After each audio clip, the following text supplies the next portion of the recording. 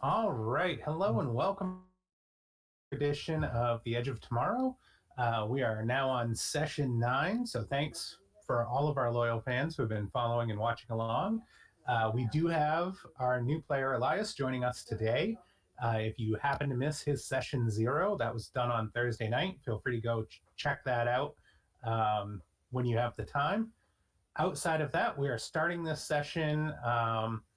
And we've had some news happen over the last play week, and I'm going to pop that up for you right now. And our handy dandy friend, the Watcher, will make that visible for you folks.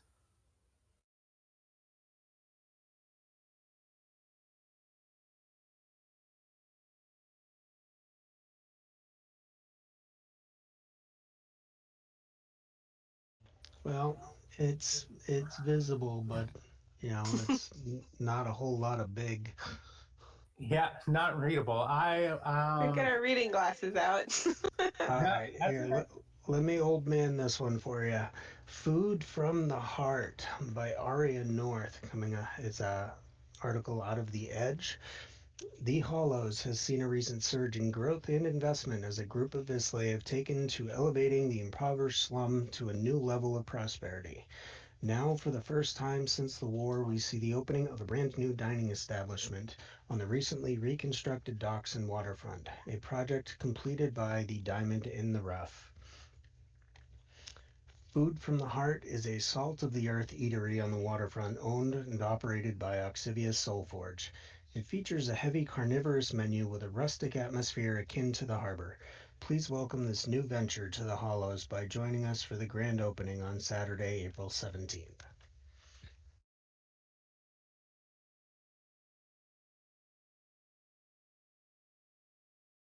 all right. So let's jump right in. Um, we're going to start the session with everybody heading to Oxivius's newly opened restaurant for its grand opening.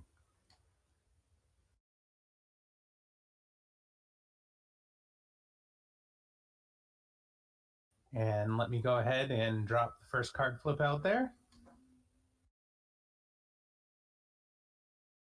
The Monarch, Sovereign.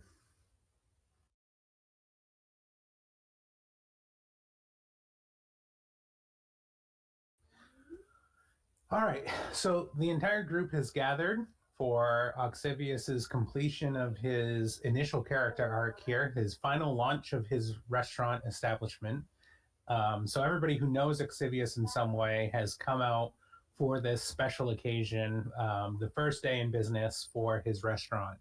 Um, and familiar faces that you guys have seen before are here, such as Risa Ragu, um, Telsa, Burglecut has come out, Murta, the performer, um, different NPCs that you guys have encountered over the last 9 play sessions have come out to see Oxivius's new place, Food from the Heart. And Oxivius, I'm going to ask you to give us a brief tour of your restaurant to get us started.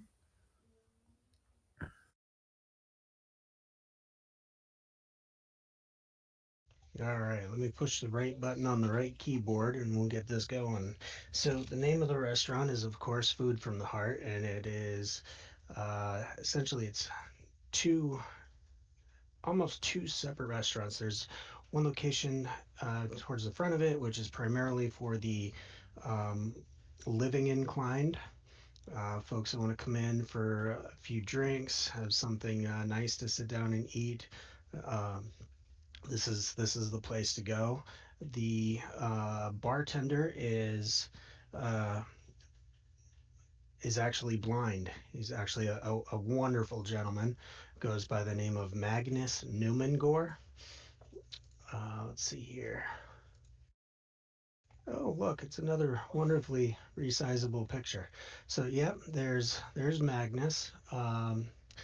Magnus is blind. He is the brewer bartender for the Food from the Heart, and working with him are his two daughters, Let me see, what is it? Kiara and Tasha, I believe. First two daughters' names. Yep, there's Tasha. And Kiara will be joining us. There she is momentarily. Um, the two girls are aspiring makers, just like dear old dad. They are looking to pick up the family tips and tricks and carry on the business in the way that dad did before he had a most unfortunate accident and lost his ability to see. We'll be seeing more of these guys a little bit later as we progress through towards the back portion of the Food from the Heart. It actually leads into a completely different section, which is intended primarily for those of the non-living inclined persuasion. Um, yes, the Coffin Lounge. Most exciting place. This one blows up a little bit. Both of these locations were wonderfully decorated by Shazara, and Oxivius is extremely appreciative of her efforts there. Don't say that around Ixlina because she'll roll her eyes and probably spit at you, but that's a different story for a different time. Um, the hostess for the Coffin Lounge is a young lady that goes by the name of Ariadne. Uh, she is actually a former ward of the Angel Eyes Orphanage. And luckily, unluckily, Ariadne actually does remember her parents. She remembers them exactly the way they looked when they turned their back, left her on the steps of the orphanage, and walked off, completely removing themselves from her life forever. So, yes, she remembers them vividly, at least the back of their heads. She's not exactly fond of, the situation for obvious reasons, but she is most excited about the opportunities presented for her here at the Coffin Lounge by Oxivius, and is definitely looking forward to meeting all of the wonderful new quote unquote people that she's going to be introduced to at the Coffin Lounge.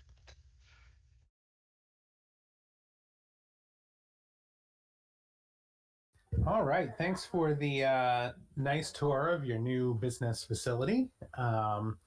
And congratulations on the completion of your arc to start your business.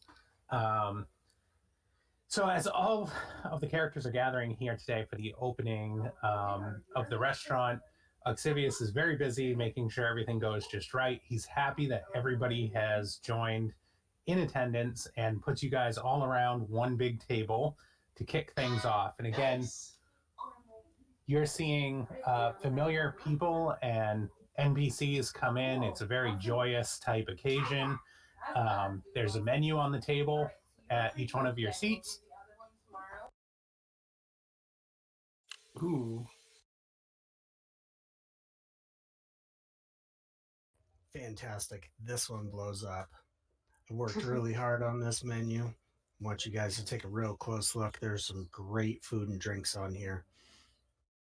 Barbecued lesser kid. Hey, that's a delicacy coming from the dark.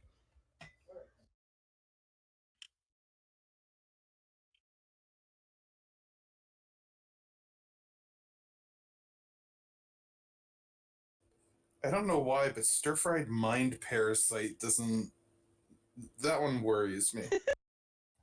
That was actually the one that I was like, no, I want to try that one. Mind Parasite is an interesting story from way back. I'm really interested in trying some seared snowflake. I was thinking the exact same thing. Or the Void Mammoth meatloaf. What parts of the pygmy got baked? Yep. It's a collection. It's like a KFC bucket of pygmy. Oh, so it's not like it's not like Rocky Mountain oysters then. Oh, baked pygmy parts. I'm gonna Google that word. pickled chupacabra snout was actually a recommendation from outside the group, so that's gonna be a delicacy from the Nightside Green. I'm thinking probably. All right. So I'm going to give everybody a chance to order something off of Oxivius's menu as you guys are settling in. This is Elias's first time really meeting the rest of the group, so this will give you guys a chance to have some small talk there and allow you to order something off of the menu if you so choose. So why don't we kick it off? Natalia, why don't you get us started? All right, I'm gonna have a Flaming Bliss cocktail and a Fire Drake tenders because those look really good.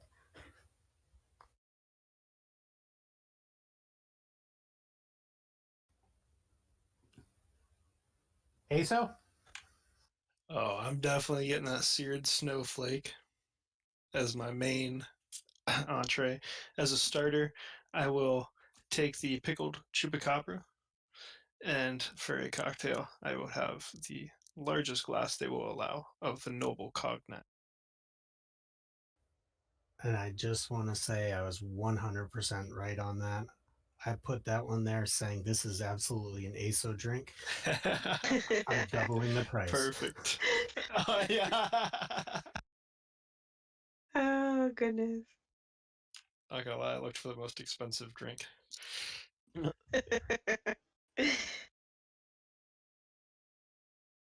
gotta support my homie.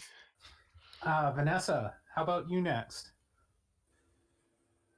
I think. Whew. Just because I have a terribly immature sense of humor, I'll take the angelic whacker.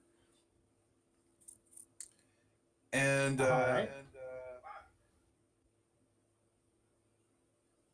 I think I'll start with I'm gonna roll the dice, and I'll start with the baked pygmy parts.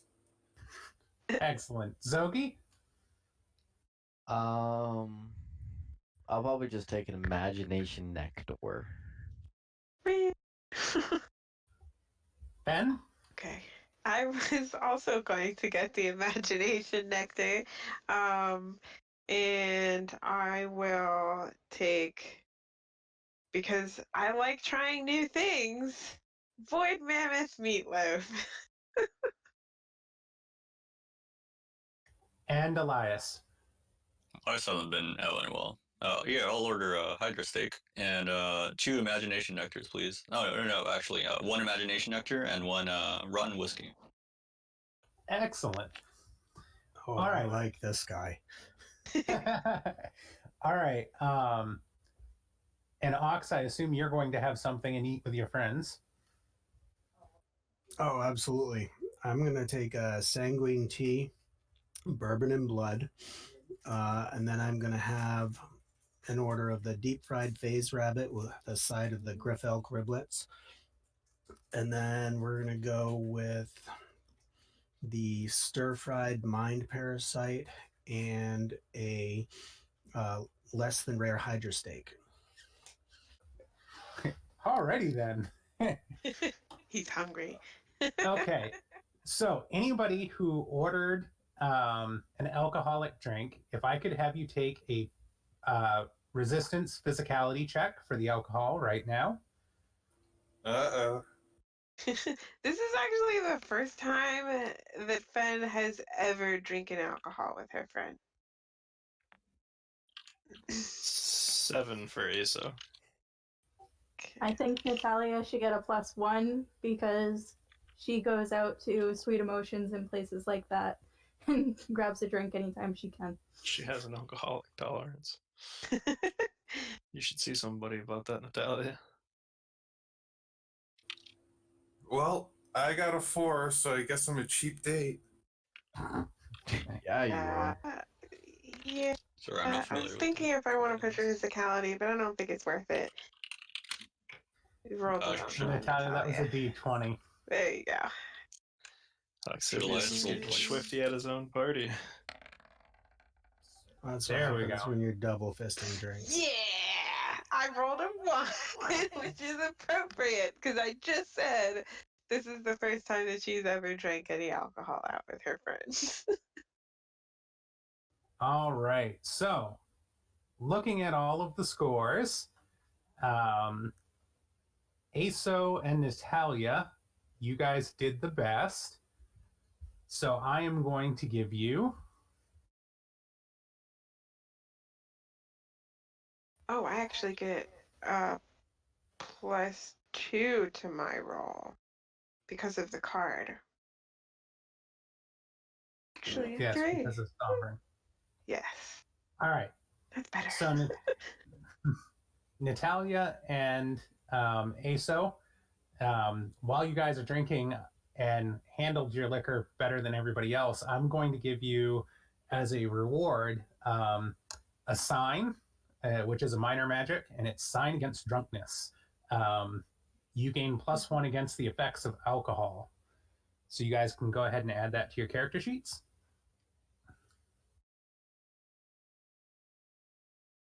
How long does that last?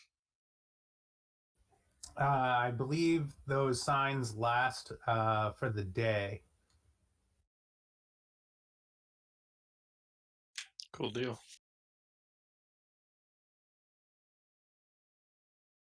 All right. And then anybody who ordered a food item can go ahead and, from having a good meal, add a physicality bean to their pools. Nice. So is that the finger food or the feast, or just if you ordered any food off the menu? Any food off the menu. You can add a physicality bean, bene, just an extra point. It's not a permanent increase. It's just a temporary stat pool increase. All right. So after much revelry and you guys are enjoying each other's company, having a good meal together and whatnot, Oxivius is constantly being pulled away due to different patrons coming in. First and foremost is the lady Risa Ragu, who is the head of the Death's Door Society and is a notable person of her own right here in Fartown, and also has ties to Mr. Oxivius. And she comes in,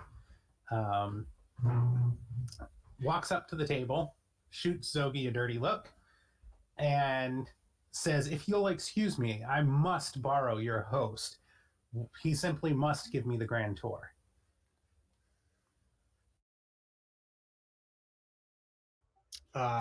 Absolutely smitten, because it's been a while since he's seen Risa. He grabs her hand, does the formal lean forward bow and give her a nice little kiss on the hand. And Go ahead and roll an interaction there, Oxivius. And I'm going to give you a +2 on that one, because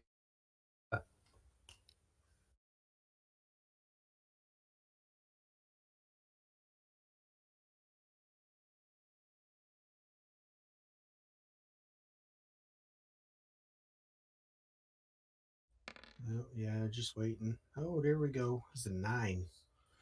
excellent. She's very charmed. Extends her I'm hand. very charming. All right. So you proceed to take her away from the table to do the grand tour type thing. And as you leave the table and whatnot, a little bit of a pallor comes over the group as somebody mentions it sure would have been nice if Lucas was here to see this. I'm already away from the table at this point, right? That is correct. Okay, good.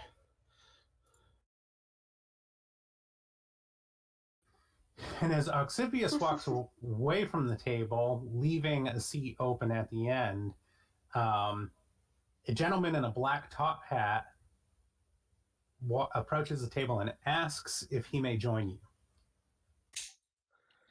We're all friends here tonight. Have a seat, sir.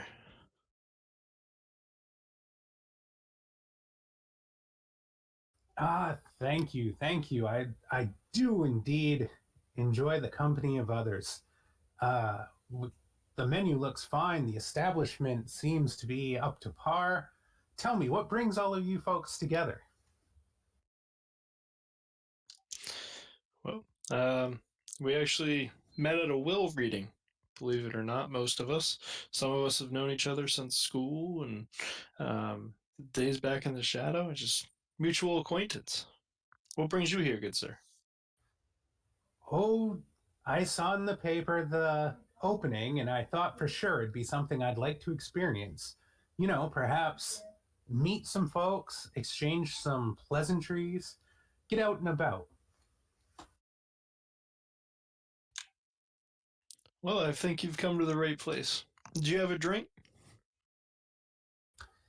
No, not yet. But looking at the menu, I'm having a hard time choosing. What would you recommend? Well, the Noble Cognac was delicious. I would definitely recommend one of those. In fact, I'd recommend one of those for the entire house. And I'll look over to the barkeep and uh, you know ask for a round for the entire place. And All right, why don't you roll an interaction check for that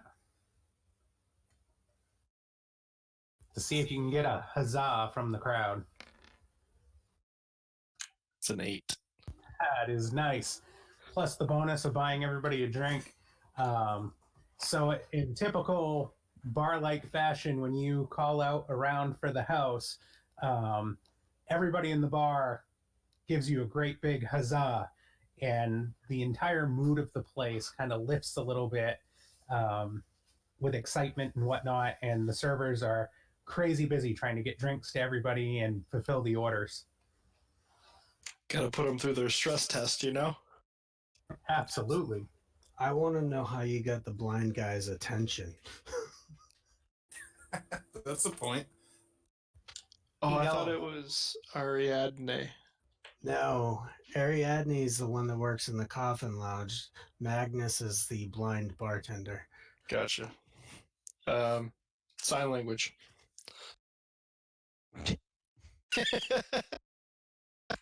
It took me a second to realize what I said.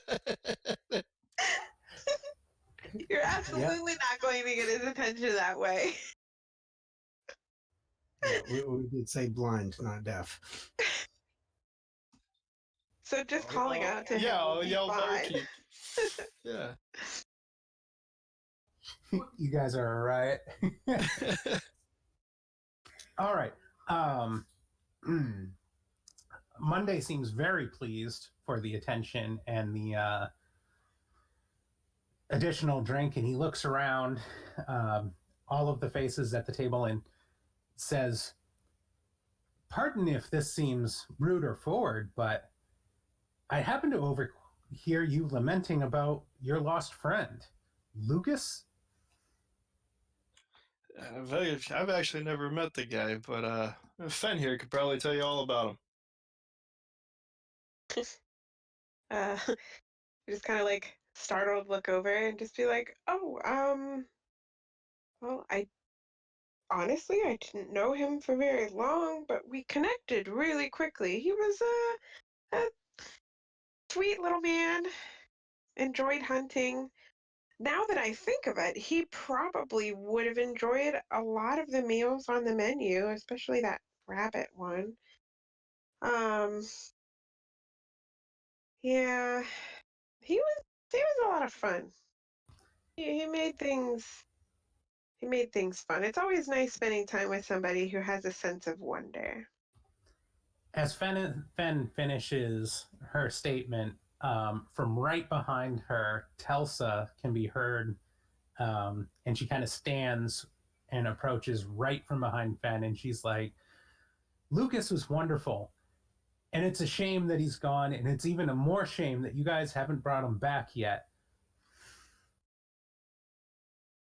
I know, but we are working on it. I've been doing research, speaking to people about how to get there.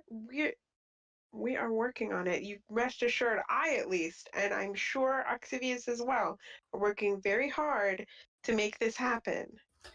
He was a gentle soul. He wouldn't have been put in danger in the first place if it wasn't for her. And she points at Natalia. Ooh.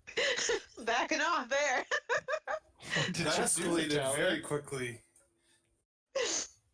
I know it was an unfortunate loss, and you must be very upset about it, but he also made his choice to make the venture with me. I cannot be at fault for his choices. Blame game is helping nobody. Okay, Natalia, go ahead and make an interaction check against Telsa for that. Oh, shoot. And I'm actually going to drop a -1 on you there because that came off a little passive-aggressive. Less remorseful. Does my ring from Shazara balance that out? No, this is not a red spell. We're also on Sovereign, so you get a +1 at least. There you go. The Sovereign will balance it out for you.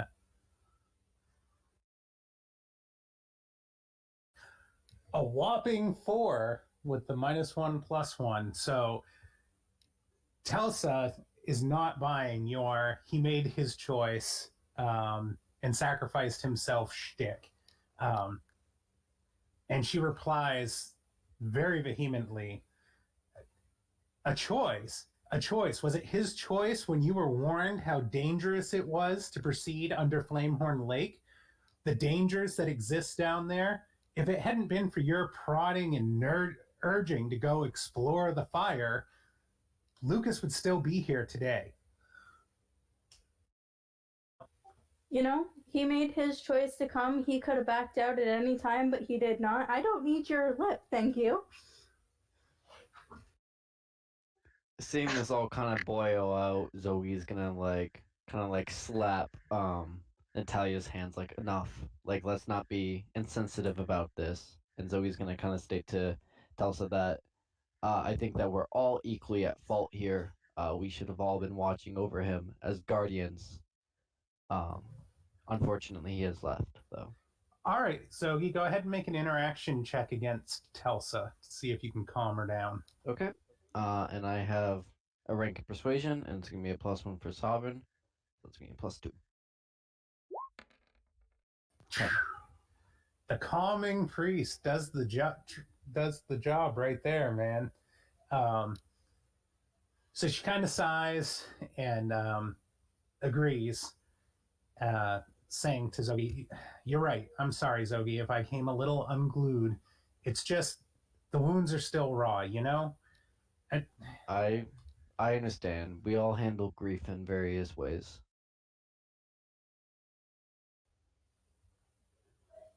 Monday chimes in with a slight chuckle, and he says, "It sounds like what you folks need is a do-over."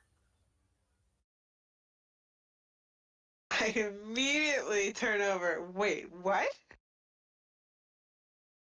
Oh, I'm just saying choices were made, and you all keep saying if choices were to be made again, it would have turned out differently. It sounds like you need a do-over. I mean, if it's in your power, I've been working on that, but I'm not there yet. Butterflies.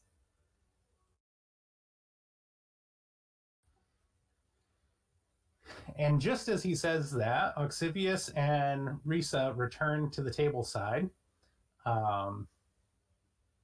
and just in time to hear Monday say do-over.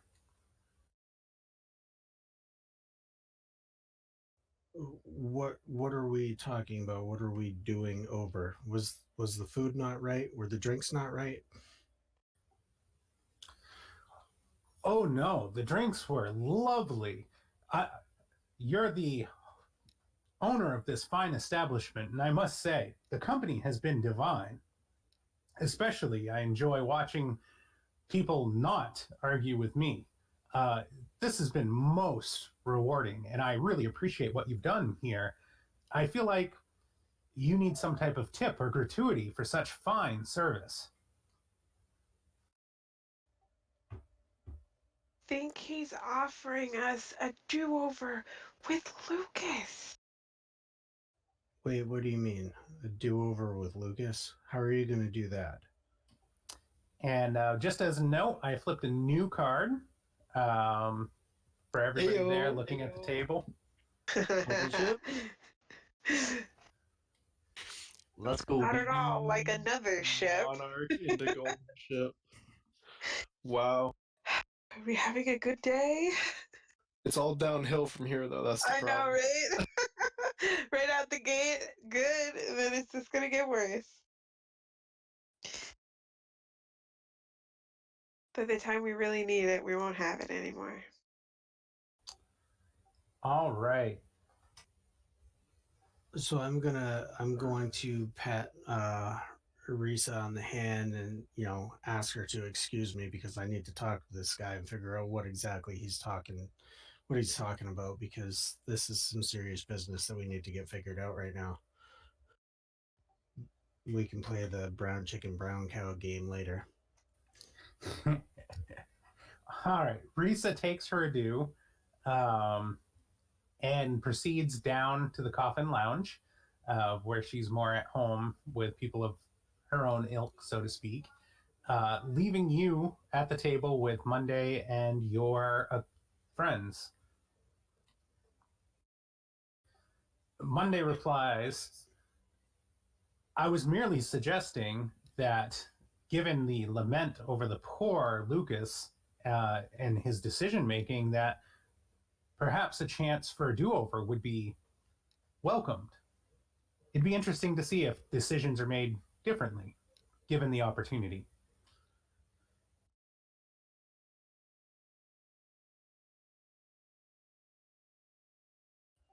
I don't know why there's any discussion on this. What needs to be done here? How do we make this happen? Yeah, I'm on board for this. Oh, is everybody in agreement? Are you all willing to take this most treacherous, dangerous course of action? I'm not familiar with what happened with this Lucas fellow, but I did miss a show on television I really wanted to watch. I would like a do-over. I'm not sure that we could do both, but And what was your name, sir? Monday. Everybody calls me Monday. Do people not like you?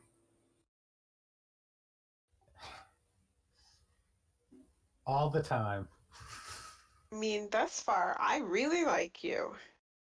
But then again, I'm a bit of a workaholic.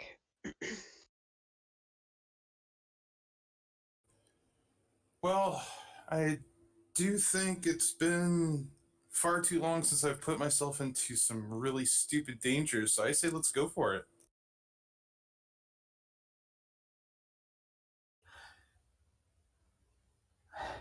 I can move you back and give you a second chance. However, the spell is quite complex. I would advise that none of you interact with your former selves. To do so would be extremely dangerous. Paradoxes and the like. Oh, yes. Rip the fabric of time and space as we know it. But if you put that danger aside, it's a perfectly harmless trip. It's fine. That's like Warpmaster 101. We'll be fine. Oh man, and here I was thinking I might be able to seduce myself. I mean, if you can convince yourself that it's all a dream, maybe. All I really right. don't want to see that play out. Don't make me do it. Okay, so Monday produces a red brooch from his jacket pocket and places it on the table and slides it out for the group to see. And he says, I can send you back. And when you are ready to return to this moment right now, all you have to do is press on the red gem on this brooch, and you will return safe and sound as if nothing had ever happened to this very moment inside this very restaurant. However, I caution you, any change you make will affect everything moving forward.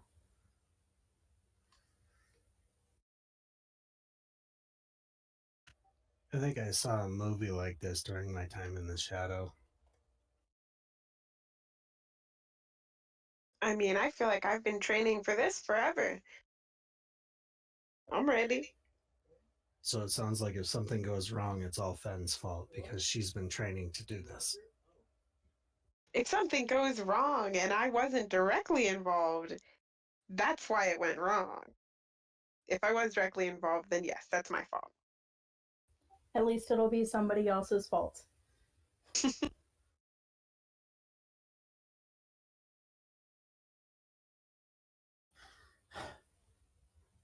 Monday also reaches into his vest and produces a circlet.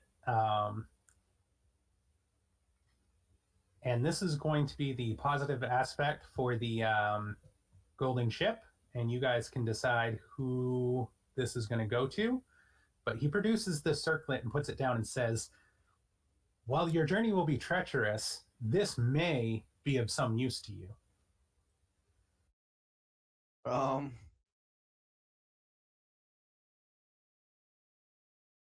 I ask a question? How come I have 5 objects of power? Some of them are probably kindled items. Well, I started I with used 3. to only have like 4, and I suddenly have 6. I think we all just suddenly got I think we issued a all whole just bunch got of. 2. Yeah, do you want me to throw the ones that I just got on the table? Yes, please. That was a mistake. Okay, let me find. Okay. All right. Woo! Golden ship, baby, let's go. That would be a pretty awesome golden ship. Everybody gets 2 objects of power. All right. The crown is the actual one that I meant to put out. I didn't mean to Okay. pass 2 out to everybody. That's okay.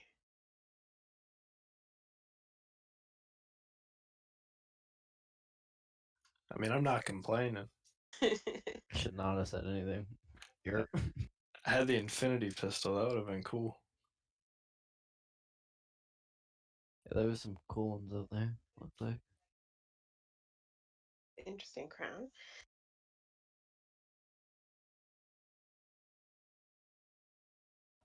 Who's Dan? Who likes Pixie getting GMs. possessed?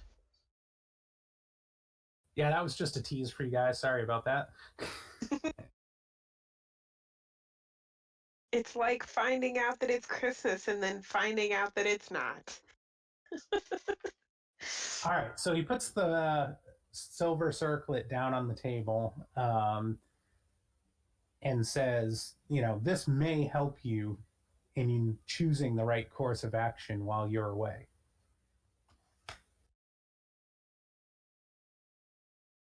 It's a good idea. We should give it to somebody we trust to ask good questions then. What do we think? Why don't you take it, Warp Master? What? You're the one out there Oh. seeking knowledge on the daily. I think this would fit you perfectly. This is your realm of expertise. You absolutely have a point. I will go ahead and take it then. Let me just double check. So I got it kindled. I got the second heart that isn't in there, so I only have 2 right now. Okay, I'm good. All right, I'll But take with it. would your tentacle hat eat the crown? Oh yeah, that's right. I'll put Yep. the tentacle hat away. I'll just Don't take it you home. ruin my steak. Shoot, that means I don't have a bag. Okay, that's fine though. That's fine. I will just I'll be like, okay, I can take this, but I gotta make a quick trip home first. I gotta swap out my my backpack and put it somewhere else. I mean, if we're coming right back here to this very moment, if you leave it right here, it should still be here when we get back, right? Well, I mean, this is Oxivius's place. Couldn't, we just like put it in the back or in an office or something? Yeah, we could put it Is somewhere there- Magnus wouldn't see it. Is there a safe place for it, Ox? Yeah, absolutely. Okay. So I'll go. I'll like go into a back room or something and then do the process of um, disgorging the contents of my tentacle hats, recasting the spell on. Shoot, it has to be something that's large enough to fit everything that I put into the tentacle hat. So I will recast it on A frying like pan. no, on Oxivius has a satchel. oh, that would be interesting. If I cast it on the satchel though, do you have like pockets on it? Because if I cast it on the opening of the satchel, you won't actually be able to get to anything that's actually in your satchel.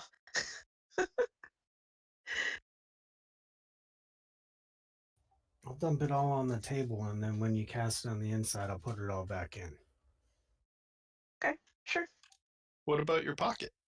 Oh, your I was pocket won't gonna be put big it in my enough. coat pocket maybe, because that would probably be big enough to fit like a broom and things like that.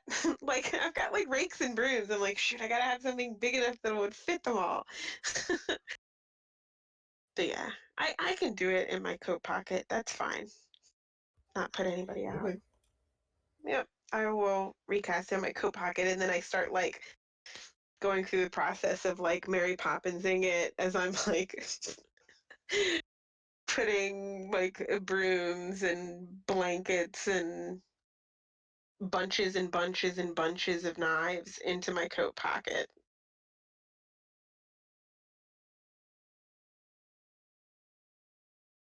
Excellent. And then I'll put the crown on my head.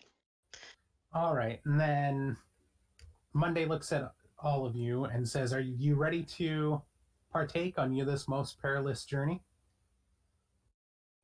Yes. Ever be. What are we doing now? Sorry, I'm lost here. Traveling into the past. He's going to send you back in time to prevent a horrible decision. I mean, in character. Yes. And that's what I say in character is we are going back into the past.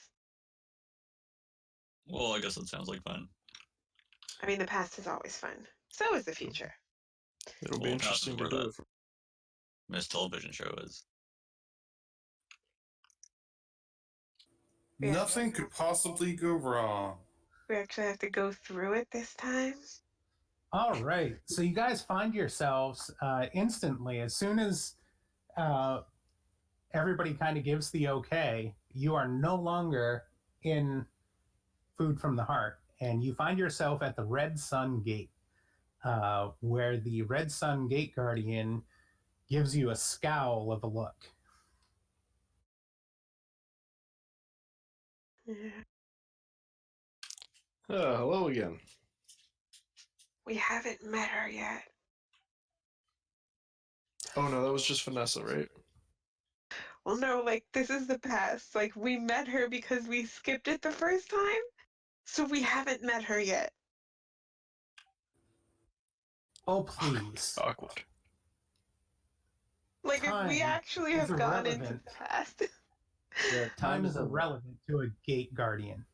Yeah. I see you trespassing here again. I'm glad to see you have at least learned your lesson this time. Nope, this is actually my first time. Yes, this is the first time for at least one of your group. I see you've added more folks to your party here. What is it you seek on the Red Sun?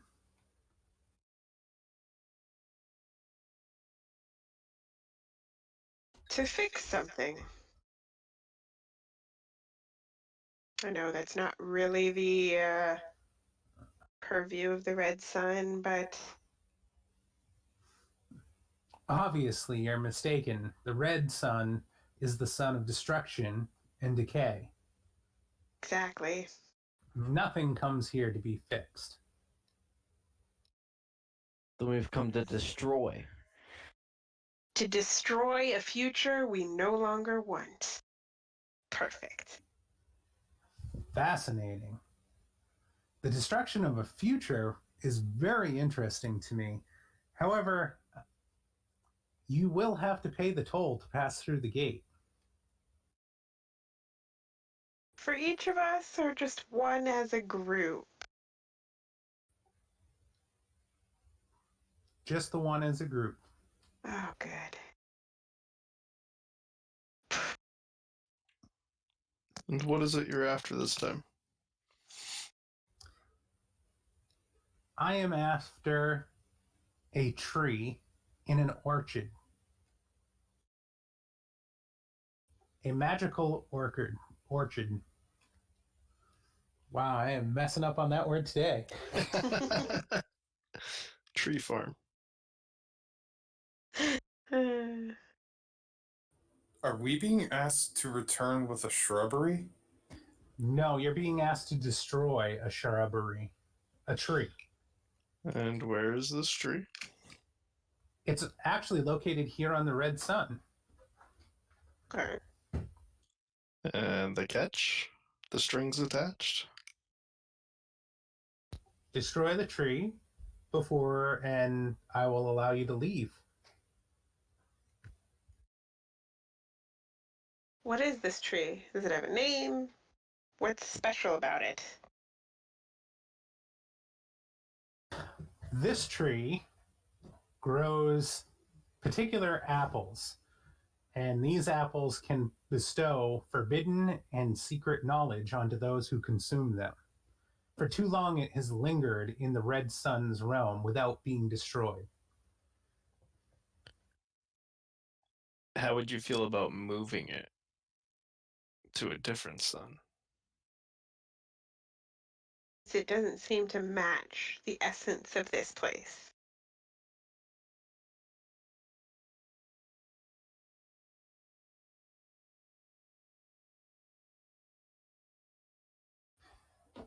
I'm afraid I can only settle for destruction. Oh, it's a wonderful coincidence that we have Natalia here with us. She has an affinity for fire, and as everybody knows, fire and trees, they go hand in hand when it comes to destruction. I do love burning things. It's a special kind of joy. What is it that stopped you from destroying it yourself?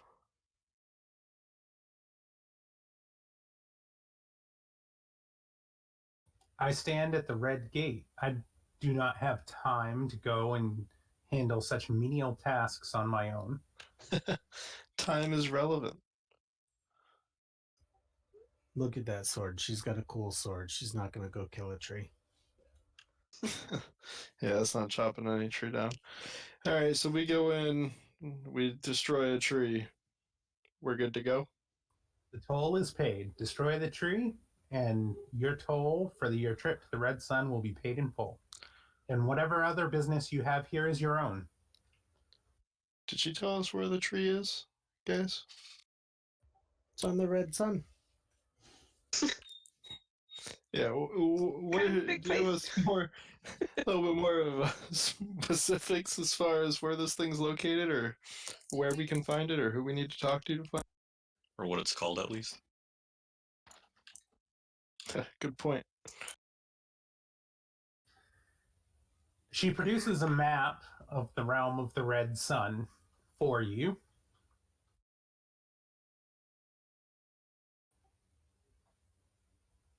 And a short ways away from the city, the undying city that regenerates, Phlissus, there is a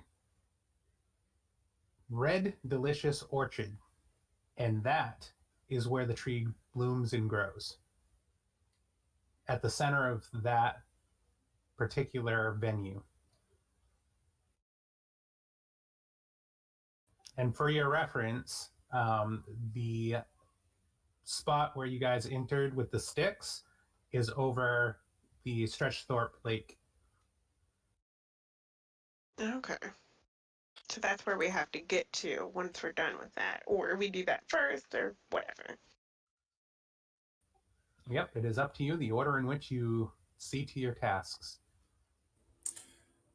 Considering that we're screwing with time or timelines and whatnot, maybe we should do the tree first, just in case.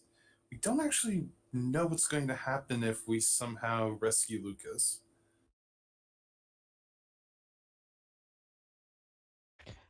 Zoe wants to ask the Gate Guardian a question. Go for it, Zogi. So Zoe's going to ask the Gate Guardian, because we're tampering with time, is the enemy of time on the Red Sun today?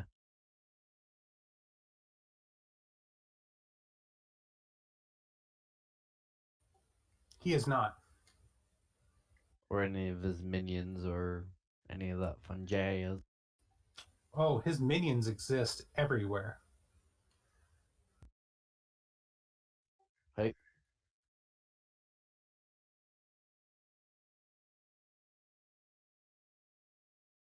So we go to this orchard, Natalia fries this tree, and we're all settled. We're free to do whatever we want while we're here, and then passage out is on us. We're good. Am I understanding this correctly? That is the bargain. Okay, let's get to bonfiring because we've got business to take care of. We appreciate your willingness to work with us here, and we'll make sure she doesn't cause too much damage in the process of destroying your tree. I think she would care. This is the son of destruction. Like, we are literally in my playground right now. Yeah, I'm we just excited. don't want you destroying things that they want to keep. All right, are you guys ready to head out from the gate? Mm-hmm. Yes. Yep, all right. All right. So as you head out from the gate, the Red Sun is a place of destruction. The very air itself is hostile to you guys. So I'm going to have somebody make, and it's up to you in the group who you guys want to have make the check, but I want somebody to make an intellect check to navigate using the map to try to find the orchid. Orchard, sorry. It's gonna be a very small tree. I'll roll it. It's in my head now, so now every time I say it, I'm gonna mess up because I'm afraid of messing it up. Yep, you forget which one's right and which one's wrong anymore. So you said an intellect? Yes. Yeah. See, I know where I'm going. That is one determined man right there, heading out. Yeah. We're gonna find this damn orchard. Yeah, we're gonna Around find the it. path, we're gonna. Can we burn a Really flower fun. now so that you get out of that fear? Maybe there'll be Still an burn an orchid in the orchard, and then we could burn them both. It's an orchid orchard.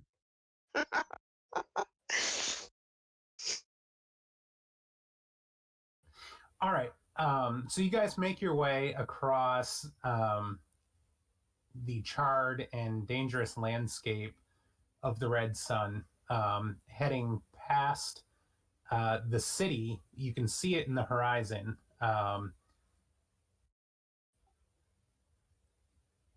And this city is actually made from decay. It looks like huge cancerous cysts, collection of tumors, rot, sores, and you see the city in the background. It reminds you a little bit of Catalish from the Night Side of the Gold Sun. Turtle, right? Yes, that's the city on the back of a turtle. So you can see this city in the distance, and you know that you're kind of on the right track, that Oxivius is leading you guys in a good direction. Just a quick check. Do we see the sign of a Styx anywhere nearby? Because I don't know, like, how much time we have to change what needs changing. You won't know if the Styx is there until you go to Stretchthorpe Lake. Okay. I wasn't sure if we could, like, see, like, if it appeared in the air in the distance, if we would be able to spot it.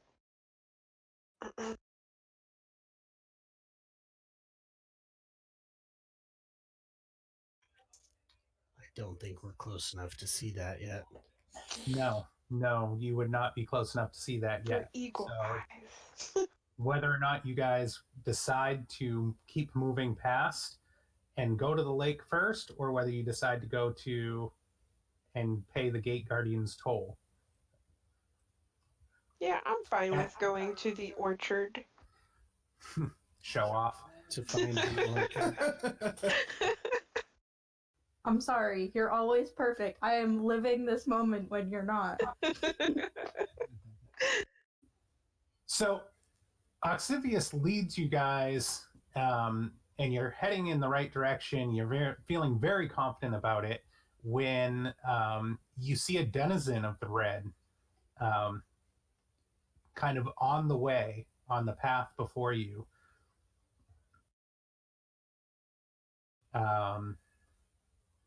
And she calls a greeting to you by drawing her weapon, which is obviously made in the red because it's not decaying or rusting or anything like that. And she calls for you to stop in the road. Cute ones are always angry. Why are they always angry? Because she's a redhead. Seems right up your alley, Vanessa. Maybe you should greet her. Yeah, you should All kick her. redheads are angry.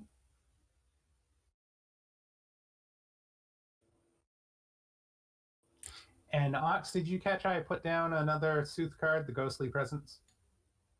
Yeah. Now that you said that, I did catch that. Oh, Yeah, look at that sexy beast.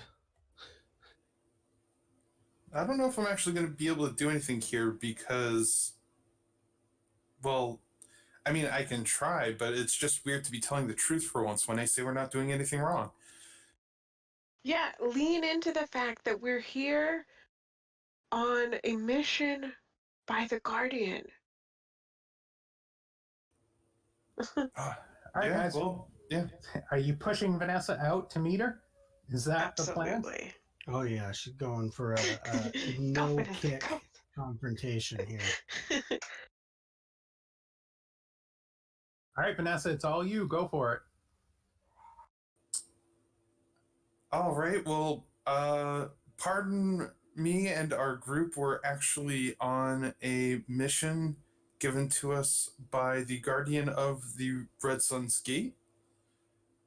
We don't mean anyone or anything harm. Not meaning things harm on the Red Sun is a good way to be harmed yourself. Well, Well- we're not looking for that either. We just want to carry out our mission and go home. We do mean a particular tree some harm. A lot of harm. A particular tree, you say? I suppose you've come for the forbidden fruit as well. So you're looking for this tree? My cabal has sent many after the forbidden fruit, and none have returned. You know, Naturally. you didn't mention that. Well, danger is kind of fun. Yeah. So if you join us in trying to find this tree and help us eliminate it, you can have whatever fruit that comes from it. I want to take some of the fruit too, so maybe like set aside like one fruit for me. Do you not understand the quests that you undertake? Lady, do I look like I understand any quest that I take?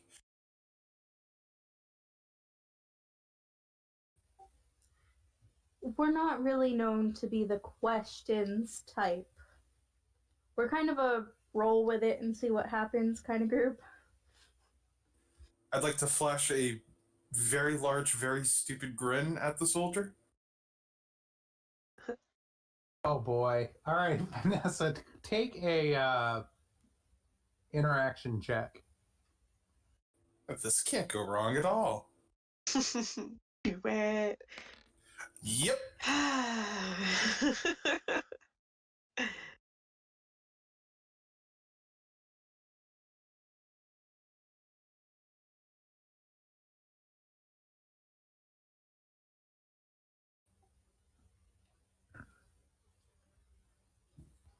I would advise that if you're going to travel the Red Sun, that you do ask questions and take things a slight bit more serious if you wish to survive this place.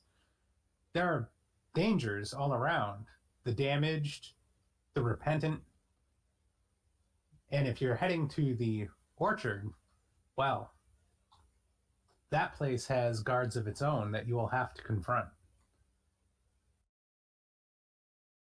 I think the easy solution here is that we group together. It increases both of our chances of survival and the completion of our mission.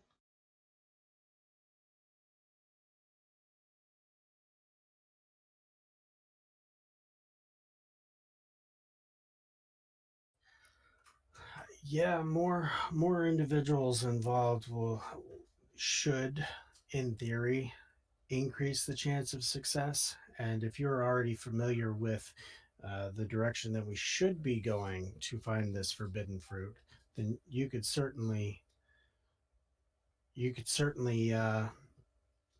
lead us there. And we're, like my friends here have said, we're known for accomplishing these things. And if there's any information you can give us that you know, we'd be happy for it. In exchange for fruit from the forbidden tree, I will accompany you. If nothing more than to see whether or not you succeed or fail. But should things go south, those who fall behind will be left behind.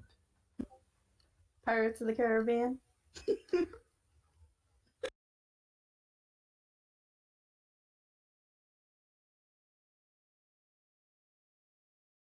What does everybody say? Yeah, we've More been friends through sounds worse. good. Yeah. Let's do this. I'm perfectly fine with this. Okay. So I'll reach out to try and shake Wingding's hand and be like, "You lead the way, and we're right behind you. We'll make this happen." And then I'm gonna kind of usher the group forward, and I'm gonna fall to the back and kind of pick up the rear of the wagon, I guess. All right.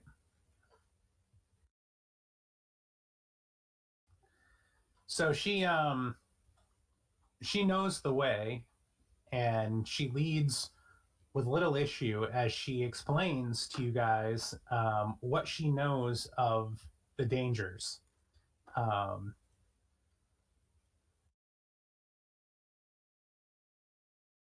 Awesome. All right. And- Where does that come from? Can you read that to me? This says the red delicious orchard blooms on the red sun. There's a forbidden apple tree at its core, which is rumored to have magical properties, able to bestow secret knowledge the creator meant to keep from the world. Few have ever confirmed this rumor, as the guards to the orchard are many and dangerous. Hey, you said the word right. Good job. More biters. So while she's kind of talking and explaining a little bit of, what the whole situation is, I'm gonna, kind of step up to the side of um, this new individual that's kind of following along with us, and I'll be like, uh, you know, uh, interesting seeing you around here. I don't quite remember you being around the last time we went through this situation. What brings you here? And I introduced myself as Oxivius, and just kind of making sure all the formalities are out of the way and I know who I'm traveling with.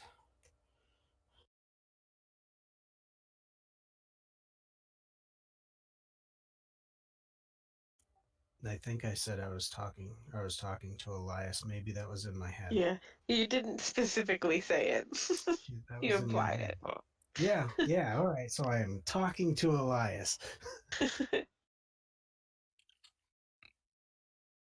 Sorry, what was that? Just not being familiar with you, and certainly not the last time we were here. You were not with us. I was just kind of curious how we managed to sucker you into this.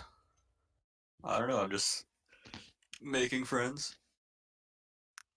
I'm fine as Oh, long as get to meet new people.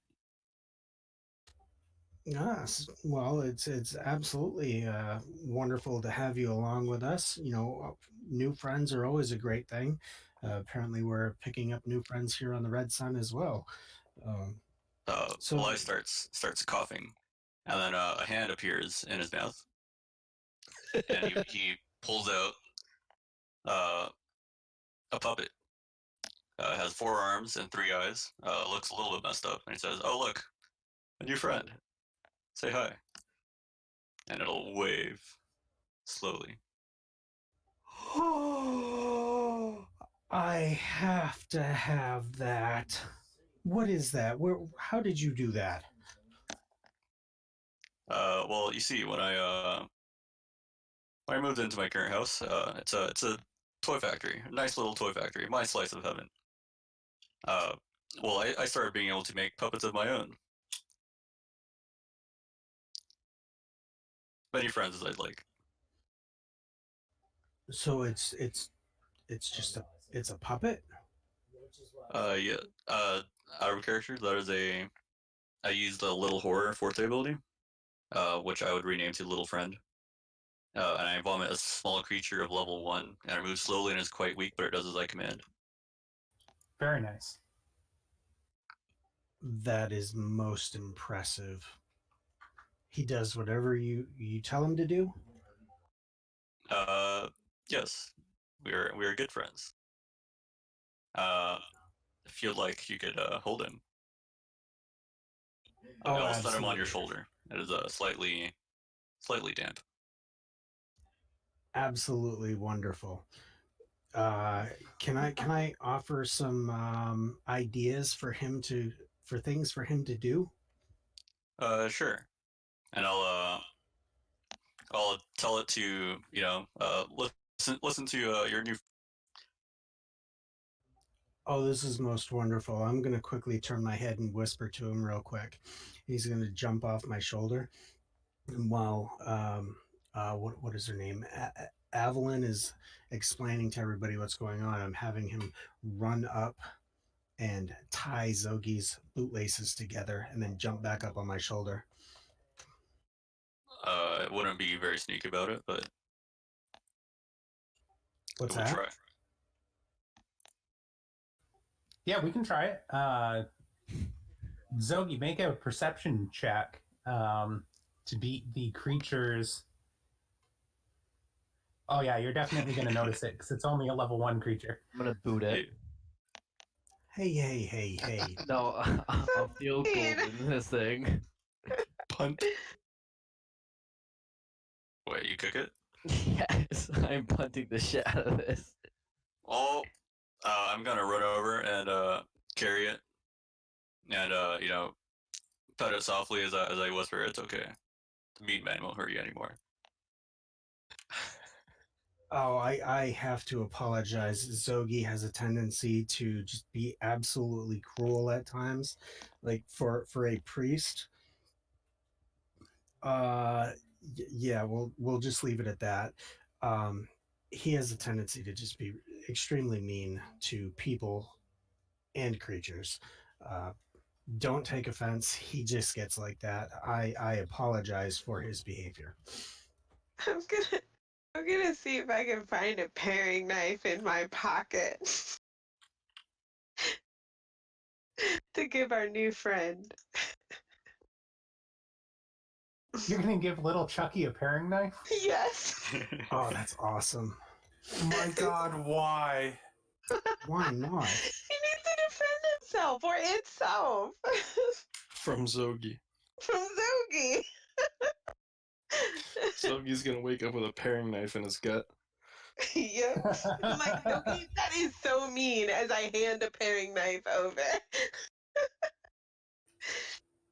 I would like to lean over and whisper towards the soldier, saying, I would have said that we're not normally like this, but yeah, this is actually pretty par for the course. I just hope you're ready for the dangers ahead. Oh, speaking of ahead, and she points to the horizon, and you see a small encampment of what appears to be nomads. And there's an interesting looking fellow standing in front of the encampment, and he is, I won't say greeting you, but he is acknowledging that you're on the plains ahead of him. Should we wave and say hi, or? Oh no, I don't think we wave and say hi to that. I don't think he's the good evening type. That dude's got a Oh my people God, he strapped could to be his like- belt buckle. Yep.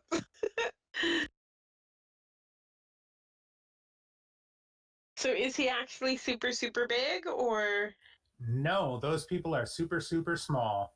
Okay. They're not like mean looking us. They're just like, how you doing?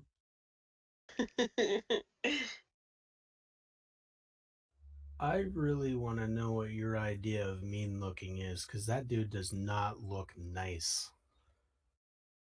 Like, do we get the threat? Like, do they have like a overwhelming, threatening like presence? Like, do they look like they're gonna fuck us up? Do they look like they're going to add us to their collection? It's hard for you to tell. Why don't you go ahead and make a perception check, Zogi? Kick him, I'm just gonna- Zogi. Oh, I'm shit. Oh Zero. no. He looks friendly to you. What's his distance? Right now, he's at long range. And you know, there's like nomadic, ramshackle tents around. There are other people, but he seems to be like a vendor, perhaps a guard. Okay, I'm not sure what the range on this incantation is. Why don't you put it down on the table and we'll find out.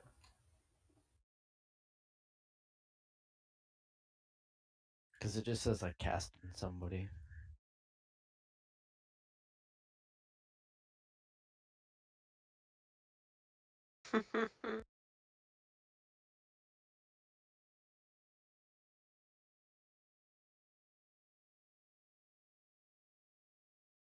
It does say Okay. with a touch.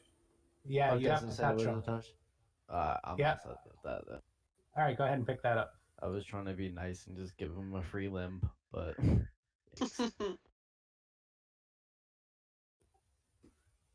Ah, the usual gift-giving tradition. So, what are you guys doing? How are you reacting to this guy? So he looks like a vendor? Possibly. I'll I'll lead the group up. If anybody's coming with me, you know. Say, do you have wares for sale, sir? Been looking for a souvenir from the Red Sun. I'll follow Ava.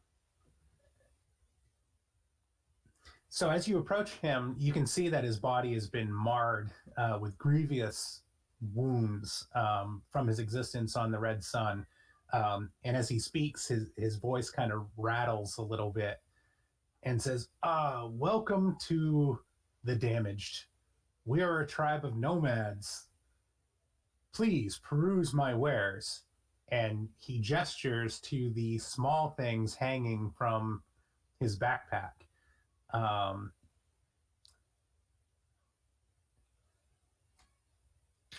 Evelyn just smiles and looks at you guys waiting for a response. I will start perusing the apparel that he has hanging. Perhaps a perception check to see if anything stands out. Actually, make an intellect check, if you would. Alrighty. That is a beautiful 8, I believe. All right. You know that on the Red Sun, there is a creature called a horrid feeder. They're minor demons of destruction that look like small humans that stand only 2 feet tall. But their mouths can open impossibly large when feeding, and they generally trick people into thinking they are harmless before they attack. And that is what is hanging from this guy's wares for sale, is a host of these small demon critters that have been dispatched, if you will, by the damaged tribe. They're all dead? Not necessarily dead, more like incapacitated. Oh, and Natalia, you said you were coming up with me, right? Yeah.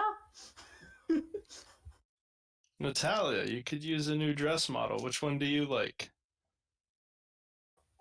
I'm thinking I'm gonna need one that's mostly as regular as possible. They all look like little humans, but they are clearly like, he is selling demons on a stick. Is it wrong that I totally want a demon on a stick? I mean, think about it. You take this back. You don't have to spend as much money on your materials when you're testing out new designs. You can test it out on this scale first, and then see how they look. You could keep it in a little cage if we get one that's still kicking. That's true. And if we manage to somehow, somewhat befriend it, it could be a tool. Yeah, I'll leave befriending it to you. And I'll point to... Go ahead. What's that, Elias? Oh, Elias would actually like to walk up and say, "Ooh, you're selling dolls? They don't look happy though." Not happy at all. I interrupted their feeding. But there's so many uses for such specimens. Feeding. Your dolls eat? Oh, yes. They have a voracious appetite. They'll eat just about anything whole. Well, that's all right. I don't have a doll that eats yet.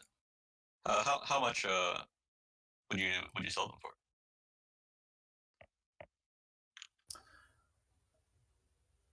$50 crystal apiece is really what I'd like to get. But commerce is so rare out here that I would consider things in fair trade.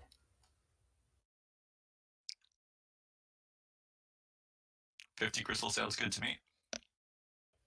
Me too. All right, you can both pick out a minor demon here. And it comes with chains and bindings. You can just pick it right off the cross, so to speak. I didn't know we were minor demon shopping today. Shopping? Well, I still don't know. Come on, they're just Chaos dolls. is my best friend. I just think this would be brilliant for Natalia's business. Yeah, little mannequins. What could All right. possibly go wrong? So both of you can note down that you have a horrid feeder. And that exists in the tetralogy book under the Red Sun. So there's stats and everything that go with it. But you guys both have one of those in your possession right now. Wait, was this an actual invisible sun image? No, the image is Oh. not. But when I saw it, I couldn't resist. Right? I was like 50-50 chance that the group will all go murder hobo on him or actually treat him like a person.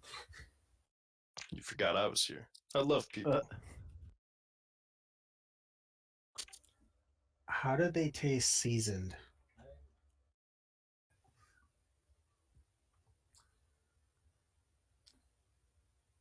Well, I enjoy a good meal that bites back. I'm not sure I'd want one in the stomach, though. 50 crystal for one of these. I'm gonna look at everybody Indeed. else and be like, yeah, I think I can go with that, and I'll grab one as well. All right. I'll just cross my arms and be like, "You're holding that yourself. I am not putting that in my bag." I'm Yeah, I'm looking at definitely the not. picture. Looking at the picture, I'm gonna chuckle and I'm gonna laugh. Like, ask him the one on the very end on the far right. I'm gonna say, can I get this one for half off?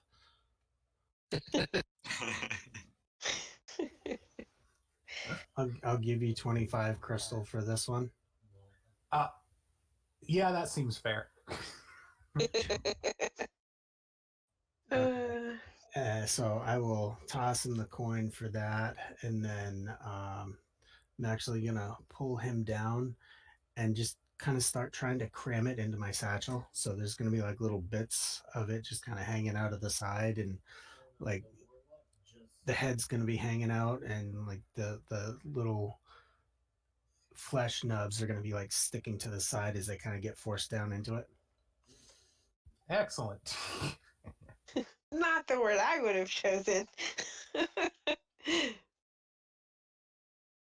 And you said that was a horrid feeder? Yes, horrid feeder.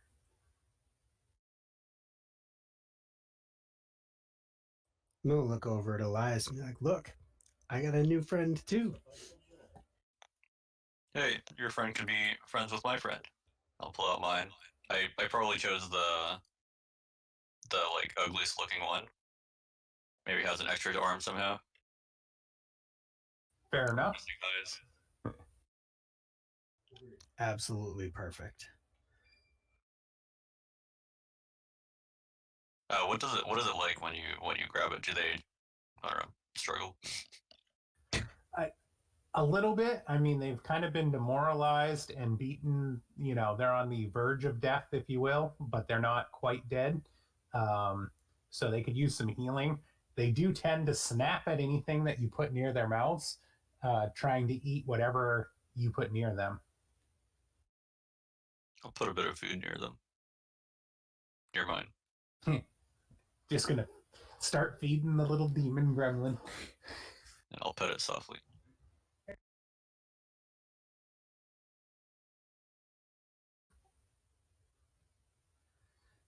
So as you guys are exchanging currency and dealing with the damaged fellow here, you happen to see a strange form moving from tent to tent, cackling madly.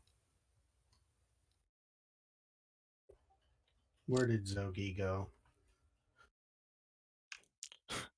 I'll chuckle and point and looking at the damage to say, mother-in-law? That's just deadpan. He's a real pain in the rear. Why is that?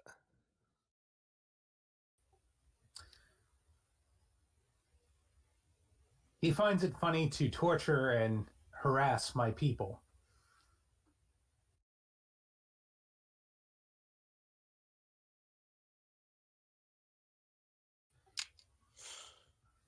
So he's Well, not one of your people?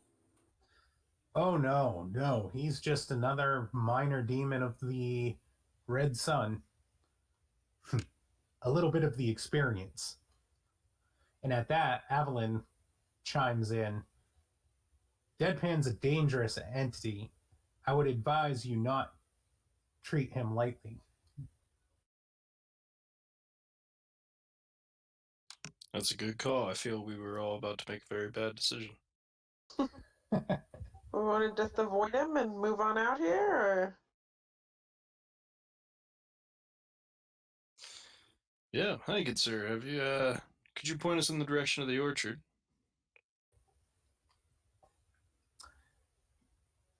Indeed. If you head to the west, probably another hour or so, you'll come to the orchard. Be careful, though. The keeper of the orchard is very dangerous. Yeah. Do you know anything about him? Like, how he hurts people, what he looks like, stuff like that. Have you ever met the guy? I myself have not seen the keeper, and I wouldn't venture into the orchard. That's beyond the pale for me. However, tales tell that he's a frightful sort who reaps and sows terror. Yeah, one of them. It's a shame we Part didn't of- bring Exlina along. Well, I mean, we've got a Reaper here already, and I pat my side. I thought you were going to say and poke Oxivius. Well, him too, but. Hey, no name calling. Oh, thank you, good sir. Good luck in your business as he kind of like flicks one of the bodies and just swings back and forth on his stand. All right, so the group is electing not to go into the makeshift village here. We've been advised that it's dangerous. Vanessa, what do you think? In all fairness, despite being advised that it's dangerous, that's why I asked the question. Yep. Normally, I'd be all about, running headlong into a chaotic situation like this, but we do have a tree and might have a deadline on how long we can be here. I agree. I don't know how many side steps we can take off of our missions. For once, I agree with you. Terrifying, isn't it? We agree all the time. I don't know what I'm talking about. I mean, we can certainly come back to the Red Sun at a later date and explore when we're not on a time crunch. I'm starting to rub off on you guys. I'm so proud. Ew, that's gross. You should stop that. And Personal Oxivius took space. it there, of course. Somebody had to take it there. All right, so The young man he is. So Aislinn seems to be in a hurry to get moving along, and says to the group, if you guys are done with your purchases, we really should be moving. We don't want to be out in the open during nightfall. What happens at nightfall? That's when the demons are most rambunctious, most dangerous. Trust me. We want to get to the orchard and get this out of the way before that happens. Closer we to nightfall now. It's The still person early who in the should day. know time. It's still early in the day. Okay. Better safe than sorry, I suppose, since we're already trying to fix mistakes. Well, if she's ushering us along and recommending that we don't dilly-dally here, then we should probably get to moving if we're not going into the little village. Maybe we'll hit the village on the way out or something. I'm ready to go. All right. So as the party moves along, I'm going to go ahead and flip another Sooth card here. And as you guys move along, you follow Evelyn to the actual outskirts of the orchard. And when you get there, you can see there's rows and rows of trees growing different like abominations of fruit. And it's massive. Like you're standing looking down on this place, and it looks like it's huge beyond belief. But at the center, you can see one large tree standing above all the others, a massive apple tree that's twisted and contorted and whatnot. Um, from the rock ledge where you guys appear, it looks like the entire apple orchard is in a valley with the tree at the center. A note, I have had the Craget on my shoulder ever since we entered the Red Sun. Okay. I'm just going on the assumption that he's always going to be hanging out there, right? Yeah, like I just wanted to make sure because I was just like, because he can like, yeah, he can warn me when danger is approaching. So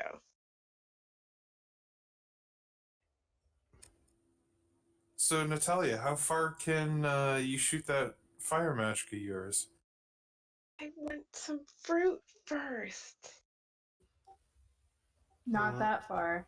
Yeah, and I'm pretty sure our tour guide wants some apple pie as well. So I don't think it's in our best interest. Because, I mean, she might be friendly right now, but the look on her face and that little pig sticker that she's waving at us, I don't think it would take much to encourage her to not be a friendly tour guide. Fair point. But, well, let's think of it this way. Maybe better to go in, take as much fruit as possible, and then run and burn as we're leaving? I think we have numerous ways of getting rid of the tree. I think we definitely need to get in there and get uh,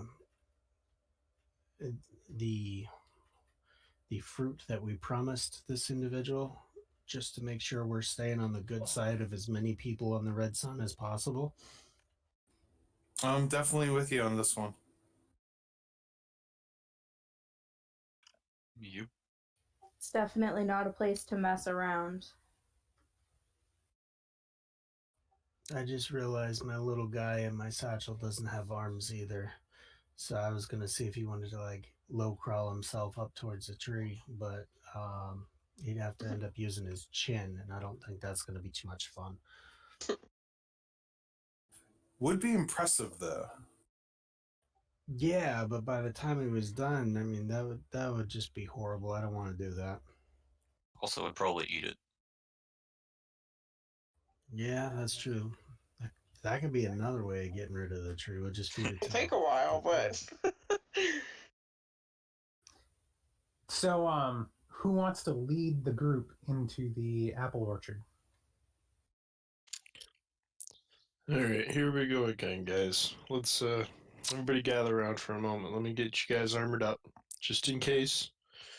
I know I'm a little precautious, but you know it's better safe than sorry. And I'd like to cast my Diamond Veil, which is my armor weave. Okay. And I took it as my second practiced weave to give me a -1 on the sorcery. Okay. So at level 7, grant 3 points of armor, and then paying 1 to upgrade the time to the next level, so hours. Yep. And then, so that brings it up to 8, or 7 with the -1. And that uses hardness from diamond and subtlety from moonlight. Let me throw those down.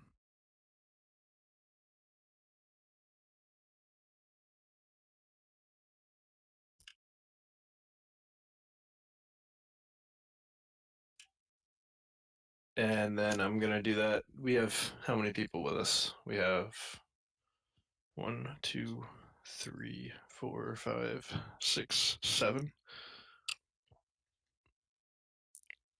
So I will, with it being at 7, I'll boost it 6 times and drain my pool to make it up to 13. And that puts And it give on it to- everybody. Yes. So it'll be 3 points of armor to everybody, and we'll see how bad I flux.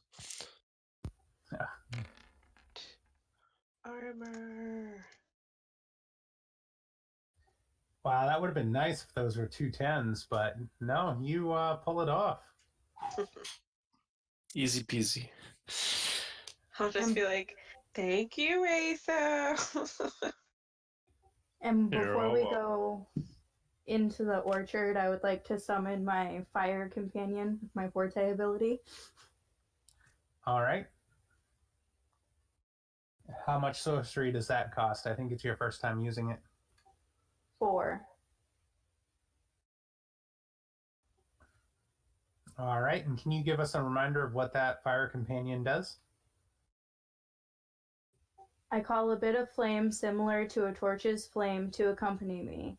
This bit of flame floats just to one side of me and goes wherever I go.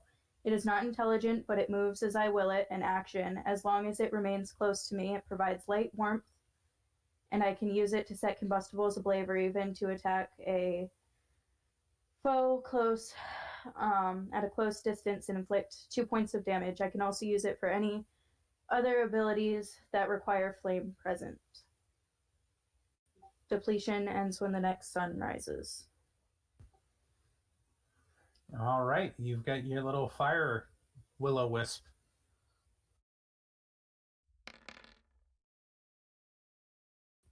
And no fluxes. Thorian's probably out there in the audience just dying for one. He can wait. All right. Is there anything anybody else would like to do before you guys enter the apple orchard? Well, No, go ahead. Go ahead. I was going to cast a spell in preparation, if I can find it right. Real quick, I'm going to use my action rest to restore that pool, so I'm fresh going in. All right. And Vanessa, you're going to cast Crown of Chains? Yep. You never know when it might come in handy. This is an amazing spell. Oh, wait. No, I'm not yet, because that has a depletion every round. Yep. I'm going to wait. Alright. I That will would be fun. actually, because this doesn't say any like time limit on it. I'm going to go ahead and cast Lastra's neutral color. I alter the fundamental nature of the next spell I cast so that it is associated with whatever color I wish, regardless of its effects. Thus, this changes the way the spell interacts with secrets, items, and even Sooth card turn. Color gold. So, because I got a lot of stuff that gives me boosts to gold, so I don't know if increasing the level of this will do anything.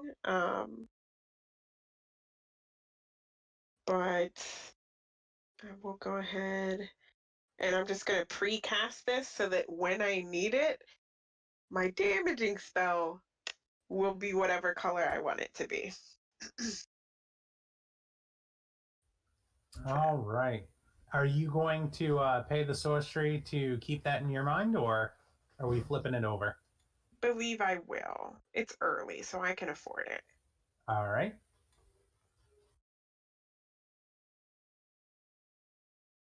Okay, and then I am just realizing that I did not fish out the spell cards for Elias. Elias, did you pick your starting spells?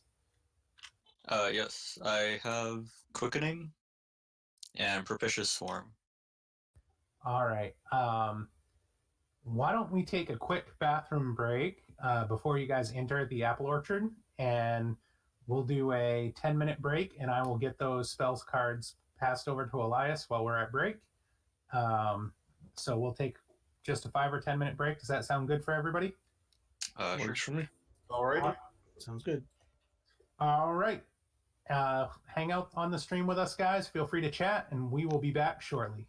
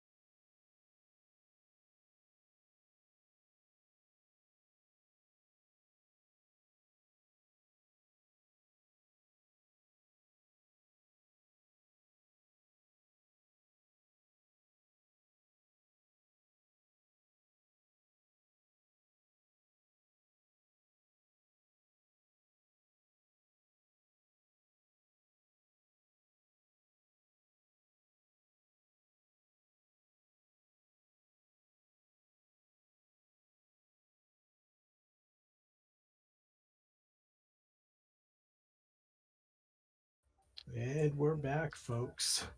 Ax, if I can, before we take the next step into doing this, while everybody is getting themselves all buffed up and ready to go for whatever danger awaits, I have something I would like to do. Oh, absolutely. I want to walk up and pat Aso on the back and just kind of take a deep sigh and be like, "Are you ready for this, old friend?" Ready as I'll ever be. Your old friend helping you retrieve your new friend. Seems fitting. Well, certainly not replacing any friends, just, bringing back the ones that we, for some reason, dumbly lost. No, Um, absolutely. as I'm patting Aso on the back, I want to cast this. God damn it. The old sneaky make a corpse play. It's gonna get worse. Ah, what the fuck, Oxivius? That's so much go ahead. worse when it happens to you. Make the roll, and just keep in mind that things decay extra fast here on the red sun. Oh yeah, yep. All right, so that's gonna be 2d10. I'm just gonna roll it. Damn. Elias is actually going to ask, "Hey, I could make that a puppet if you'd like. It'd be great to have a puppet of yourself, don't you think?" Oh no. My I'm sure he's goodness. just hungry. I just didn't know he'd be snacking on me today. Well, Elias, if you can somehow preserve this and make this a puppet after I'm done with it, then that would be absolutely fantastic. So I'm gonna pay the 2 sorcery for that, and then I'm going to pay another 5 sorcery to use my power in flesh forte ability. And while we're walking into the orchard as we're trying to get to the tree, I'm going to spend a few minutes eating the flesh of a dead person and gain 4 enhancements to my sorcery pool.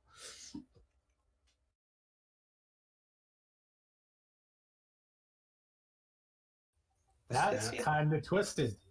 Yeah, I'm going to Honestly, take a little chunk out of ASO.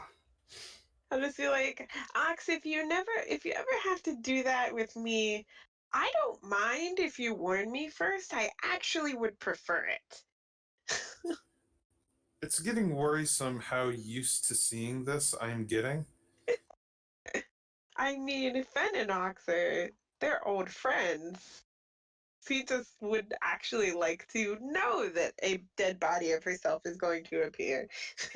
Yeah, normally I would say absolutely, but when you let somebody know that they're about to see themselves dead on the floor, they tense up and it kind of makes the meat a little tougher. So I just kind of like to poof, there it is. And wow, this tastes great. And oh, by the way, Elias, what's left is all for you, my good sir.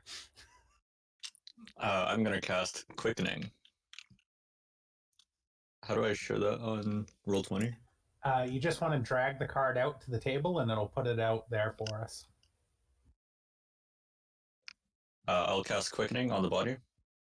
It will stand back up Oh, what the and fuck? obey our commands.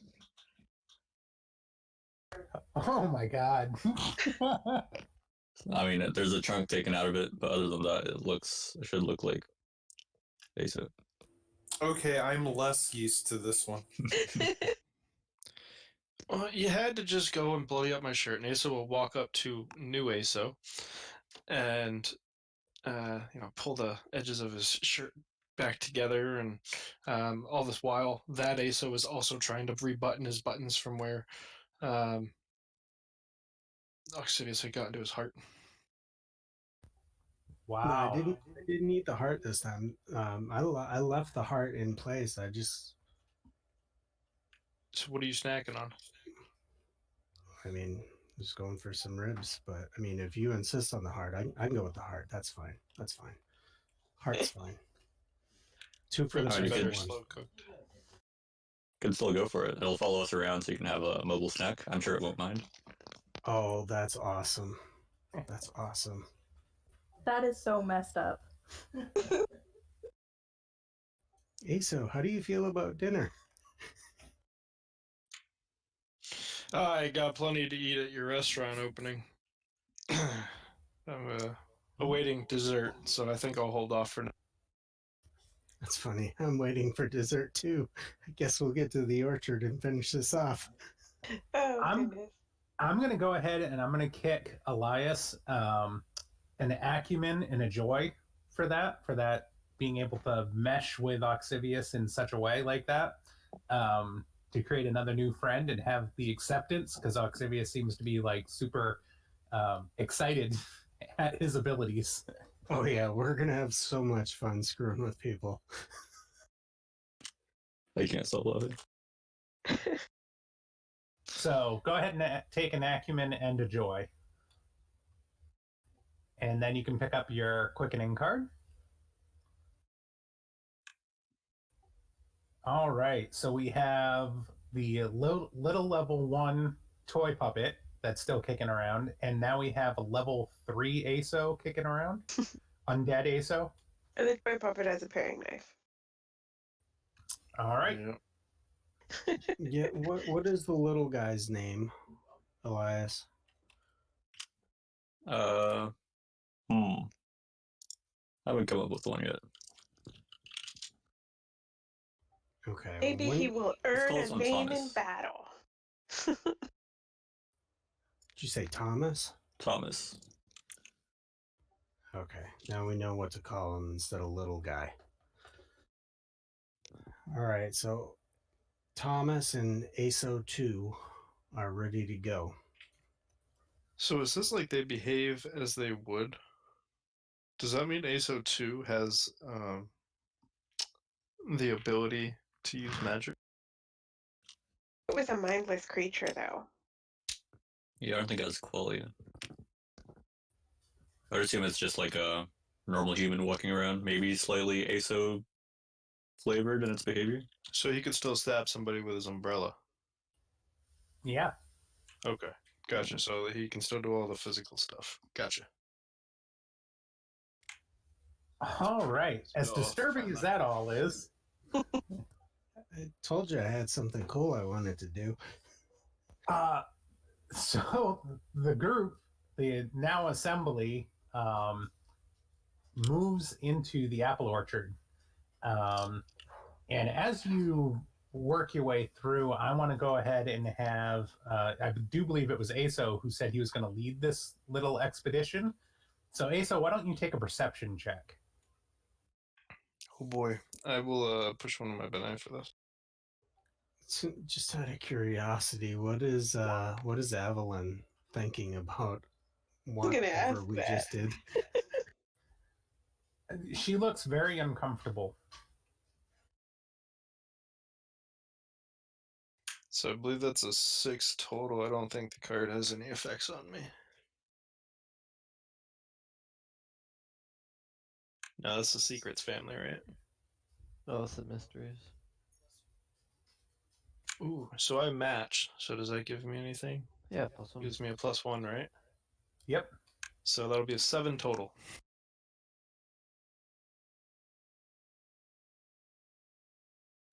Pretty.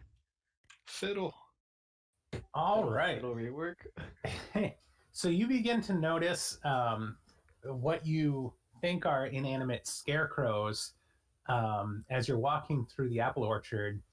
Every so many feet, you kind of look back and you notice that the large wooden structures that they were hanging from are empty, and you have a crowd following you between the trees. They appear to try to be stealthy, but really not. Not that escapes your notice. Alright, I'll just over my shoulder and Don't look. Don't look now, but we have some company behind us. To the group.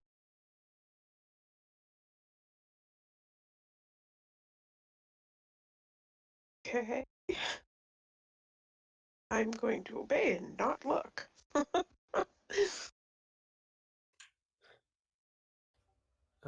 That's like telling a fat kid to not think of candy. I'm gonna turn and look.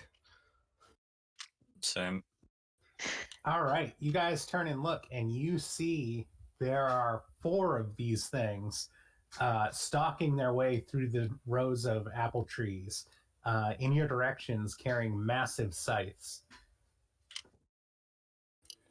Well, Hello, there's friends. Oh,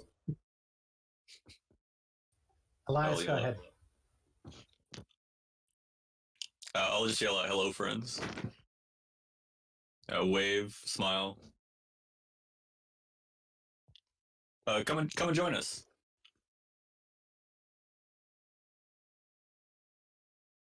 Well, you weren't kidding when you said you wanted to meet new friends. Do we have any idea how friendly they really are? We will shortly, Ox. On him calling out and saying, "Hello, friends, come join us," the one at the back splits into 2, and now there are 5 of them. oh, that's not good. Why not? Now that we have even more friends. And they are moving fast now that they have been spotted, working their way through the trees. I'd say they're at about medium range, and they are, I wouldn't say quite running, but definitely power walking at you with scythes raised. Hey, Firebug, Scarecrows, you're up. Ooh, it's my turn. Natalia, what Go are you for it. doing? While Natalia's thinking about that, I'm gonna turn to Elias and be like, "Hey, we might have to do a rain check on these friends and find 5 new ones." Those big sticks are waving around wildly. It's pretty rude. I'm gonna yell out and ask them to put the sticks down. You know, in the interest of our friendship.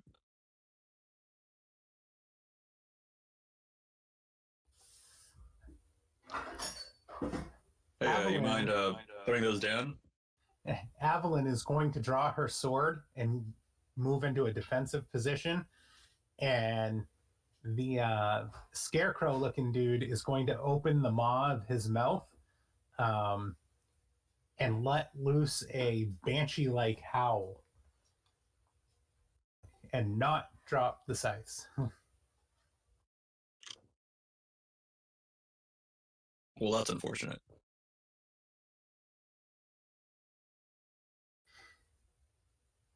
And then as the first one closes in, he's going to make a swipe with his scythe at Elias.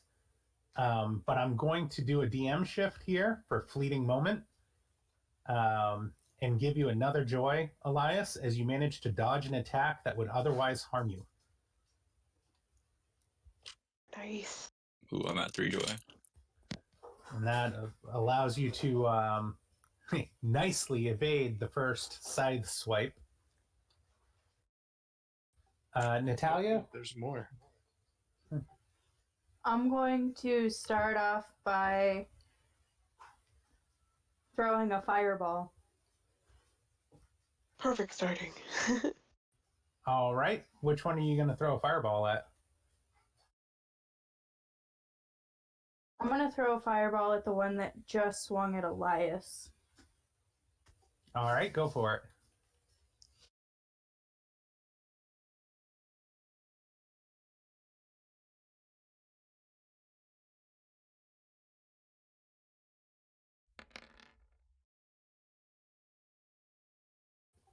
That'll be a 5 and a 7. And that is going to hit him. And how much does that spell do? 3. All right. And he bursts into flames and incinerates, dropping down to a pile of straw. And as the straw hits the ground, the scythe disappears. And you get the distinct feeling that it was just a copy. We have Can a I try problem. something? Go ahead, Zogi.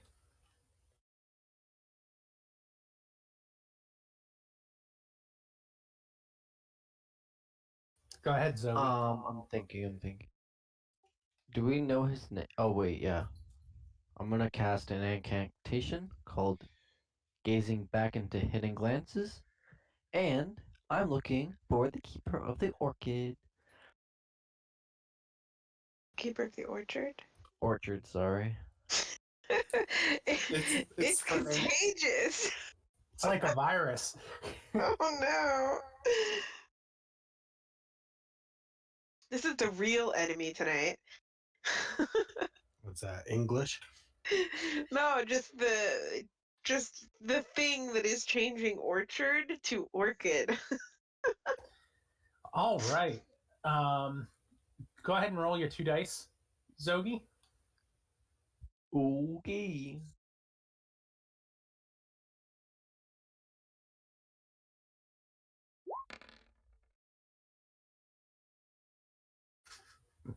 That would be the first flux of the night.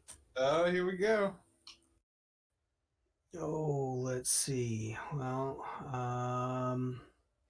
we do have a few folks out there. I don't know who's active and listening. If we do have anybody out in chat that wants to do exclamation minor flux, all one word, you can give Zogi an idea of the damage that's about to be done. All right. Unfortunately, Zogi, that roll is not good enough. So while you cast your incantation, you cannot disconcern the original keeper of the orchard. Okay. I vote we resort to calling it the tree farm. Or just Apple trees. yard. The keeper of the trees. Right. What was that called again?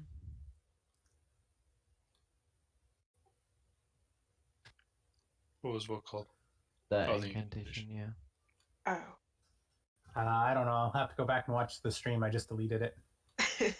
Yeah, I was gonna write it down. Is gazing something. Yeah, let's just write gazing back. Sorry about that. Minor flux time. A secret, oh poop. A secret you wanted kept seeps into the brain of someone nearby. Can I pick one? Yes. What is a secret that you wanted kept? Ace secret name. Oh, Oh. Yo. Wow. It's gonna seep into ASO too. It was just Okay. the What first is one I one thought nearby of. person? Is it everybody? No, it's just one person. Just one person. Oh, I can get the name. It's old man. Roll Oh, a that's my D8. soul name. Yeah, Yeah. You mean my soul name or my actual secret name? the same thing. Oh, you have two, but I'll do your secret name. Yeah, that's fine. Okay. Your soul name is more valuable. Yeah, my secret name is Kaimi Maho. All right. Completely random. That is going to Elias. Based on my die roll. Alrighty, I'll put it in chat.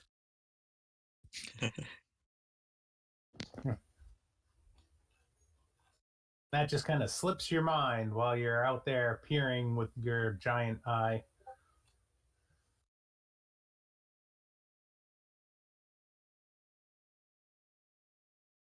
All right, so that was Zoe. That was Natalia. Who's next?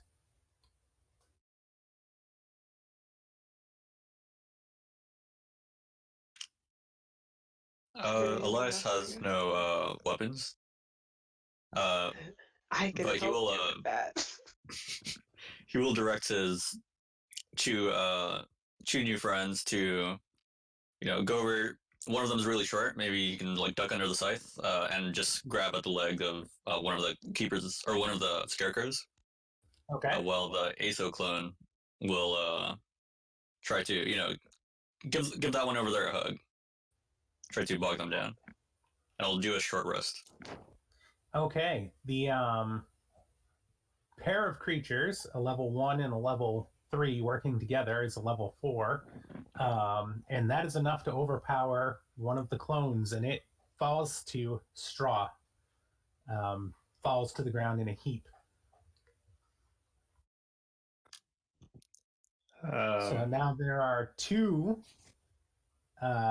clones and 1 originator, but you don't know which is which. And they are 3 of them standing together. I'm gonna see Elias kind of no weapons. Here we go. And as I walk past him up to the scarecrows, I'm gonna pass him the reticulate blade I was gonna give him a dagger. That's more useful. or reluctant blade. Not. I Yeah. don't know why I'm getting that other. think I it's think the sword that's that Oxivius has. Oxivius' Yeah. sword. Yeah. Yeah. That's mine. Let's see what you're made of, and I'll draw my own scimitar and go for a slash at one of the scarecrows. Not really differentiating which one. All right, go ahead and make a roll. I believe this is just a level 2, so that's going to be a 3 plus 1 for the card, making it 4. A 4 will hit. And how much damage does that do? I believe it's. I want to say 3 or 4. Let me double check. All right. Well, what level? If it's a level 2, I think it does 3 I think that's right. because it's a basic item. The damage levels for medium are 4, I believe.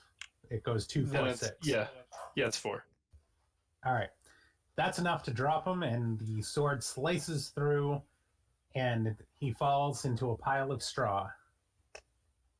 Okay, so we have like 2 left. 1 is real, 1 is a clone. Is that right? Indeed. I may be of help on this one for a change. Go ahead. Sweet chin music incoming. I want to use my attacks on something useful, so go ahead. Well, I think we might be able to. Well, maybe. I don't know, and neither does Vanessa. But let's try this. Elias, Elias, you go you ahead can and pick- pick up the sword. I was about to say the same Sorry. thing. Just right click on it and take the card. Not that Vanessa knows this, but since we're on the Indigo Sun, I don't know if clones count as a disguise, but let's find out. Magically disguised, it could be. All right, go ahead and make the roll. And we'll find out whether it works or not. Is that 2 or 3 die? That's going to be 2 dice because it adds +1. So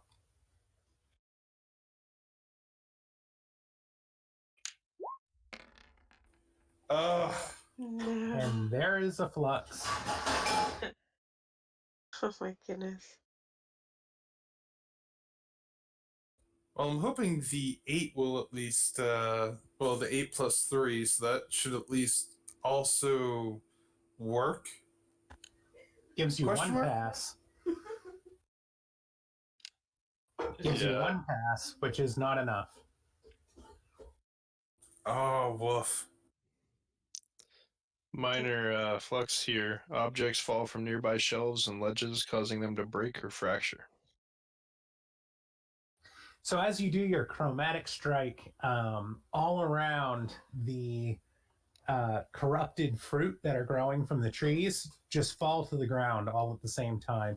And this seems to really agitate the keeper. And both scarecrows flare with an intensity and howl, looking directly at you, Vanessa. The worst part of this is I don't even know if that was what it was supposed to do or not. Yeah. You're not really sure whether or not it worked or not. So I've got a question for you. I've got a level in deception and disguise. Now, having those skills, would I be able to kind of flip it and be able to recognize deception and a disguise type of situation? You can try. Okay, well then I'm gonna go with that. And I'm going to do say a that's an intellect based check. Okie doke. I'm actually going to push one intellect bean, and then I'm going to use my level in deception and level in disguise, so that'll be a +3. Obviously, if you allow it. Yeah, I'll allow it. And then I'll say, "Hey guys, that one's the keeper." There you go. So Perfect. the one on the right is the actual keeper. Fen, get that one. All right, I will get that one. I will be like, so Vanessa, what do you feel about scythes as I'm going in to attack? Um, so yeah, I'll do that first because I can use my extra action. I'm gonna try to pull the scythe away from the thing first. Okay, go So I'm ahead. going to grapple the scythe with my chain. Were you going to become Scythe Sisters? Yeah, I'm Oh, hoping so. Jesus. But I Yeah. needed to make sure that it was the one that was real so that it wouldn't disappear. Smart as Okay. always. Level 2. Alright. And let's see. It's gonna be 1. Level 2. I'm gonna add a bene for accuracy. And let's do this. That's a 6 to try to pull the scythe away. And he bats it away effortlessly. All right. We'll have to take it from him when he's dead. Sorry, Vanessa. And then I'm going to use my extra action to attack him with my scythe. Okay, go ahead and roll it. Okay. That is... Two...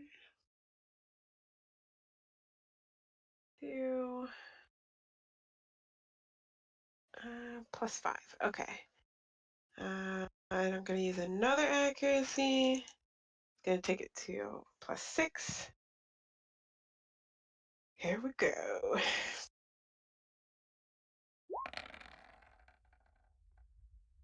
Oh no. That would be another flux. Yep. Somebody else has got to roll it now. It probably still doesn't even meet because of the 6 missed before, so it's a 10 and a 6. Ah, He dodges it effortlessly. this scarecrow needs to die! Your face and extremities become pocked with an itchy rash for the next few hours. Who Oh got my that one last goodness. time? No, Natalia. there was like a lice one before I remember. I don't remember this one. No, I I think thought Natalia got this one got it. before. Yeah, I got that one When last she burned session. herself. Yeah. Yeah. I hate the red sun, I say frustratingly, as I back up to a safe distance. If I am not wrong, that is everybody. Yeah, I think so. All right. The keeper gestures towards Vanessa, who angered him, and summons a magic rope that falls down from a nearby tree around her neck in a noose. Oh. Oh Do it. no. Do I get any dodge attempt on this, or Yes, you do. Go ahead and make a roll. what would this fall under? Movement. Yeah. Oh, we are totally pushing a Bene on this one.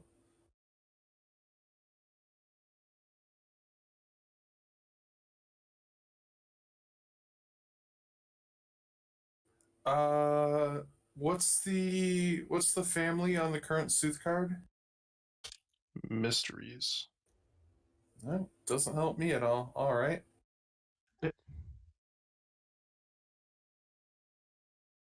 You're just gonna roll a 9 though, so it's okay.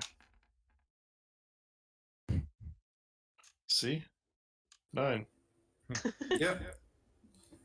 An angular 9. Just round those corners out and it'll be fine. All right. The noose cinches tight across your throat, and you find yourself being hoisted up into the air of the nearby tree. And you are going to suffer 8 injuries from that, but your armor is going to negate 3 of that for 5 injuries. Woof. Can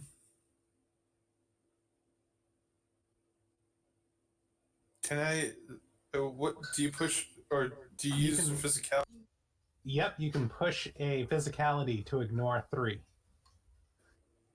All right, I'll push the bonus one that we got earlier. So I only take 2 from this initial attack. All right, so you go ahead and take 2 injuries, and you are suspended in the air by a magic rope around your neck right now. Is this the same magic rope that Aso used against the vampires a few sessions ago? Not identically, no. But kind of same idea. Well, I'll just be hanging out over here, being the damsel in distress. Don't worry, Vanessa. I'll come over and help. And then the clone is going to attack Fen, who had swung at him with her scythe.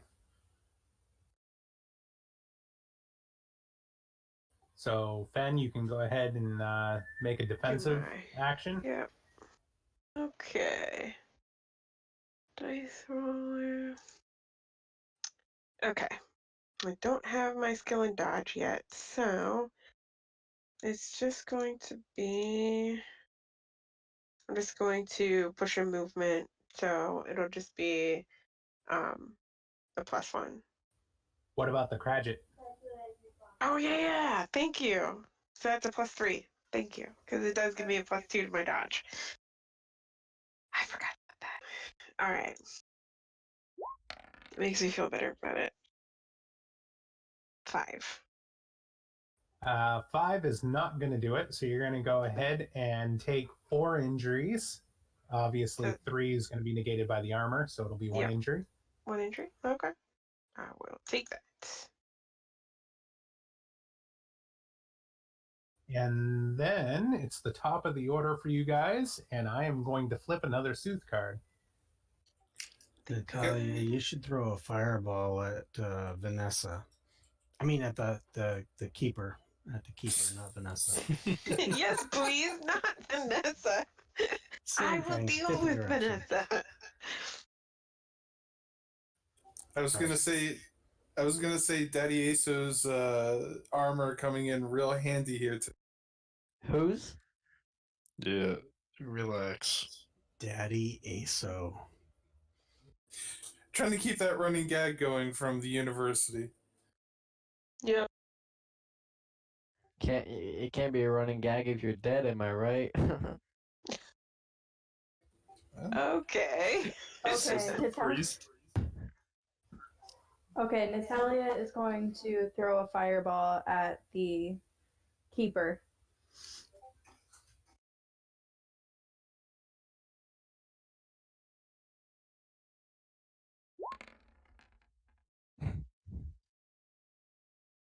Oh. My God, every single time. Every single attack against this guy has had a flux. This is great. There you go, Natalia. You gain 1 vex to physicality. We are geniuses. All right, your fireball lands in his stomach, and it kind of gets just absorbed into him, and he breathes flames out of his mouth and eyes. Made it work. I think you made him mad. Who's next? Does anybody want to go first? Go ahead, I Finn. can. Oh, you're saying go ahead to me? Mhm. Okay. I will run over to Vanessa, and so she's like up above the ground, right? Yes, she is. Okay. I 2 or will. 3 feet suspended in the air. She's not like super high. It's only half. Okay. Okay. I will go ahead and run over to her and just kind of like, just be like, just sit on my shoulder for a second, and I'm gonna try to use the scythe to cut the rope from above her. All right, go ahead and make an accuracy check. Okay, and can I use my skill in escaping bonds? I don't think for cutting it. If you were Okay. trying to untie it or get her out Untie another it? way, but for slicing All it, right. you're just accuracy while she's sitting Just on your slicing it. That is fine. What you should really do is add a sortilege. Yeah, I can definitely do that. So when you roll a flex on that, you stab her in the gut. Not that horrible, I feel like. Why is the... Did my thing get messed up? The dice roller's not opening up. Oh, there we go. Found it. All right. I hid it on the screen somewhere. Okay, so... Yeah, I mean, why not, right? I mean, what's the worst that happens? You roll a flex? That hasn't Exactly. happened. Yeah. All right, so I will push an accuracy. Actually, no, because if I want to do it, I can either roll 2 or push an accuracy. I'll roll 2. So here goes.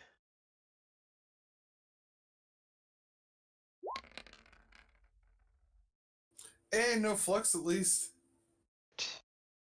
I got a 2 and a 7.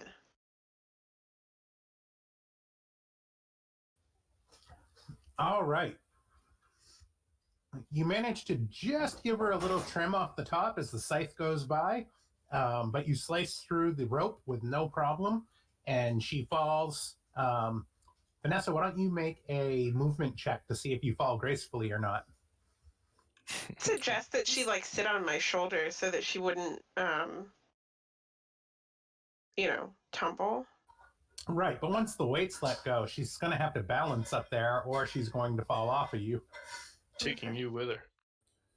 Yeah, I'm gonna try not to accidentally Frankensteiner her. So let's see what happens. Oh, good. Okay, good. Oh, and Vanessa is very gracefully sitting on your back, like you guys are, playing a game in a pool. Nice. I will go ahead and help her to the ground. Who's next? Just I stepped away for a second. Do we still have the clone there as well, or is it just the big baddie left? Oh no, there's still one clone. Okay. To the clone, I'll turn because I just slashed one with my scimitar, and I'll turn to the other one with a couple mechanical clicks. My shotgun arm slips out my sleeve. And that's a level 4 shotgun. Yeah, go for it.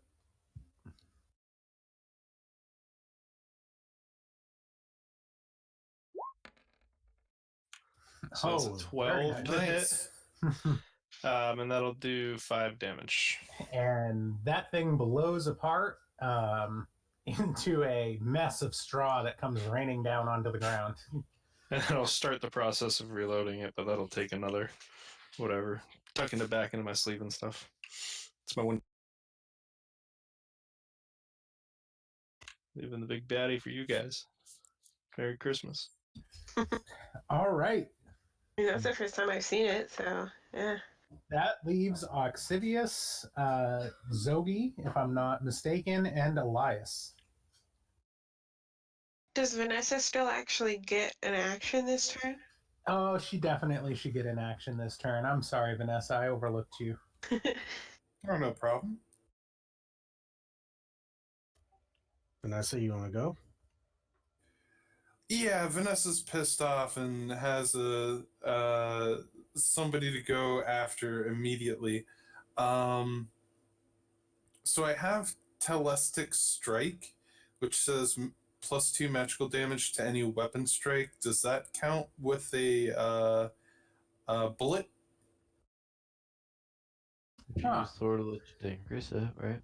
That is a good question. I mean, it's a weapon. Yeah, I'll give it to you. That's actually part of your apostate abilities, right? Right, yeah. Yeah, I don't know for sure off the top of my head, but for this instance, I'll give it to you and I'll double check after the game. All right. Here's hoping I roll well and 6 damage is good. I'm at least within long range, right? Oh yeah. Okay. Because I'm kind of adding magic to this, does this mean I have to roll 2 dice? Not for the strike ability, but if you push a sortilege, you would.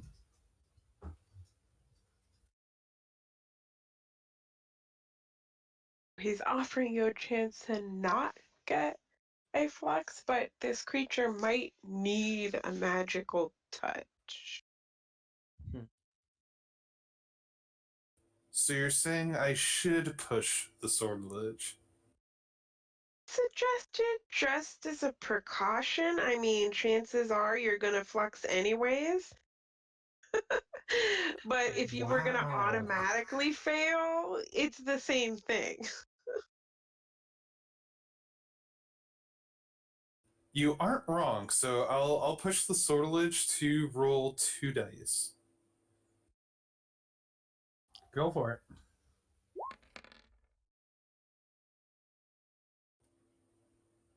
+4, right?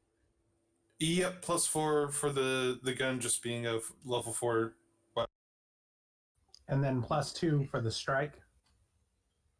+2 damage. I don't know if that Okay. Nope. counts It's on only on the damage. Yeah, I'm side. pretty sure it's just for the damage. What family are you? Because we're on secrets now. Ooh, I am secrets. So you So can it get a gives you a total of +1. +5. Or So that's is that defender? I can't tell. No. No, I believe it's apprentice for the Apprentice. weeping priest. Oh, then that's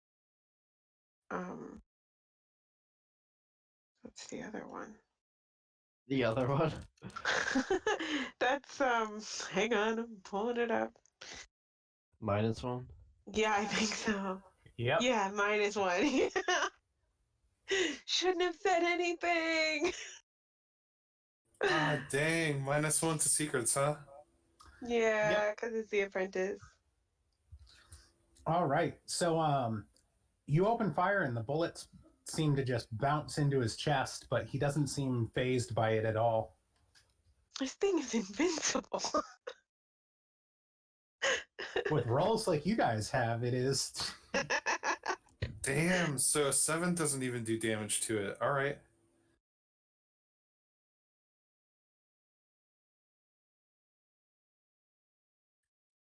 Yeah, I knew a 6 wasn't good enough, but so a 7 isn't good enough either. All right. I think that leaves us with Zogi and Elias. Yep. I will pull out my demon killing blade. And I'm gonna smack him with it. All right. Go ahead and make the rolls. I'm gonna assume that he is not a demon. That is not correct. Okay. So then I'm gonna get a plus bonus. This is the Red Sun, so the chances of the things that we're dealing with being demons is higher than normal. So as I pull out my divine blade, the center column of it starts beaming with light, and I'm going to attack him with it now. So it's gonna be a level 3, with a damage of 4, and it has a plus enhancements die. Okay. So it's going to be 2 dice. As he swings, I'll yell out, "Fen, duck!" Oh my god! Why did you have to say Van Duck? We're gonna need another flux, please. Hey, this is Nate is here. This is Nate. Can we get a flux roll, please? Exclamation point, minor flux. All right. In this case, though, the blade does connect. So how much damage does that blade got? 3. Let's go. Oh wait, 4. Yeah, it's 4. Okay. Yeah, because swords do 4 damage.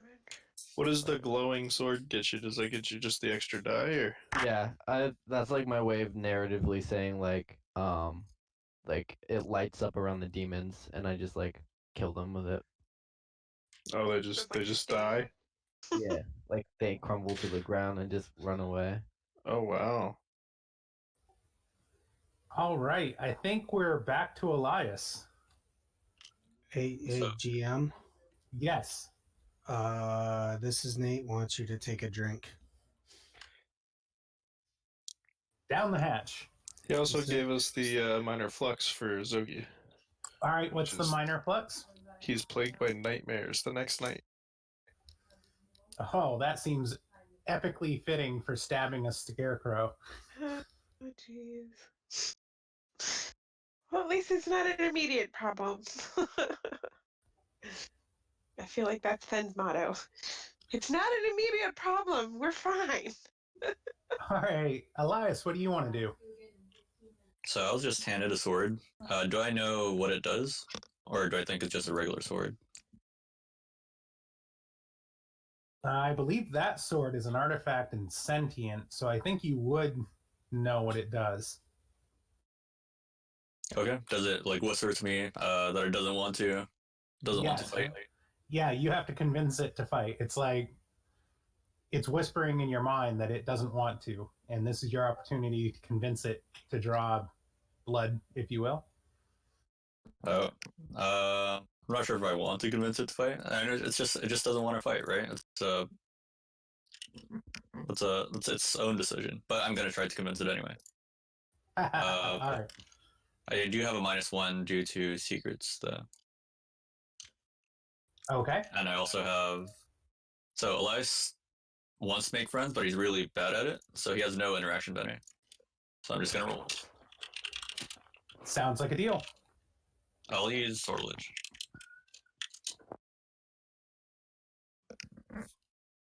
The sword wants an 8.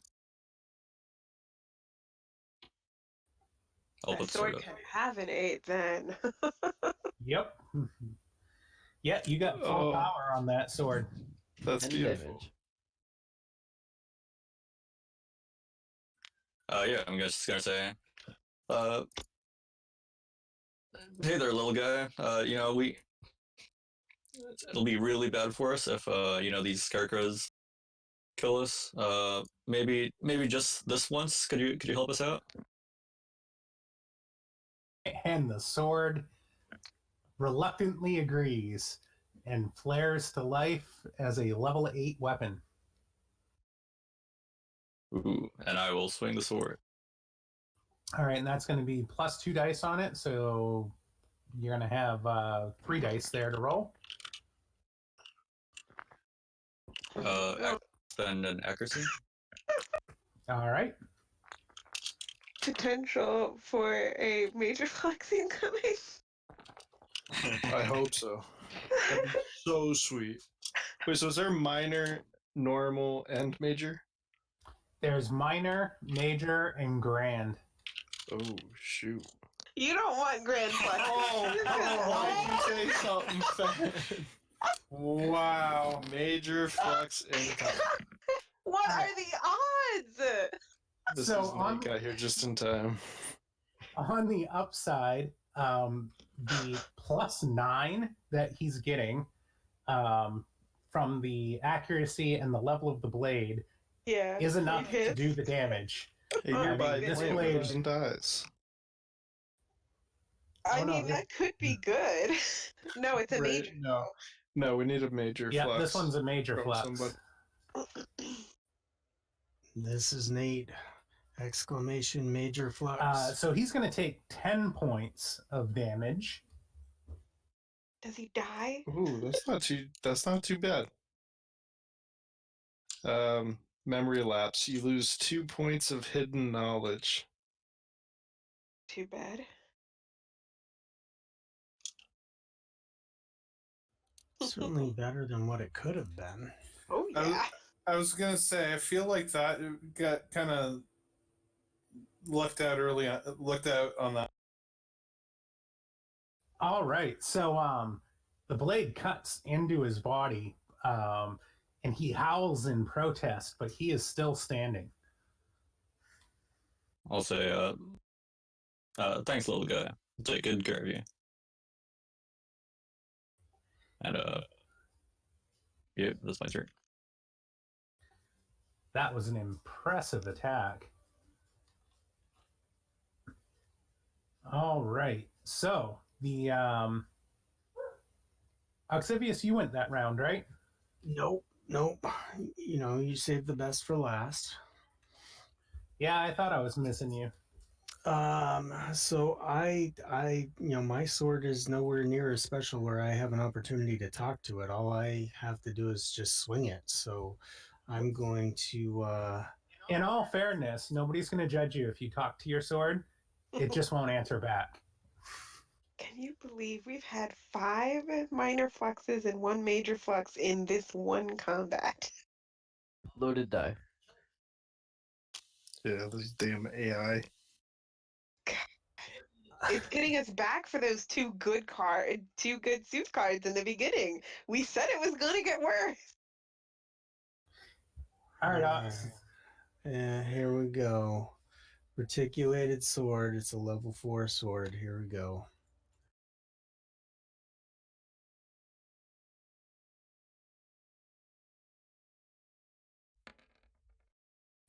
Yay, it's a 7. That is not enough, and he parries it the blow easily, moving out of the way. Okay, now that I'm done talking to my sword that doesn't want to talk back. Next.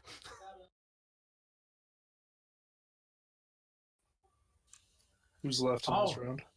Him. That's everybody. If it makes you feel better. Elias has increased respect for you for talking to your sword. He at least really feels like he's not liking alone in this world. Elias, you and I are going to have some really crazy times. I can see it already. All right. So, Vanessa, I'm going to give you a despair All right. and trigger the GM shift off the Weeping Priest. And Did Zogi You're- touch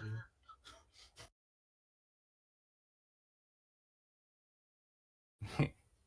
no, Zogi didn't touch him. Avalyn, in her defensive sword posture, is going to sheath her sword and say, "Good luck with the Guardian, suckers," and turn around and run deeper into the apple She's orchard. going after the fruit. And that gives Vanessa despair, because that's breaking her heart. She was trying to be friends. And she just got hoodwinked, and she's supposed to be the one that's good at that. This is not my game. I don't think this is any of our game right now. On the flip side, the keeper of the apple trees is going to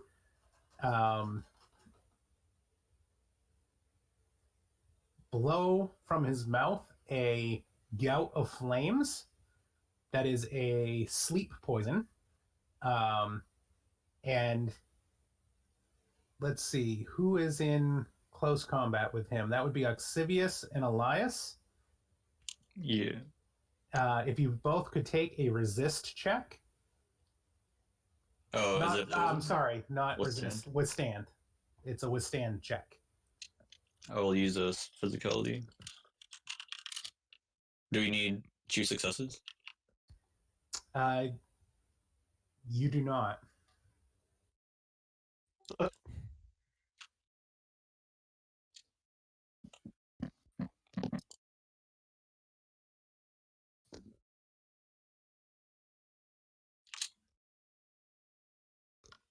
Ooh, nice. Ox is AFK. He'll get it in a minute. All right. Elias, you withstand the effects of the poison, and it seems to have no effect on you whatsoever. All right.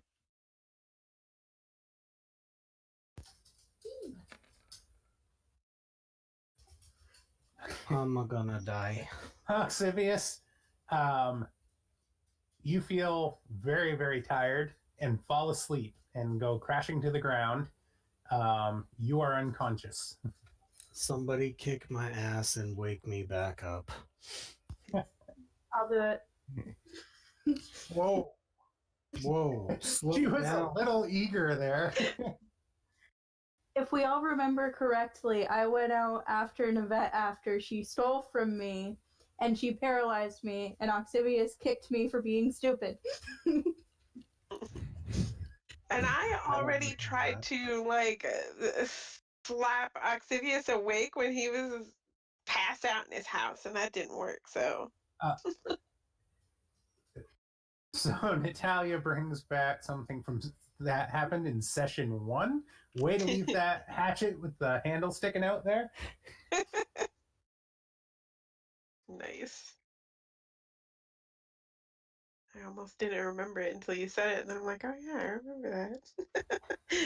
I'm a grudge holder, I'll be honest. It is you guys' turn. So here you go. You've got the keeper here. You can still see your guide. She hasn't completely vanished from view. She's just run away from you guys. So you can see her darting down deeper into the apple orchard.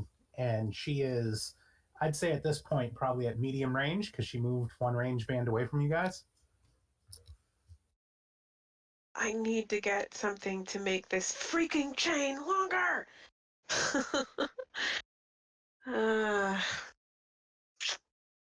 Should have had it in Hearing guys- Fenn's. Go ahead. I said you guys could split up in the apple orchard. I don't see anything wrong with that. You be No quiet. need to. Hearing Fenn complaining about the length of her chain, I'll turn around and I'm gonna work up a weave to lengthen her chain with the level. It's either 5 or 6 here. I just gotta confirm that. 6. I'd argue that it's like a level 5 because 6s create a permanent item no larger than a small area, and 4 is something that can be held in your hand. So to like double the length of her chain. like permanently? Yeah, or... I'll go 5. 5, because yeah, I think it's a little bit more. No, this is for the to permanently do it. Awesome. But I'm gonna lengthen it by also thinning it out a little bit, so it's not like extremely heavier. Okay. Can use subtlety from moonlight and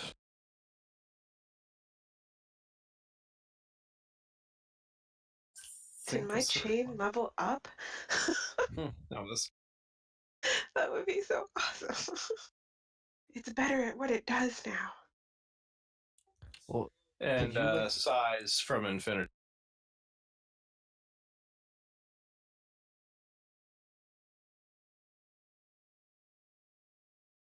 All right, I'm going to say that's a gold spell because you're changing it. And that's going to be a level 5.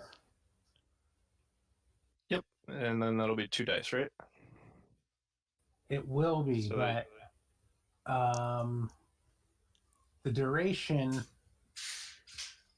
your default duration needs short. to be extended to make it permanent. Right, so twice because it's on short duration. Right. So Twice. 2 times. So seven sorcery for this. Yep. Alrighty. Does that add 7 or is it still just +5 because it's a level 5 spell? No, that changes the level of the spell, so it'll be a Gotcha. level 7 spell. Okay. Oh man, those are like amazing, like should have hit the other guy rolls. Yeah. Oh yeah. Right? Oh yeah, your spell works phenomenally well.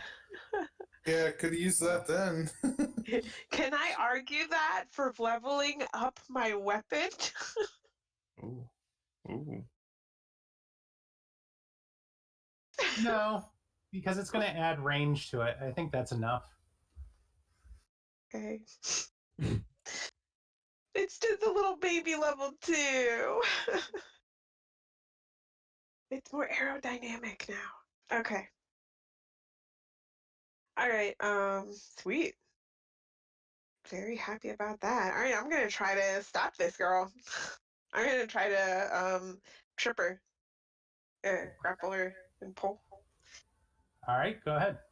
Okay.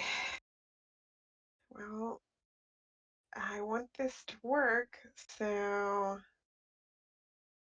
I'm going to say that's an accuracy. okay. Okay, so the weapon is level 2, +1 for accuracy, because I'm gonna put a bene into it. All right.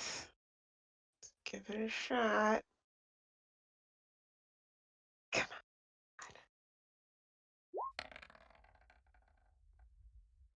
7. Just as the chain's about to hit her, she skips and deftly moves out of the way. Not used to this longer chain. That's okay. That's my turn. I was gonna try to stop her. Oh well. Who's next? I tried, Fen. You failed me. I've been failing everyone today. I did save Vanessa though. I have Fair a enough. success on my record.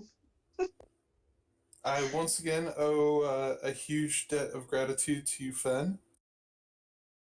I've had my previous debt of gratitude rewarded yet.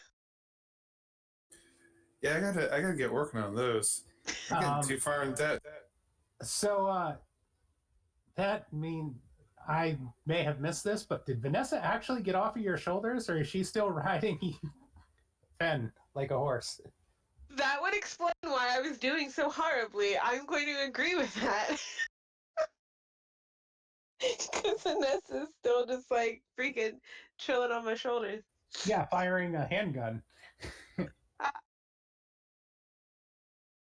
Like it's Yeah, okay, Joe. It's fine. So, Vanessa, you're up. And Fen turned in the opposite direction, so you'd have to fire backwards to shoot at the scarecrow. Just shoot at the lady running away. Down. Or you could try to shoot Evelyn in the back. Oh. Both of those are wonderful. Well, this redhead's pissing me off, and I think I want to take her out at the kneecaps. I'm gonna take a shot. All right, I'm also going to say that's an accuracy. I will push a bean for that. Go for it.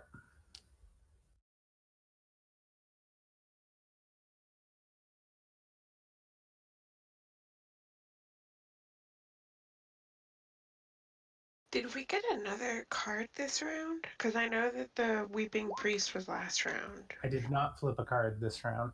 Okay. That'll be a 5. That'll be a miss as the bullet. Wait, what level is your hits the weapon? dirt. Is it just... Oh, +4, right? +4, Yeah. but -1 for the card, so +3. So that's a 7. Okay, that's better, but not enough, I don't 7 think. is still a miss. Yeah. Can we just quit this? Can we just go home and say Who's that next? we failed? That is Aso, Vanessa, Ben. Who wants to go next? I think Natalia's up. Yes, please. I'd like to use an object of power. All right, what are you going to do? Oh Jesus. I'm going to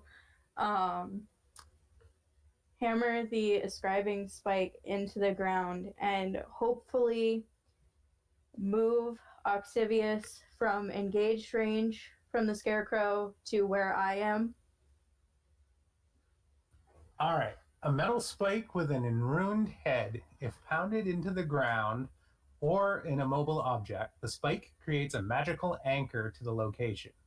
When you choose, you can return to the activated spike from any distance, or you can send an object or willing being you touch to the location of the spike. If someone casts a spell requiring designated place, it can be tied to an activated ascribing spike instead. Doing so does not require a depletion roll for the spike. Oxivius is willing because he's asleep. She'd have to go touch him though. Right. She'd have to put the spike in one action and then move up Yeah. there. Then it would be an action to go back, right? But yeah, you can pound that bad boy into the ground right here. You planning what on I'm gonna coming do. back, Natalia? Well, if we need a fast escape, Yeah, that actually would be very useful as a fast escape. All right, so technically you don't have to check for depletion on that until you teleport. So you just pound that bad boy into the ground. I'm going to go ahead and reposition that to the side so we don't forget that it's there. And okay, that was Natalia's action. Who's next?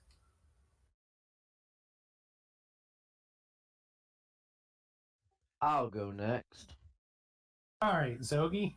I'm going to use a spell. Okay. But not yet. I'm going to use my mask instead. Yes. All right, you want to use the mask on the keeper? No, on the On lady the running girl. away. Silly. Yeah. So I'm going to spend my action to gaze to her.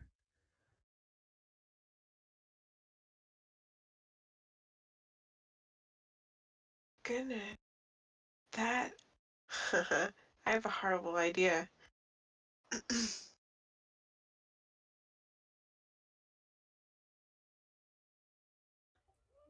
Alright, so all you have to do is just look at her and you suck her up into your face.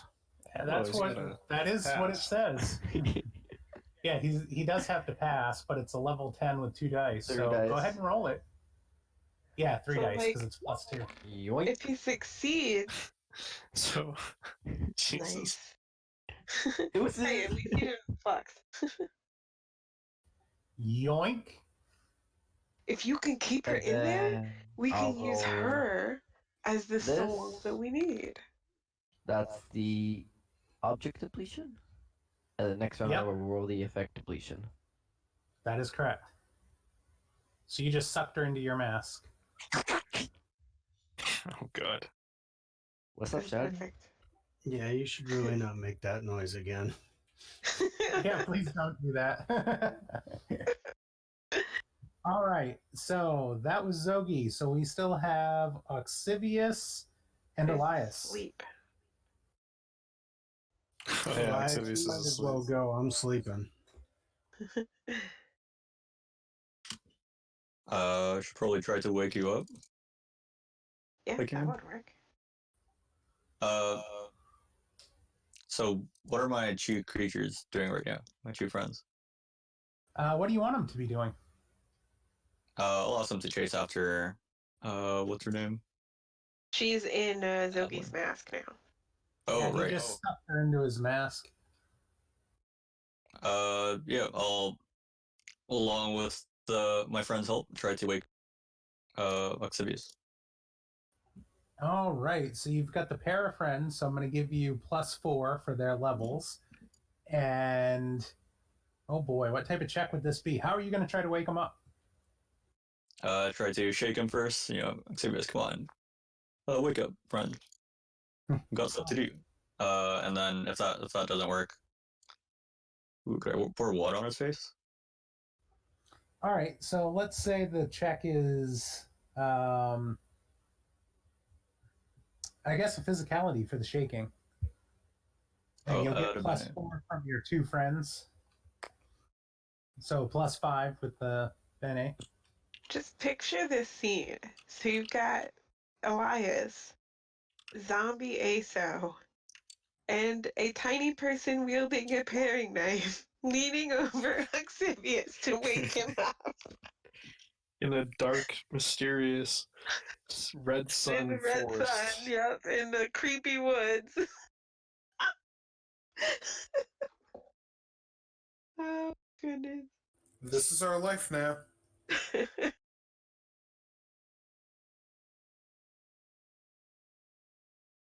So that was a 13. Oh, is secret still up? At a -1? Yeah, it's still the apprentice for secrets at a -1, but that is going to be far enough to pass. So you are successful in waking him. Oh, there you are. I'm gonna slowly open my eyes and be like, oh, whoa. Thomas, it's me. Put that thing away and just use it on the other guy over there, not on me. Thomas doesn't have any pockets. Yes, he does.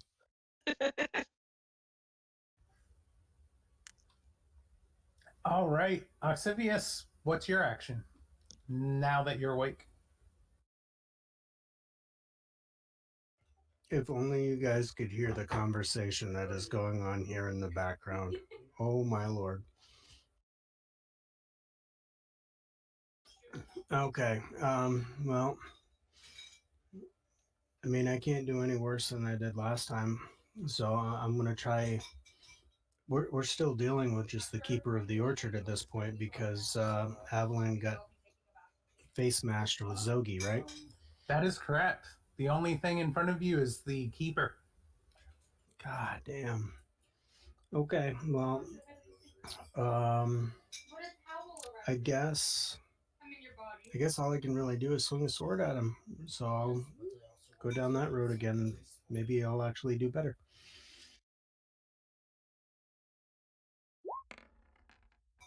And again, maybe I won't.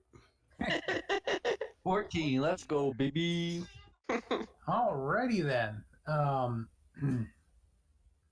Yeah, that's going to be a miss.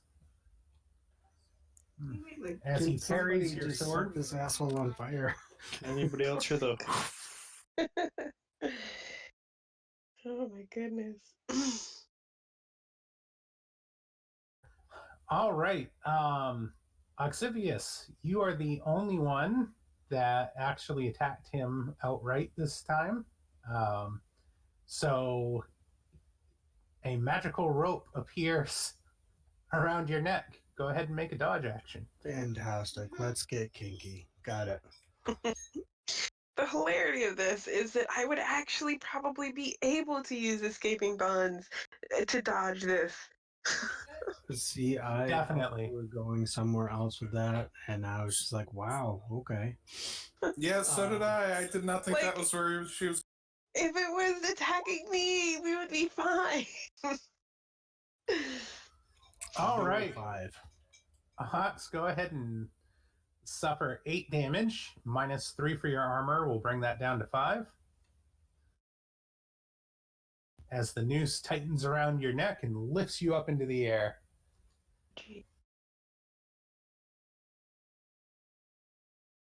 All right, I'm gonna use the physicality to take that down to what, 2? Yeah. Yep. Oh boy. All right. And then, Zogi, do you want to roll for the end of the round for your effect depletion? Yoink. she's still in the mask. Top of the order, guys. What do you want to do?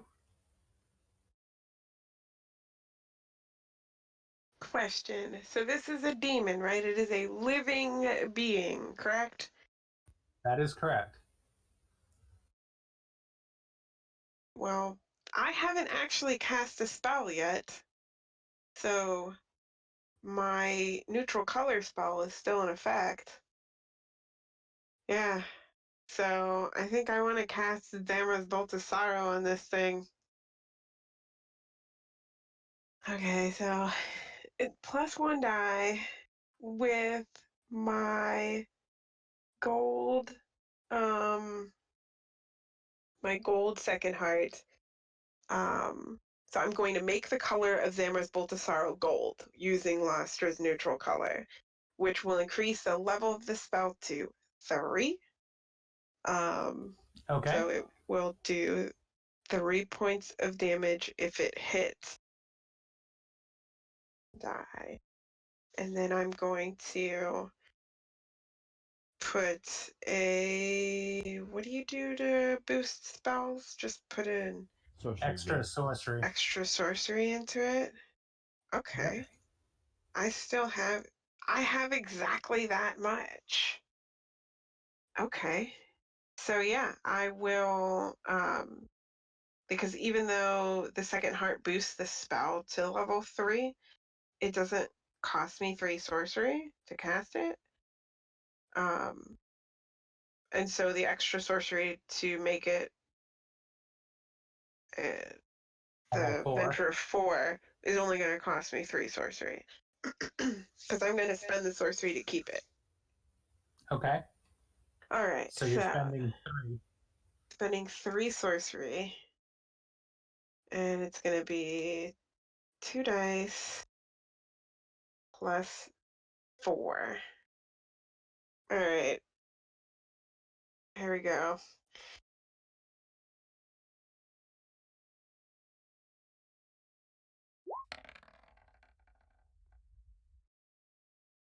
Does that succeed?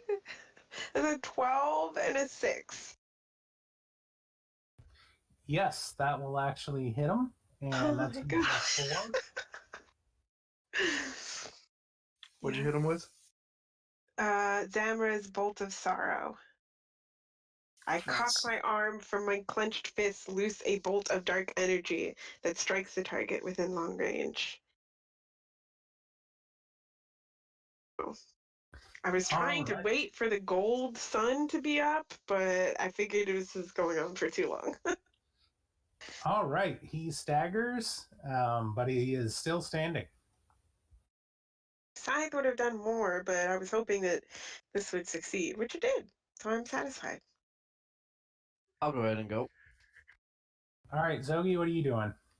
Sword time, baby. All right, go for it.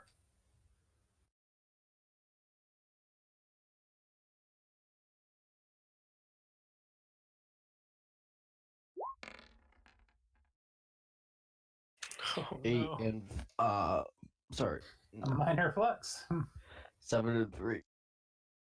It's not gonna hit. 7 and 3 is not going to hit. Do we got anybody on the stream to roll the flux? Oh yeah, this is Nate is chomping at the bit, and I can feel it. All right. So he parries that one, no problem. Oh, that's awesome. A nearby plant withers. All right. So a tree to the Oh, Dad, we immediate need to left leave. Yeah.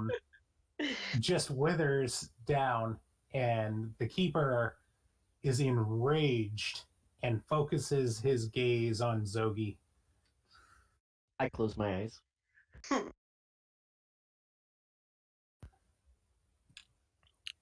All right, who's next?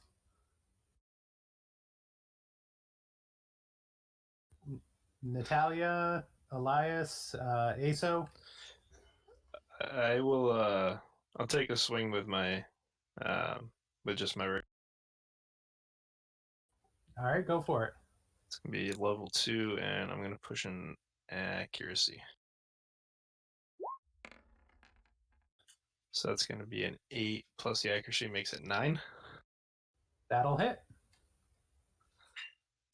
Booyah! So that's gonna be 4 more points of damage. Well, 4 to this guy.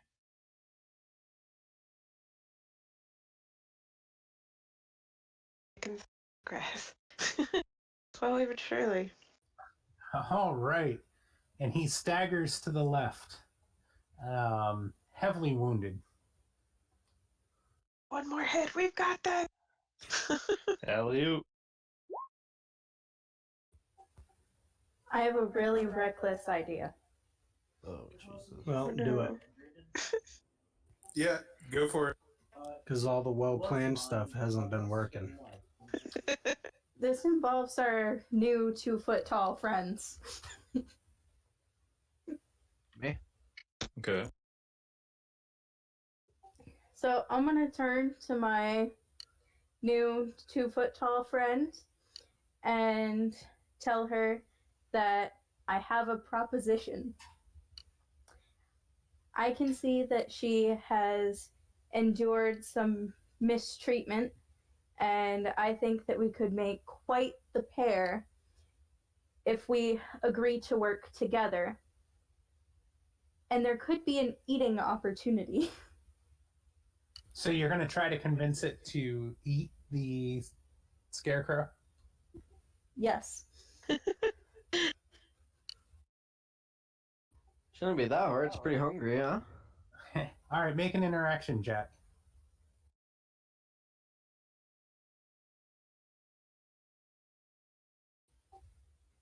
I propose at least a +1 for it being hungry. I'll give you a +1 for it being hungry. And I'm going to push an interaction. Go ahead, roll it. 7. That'll do it. So the minor demon charges at the scarecrow, and its mouth grows very large. And as it approaches the scarecrow to take a bite out of it, the scarecrow just kind of backhands it out of the way, ignoring the creature's attack. Because it's lower level than him.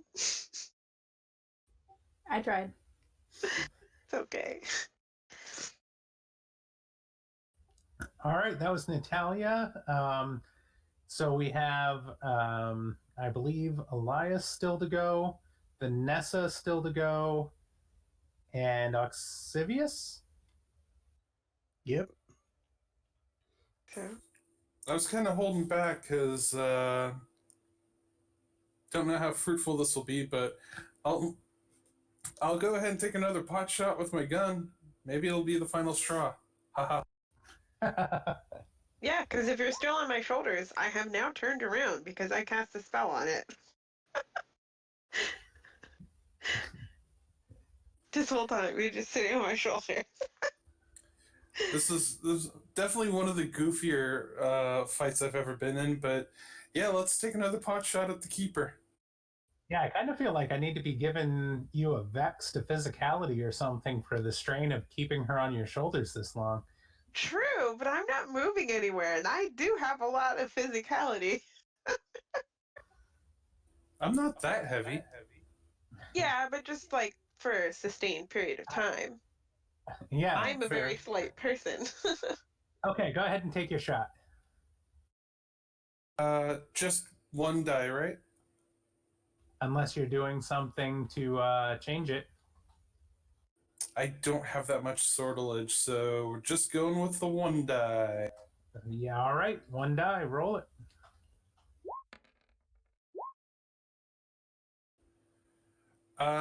Do I still have the minus? Yeah, I still have the -1 thing going on. So +4 for the gun, -1. That'll be an 8. An 8 will hit it. That will be 4 physical damage and 2 magical damage.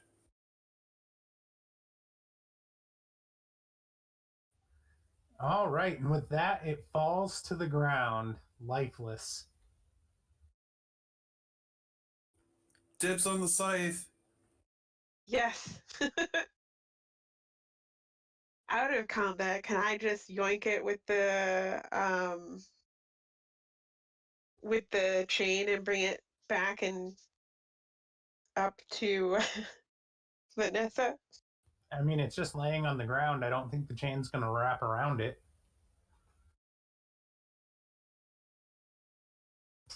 Did you plan on just walking around with Vanessa on your shoulders? Yep. No, I'm gonna walk over and be like, I will let her down over by where the scythe is. You like run and make her like smack her head off a tree branch. Oh, we could have gotten like an extra long trench coat and gotten into adult movies. Is anybody going to get Oxivius down, or are you guys going to let him swing? Oh yeah, I guess I'll cut him down with a sword. I guess we assumed that that if it was a spell, it would end at the death of the creature. All right. Yeah, but you don't know the nature of the spell. If it was just telekinesis for ropes that were already Yeah. there, I mean. So, yes, without having anybody pressuring you and not balancing a person on your shoulders, there's going to be no check required to cut them down. And you come freely to the ground. Ox, you're been saved twice. Been Can I do saved something? twice by my new friend. What's that, Zogi? I wanted to do something after. Go ahead. Or fated companions. Can I take the heart of the demon? Yeah, you can cut its heart out. I'm gonna just like throw that in my backpack or my pocket or whatever. All right. While Zogi's taking a minute cutting out a heart, he doesn't have nearly as much practice as Oxivius does at that, so it's going to take a minute. Does anybody want to do anything else? I would like to, after Zogi is done, and if nobody else has any want for the demon body, I'd like to enforce my promise that my 2-foot friend can eat it. So you're going to feed the remains after Zogi removes the heart to your little demon buddy? Yeah, the fastest way to somebody's heart is food, you know? Amen. All right, I'll allow it, unless the group has any objections. Nope. I certainly had no plans. All right. So, Zogi, while you are down there cutting out the heart, you notice something hard in the creature's pocket. Oh man. Damn it. For it. He's excited to see you. Okay. I'll. What? Oh, fuck.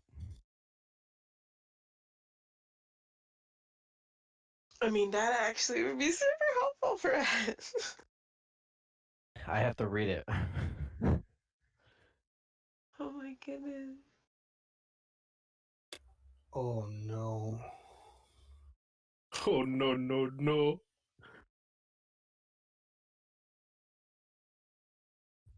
Okay, cool. On depletion, it kills the owner. Oh, so Obelisk of Lost Souls. This artifact stores the souls of the lost who perish on the night side of the red. The owner of this item can channel the souls within to use any of the secret soul gifts without revealing their own soul. Such use is dangerous, however, and on depletion, the object kills its owner before disappearing back to the red sun. That's exciting. Zogi, you should use it. So what does this act like do? Like I'm good. So with each secret soul, you have the ability to spend a crux and activate the Soul Guardian's aid. This magic item will allow you to do that without spending the crux, and it doesn't have to be your secret soul. It can be any of them, but it comes at extreme risk that you could off yourself in the process. With a 0 to 3 depletion. I mean, like, 60. And it This looks like 40% chance of killing. you can use it to get any secret soul ability, not just your own. yeah, true, but the one I have is pretty baller. I'll be honest. It is a Um, gamble. I mean, Zoe's already died like 3 times. What's one more? There's another use for this, though, folks. This is a soul machine. We have something that needs souls to run. Too bad nobody knows about it but me. I'm just I'm actually- saying. I'm actually gonna hand it off to Oxivius. Oh, what the hell? This is kind of up your alley, Mister.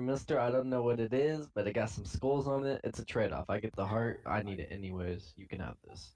Just be mindful that it's an object of power. Make sure you have enough room to hold another one. Actually, all of the objects of power that I have are actually kindled items, so Nice. I'm good. All right. Zoe, can you just take another effect depletion on the face mask to keep Evelyn in there? Boink. There you go. All right. Too So bad. I'm letting her out. you're gonna let her out? Let's at least get to the tree first. We're like all grouped up right now, so I'm gonna let her out, like in like the circle of us. Well, this will be awkward. I'll have my pistol out and ready just in case. So she's I gonna will come stand menacingly with my 5. tumbling out of the mask into the center of the circle and look up at you guys and just kind of bashfully be like, you can't blame me for trying. How was your vacation home? You like it? You act up next time you're dead. You hear me? Go ahead and make a interaction check for that intimidation. Okay. Could I get a bonus for being known to kill demons? She is not a demon. Yeah, but she's an inhabitant of the red. She would know about my demon killing schemes. No, I'm not going to give you a bonus for that. No Like problem. the only way that you'd get a bonus would be like just from the intimidating looks everyone else around her are giving. All right. She puts her hands up defensively and says, I've learned my lesson. There's no need for things to get violent. When outnumbered, 6-1.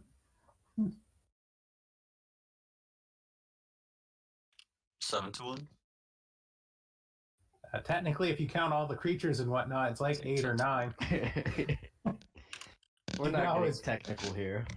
You guys could always feed her to the little things.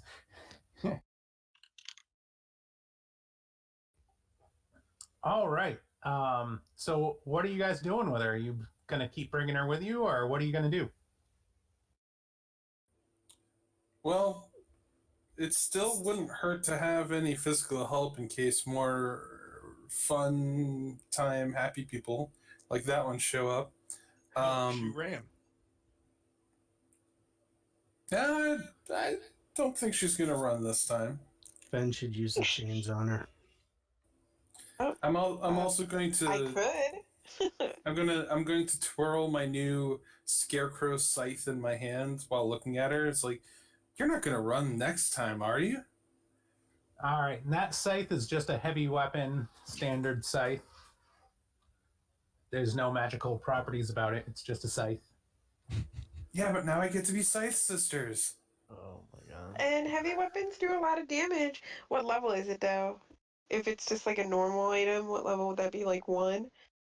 I'm going to say it's a 2, just like a staff. Okay. Oh, It's still pretty high. Cool. Alright, I'm Elias. going to cough a bit and then vomit out another little friend.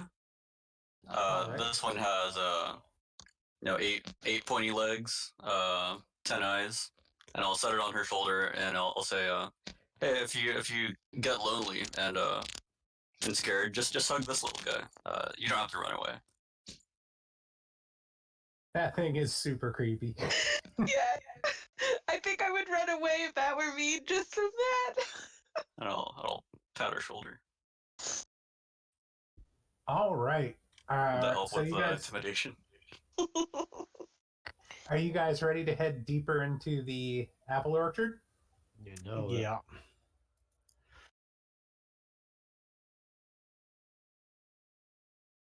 All think we need right. to tie her That up. is the cat.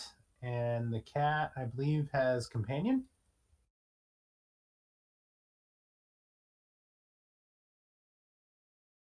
Yep. The House of Notion. Companion. Duplicate the previously played card as well. Ah. I have a question. Shoot. So the little horror ability doesn't have a depletion. Do they just disappear at when the sun sets? Yeah, I assume if it doesn't have a depletion that it would just expire at the next sunset and that you wouldn't build up an army of them, but I'll have to double check that. Okay. But I think the standard assumption is sunset, right? Yeah. I think so, yeah. All right, so we've got a pair of level ones. We still have Zombie ASO in tow. Yeah, you guys are doing great. And you are descending deeper into the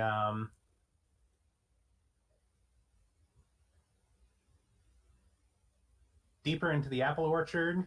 And as you guys get deeper into the apple orchard, you actually come across a pair of wooden doors that are in the ground, like it's a old-fashioned type dugout basement storage area.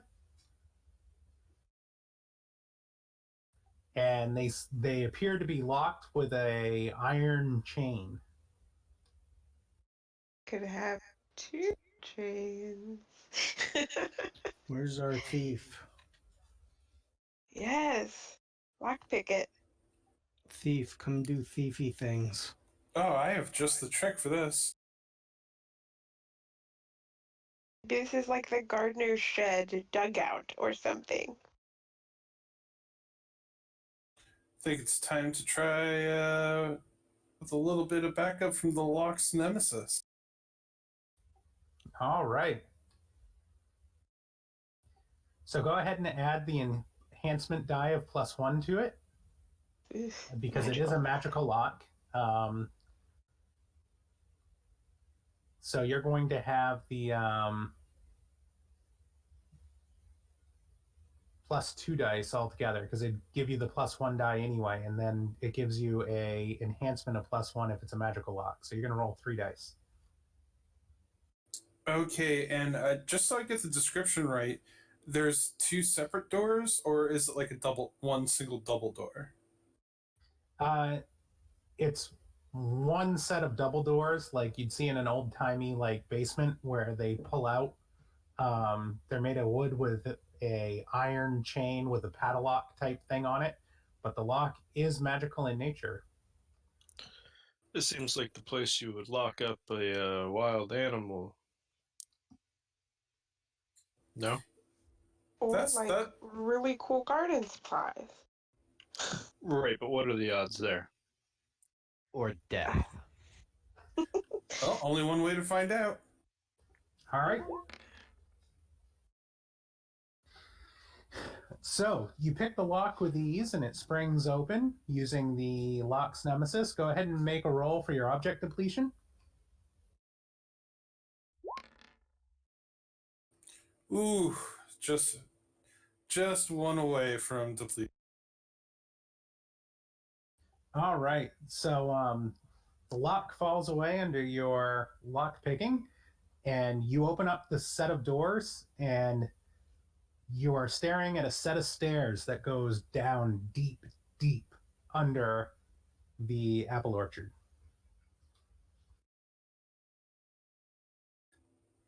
Might be a distraction? How close is this in relation to the big tree that we saw in the beginning? You feel like you're not far away from the big tree. You can see it in the distance. Maybe we should come back And to this. the stairs go in the same direction as the tree. Oh, maybe. Yeah, I'll start heading down. Okay. I'm gonna take an action rest to restore my sorcery pool. Okay. Was tapped out. Does anybody have a light source? I'll use my wings. All right, go ahead and cast your wings spell. I gotta say, for such a magical world, this place is really abundant with friggin' stairs. Like, everywhere we seem to go, there is an immense amount of stairs. My old enemy stairs. Don't forget that Natalia still has that little wispy thing floating around too. Yeah, and it can give light. That it does. If you don't want to spend the sorcery for the wings. Oh, I do. It's no big deal. All right. Is the whole group going down the stairs, or are you guys splitting up? I'm gonna ask our quote unquote guide whether or not she knows what this is first. She has no idea what it is.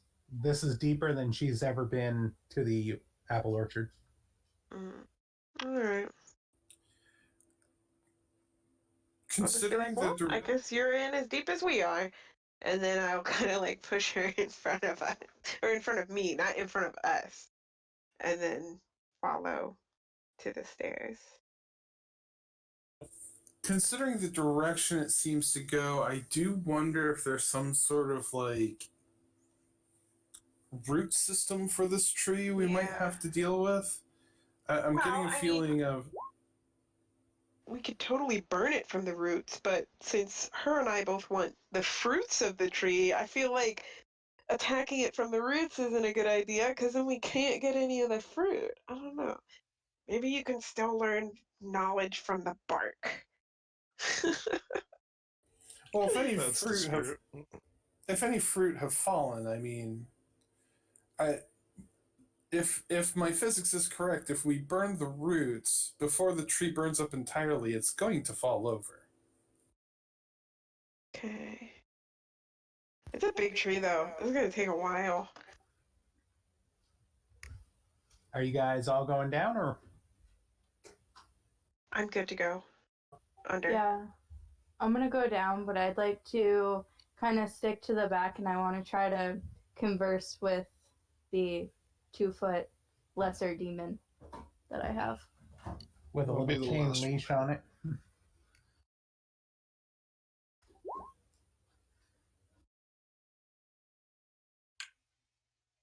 All right, so not hearing anybody saying they're doing anything different, the entire group heads down the stairs. And after a good 15 minutes of descending stairs, you come to an open chamber. And at the center of the chamber, there is a woman nailed to a crucifix like structure. I'm kind of in the front, so I assume I'm gonna see this, and I'm gonna kind of like walk forward and kind of approach this. I'm gonna cover Fenn's eyes. I'm just like, what am I missing here? What's going on? And as you approach, there is a hole in the ceiling that allows light from the red sun to come through. And you get the distinct feeling like you are under the base of the tree, just about at the base of the center tree. And the woman is still alive, nailed to the lament. And she is, by all accounts and appearances, stark raving mad.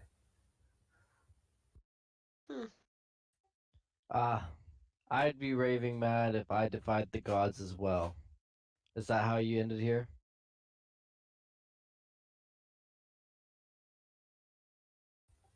kind of like give a weird glare over at Zogi, like, excuse me, that's pretty presumptuous to assume she's at fault. Hearing Zogi's voice, she turns and looks at him with vacant, cold eyes and replies, "Bake 'em, mash 'em, turn 'em into sauce. It doesn't matter."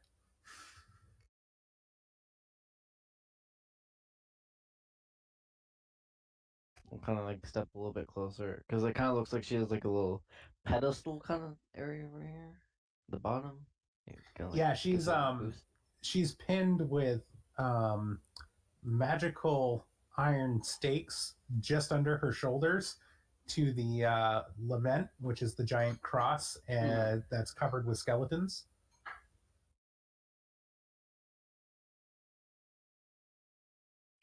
Um, looking around for the skeletons and stuff, hoping that maybe some armor.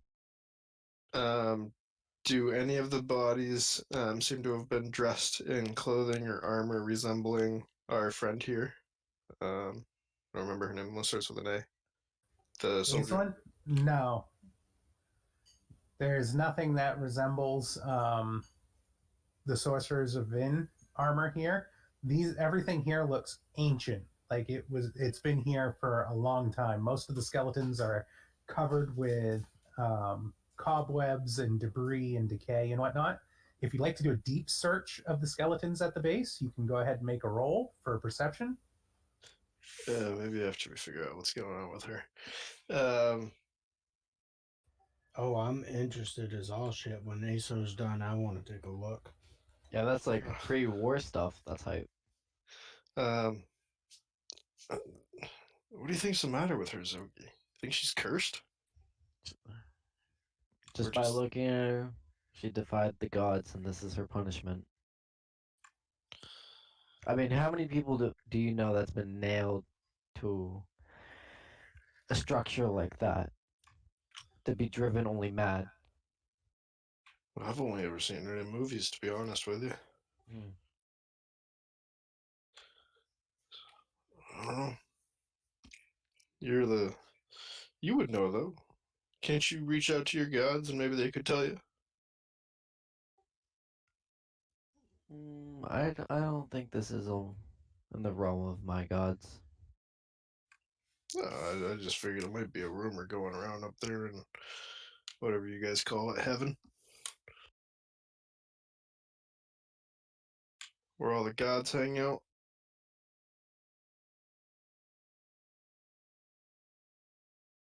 Yeah, I suppose I could do that. I'll just listen to the whispers to see if they have anything they remark about this.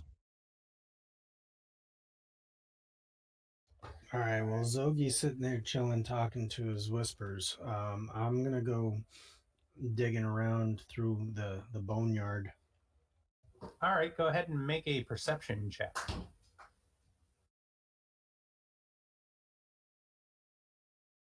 Oops, did I say Alright. perception check? I meant resist roll. Don't encourage him, Jesus.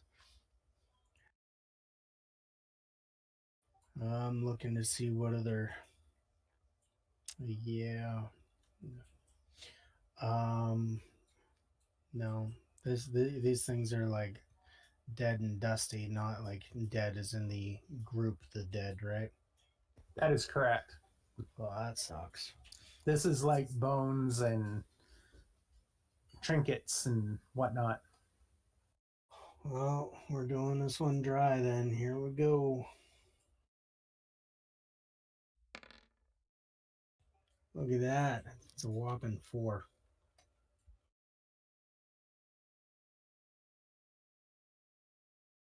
You find an ephemera item in the clutches of one of the skeletons at the base of the lament.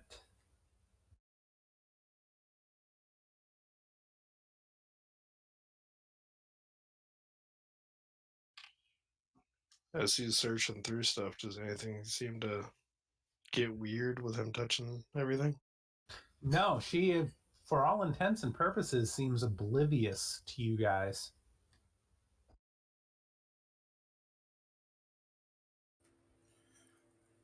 You know, guys, part of me wants to try to attempt some sort of rescue here, but that did not go well last time I did that.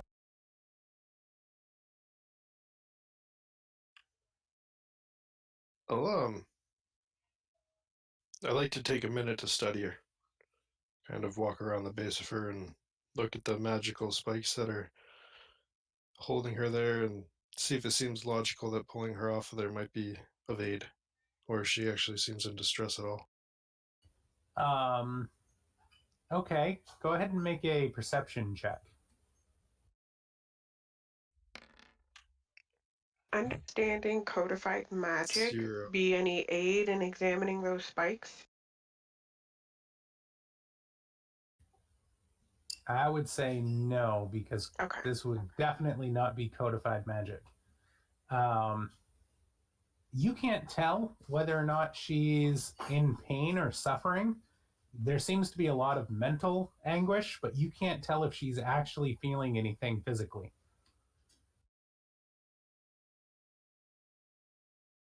And you said we get the sense that we're pretty close to under the tree at this point from how far we've had to go down and how far away we were?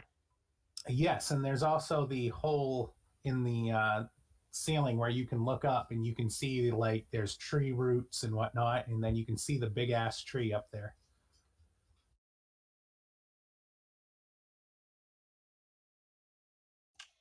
Oi, guys, what are we doing with this one?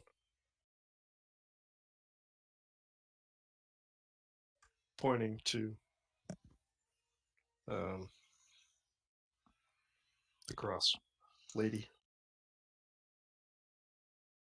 She needs help. We should help her. I mean, I know we're here for the fruit, but I feel like maybe she deserves to be freed as well. Otherwise, she's gonna be burnt when we burn the tree. She could be the life source of the tree.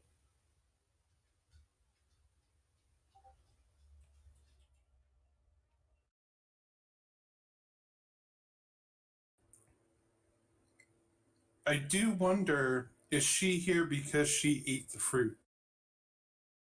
I mean, I was kind of thinking that. I will actually, because I know that he tried to talk to her already, but I will kind of call up to her and be like, um, um,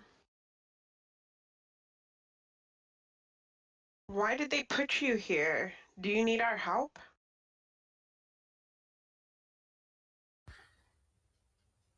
It's all in the preparation. It's all in the preparation. Do you let it rot? Do you eat it fresh? However you consume it, that's the important part. She just keeps talking about the fruit. How would you prepare it then?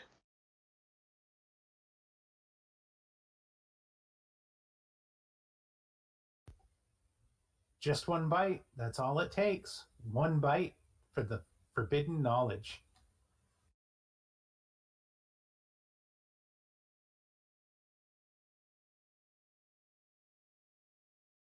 I'm making progress here. Is there a price?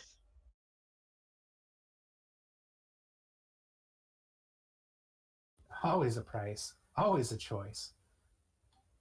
So, kind of getting annoyed at the cryptic game that we're playing here. I've kind of fished around through, the boneyard, and I'm just gonna try and hoist her off from there, like as carefully as I can without causing any sorts of injuries or whatever. I'm just gonna try and, pluck her. All right, go ahead and make a physicality check. Just And realized that I I'll have die. something that can help us with this. That I don't know if I want to use it here.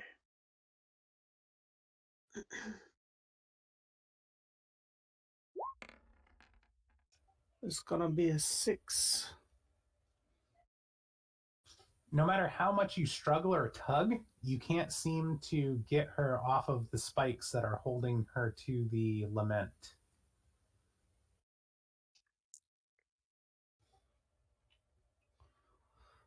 Wow, isn't this a dithering pickle that we found ourselves in? Would you say the spikes were made out of?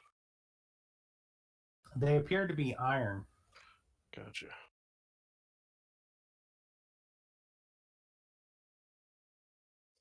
Come on, Ox. Put your back into it.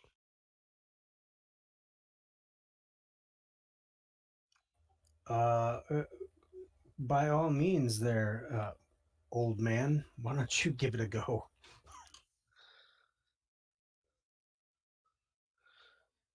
Yeah, sure. Uh,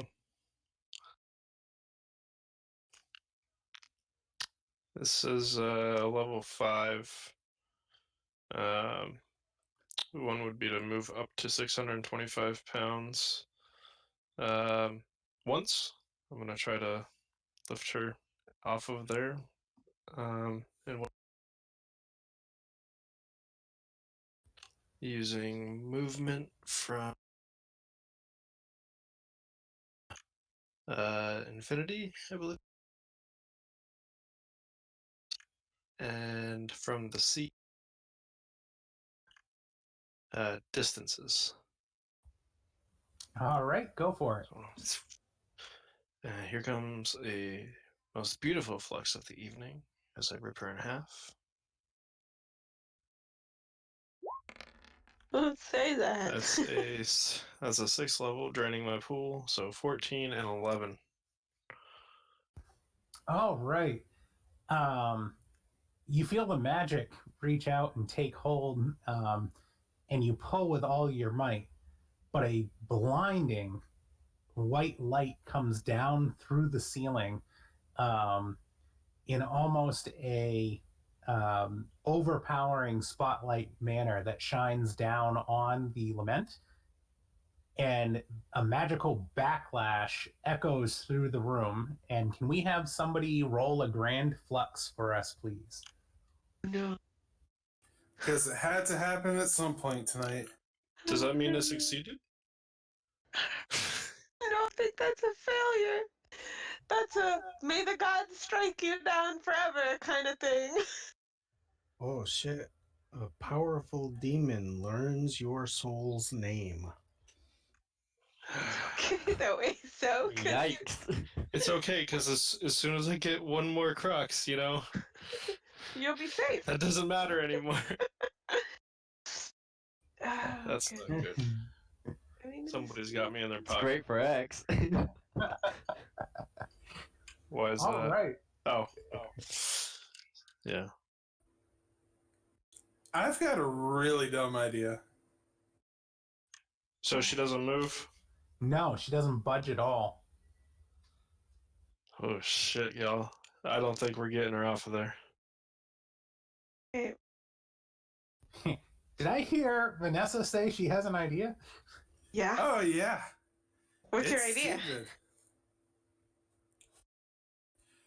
All right, so we've tried brute force. That's not working clearly.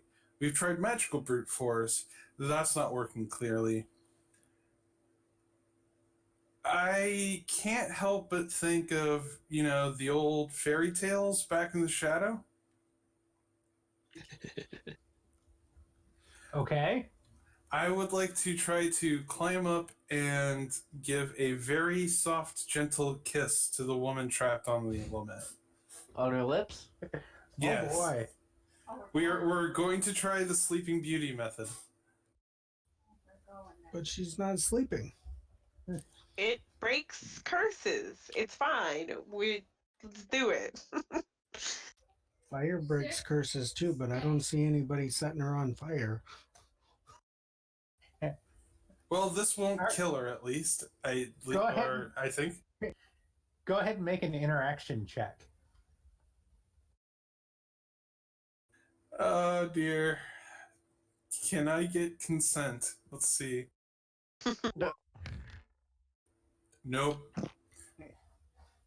All right. So, you make your way tentatively up there, and upon your lips touching hers, images flood into your brain. It's almost like a download of data, if you will. But the sheer force of the data coming in is going to deal you 8 mental injuries. Oof. You can push an intellect though. Yeah, to absorb some of that. Oh, good. I have a lot of that. I will absolutely do that. All right, so what you learn from Eve is that the tree grows a sacred fruit, and upon eating the fruit, you can learn one secret knowledge up to level 8, one secret from the actuality. Depending on what you do with the fruit before you eat it, determines which realm the knowledge can come from. Okay. So, for meta purposes, that will determine whether or not you can pick from the key, the way, book M, or the night side, depending on how you prepare it. And does Vanessa get the information on the different ways of preparing it? We've already been told. Mash it or smash it. Bake Well, it, yeah, but smash like, it, which raw. one goes with what? Well, we wouldn't know yet. Yes, she does. She will not know which one goes with what. Okay, I wasn't sure since I assumed that Eve probably knew. There is the. She knows that there's 3 different methods to eating it. You can eat it raw. You can take the time to prepare it, or you can let it rot and eat it. Okay, I think this is probably pretty straightforward. That was by far the worst kiss I think I've ever had. You straight up tell Eve that she's a bad kisser.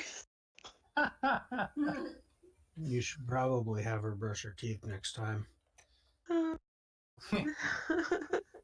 Yeah, she's been up there since the creation, so I bet that is some horribly nasty breath. Well, it was worth a shot. Okay. I have regrets. All right. Anything else you guys want to do here? So I'm still at the back with my 2-foot lesser demon, and I'm like trying to have a conversation with her. So I'm gonna start by saying, well, aren't they just trying really hard? This is kind of comical now, isn't it? And ask her how she feels and if she has a name.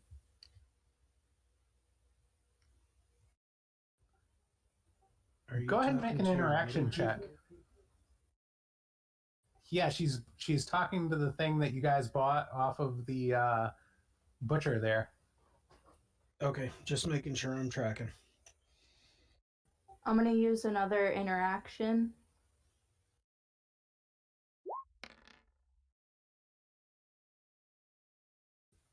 Five. It does something in a demonic growl that's like a guttural language that you don't understand as far as its name. And then it says that it's still hungry. That's funny because Ox was thinking the same thing, and then he looks up at Eve. I'm gonna reach into my backpack and grab some traveler's rations and give them to her. And Ty's just feeding the demon. All right. Go ahead. And is there anything else? Anything else you guys want to do while down here? I was kind of reaching out to Queen Fredulina to see if she would answer the Eva Angel. Oh yes, with the voices and whatnot. Do you have a ability that ties to, or like a forte ability, or something, a spell or something? I've always been just tying it to my forte. But she's also your patron now, right? So you have the whole beseech type thing. Right. So how does that work? Um, Or does it not work? no, you can just call to your patron for aid once you became the patron once the Okay. Queen of Angels became your patron. You can call to her for aid. Well, then I'll Why do don't it. you I'll go do ahead? it in that method. Why don't you go ahead and spend a hidden knowledge Okay. and make a roll? And I'm gonna say it's an intellect roll to see if you can comprehend the answer. Okay. Would I get any bonuses for doing a lot of dealings with angels or having pacts with angels? I will give you the bonus because you have a Nokian, right? Yeah, I got 2 Yeah. levels of So I'll give you the 2 + 2 for that. that. 9. All right. You learn from the Queen of Angels that any who eat the forbidden fruit will forever be barred from the eternal garden.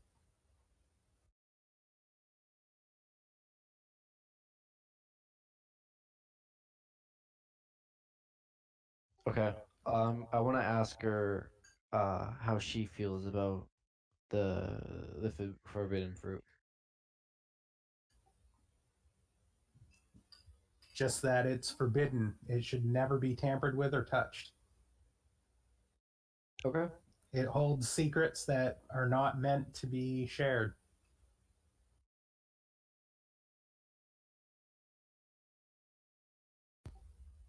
All right. Anybody else? What else do you guys want to do down here? If anything. Ethan, can I borrow a knife? Can always borrow a knife, and I just stick my hand into my coat pocket and just pull out a knife and hand it over.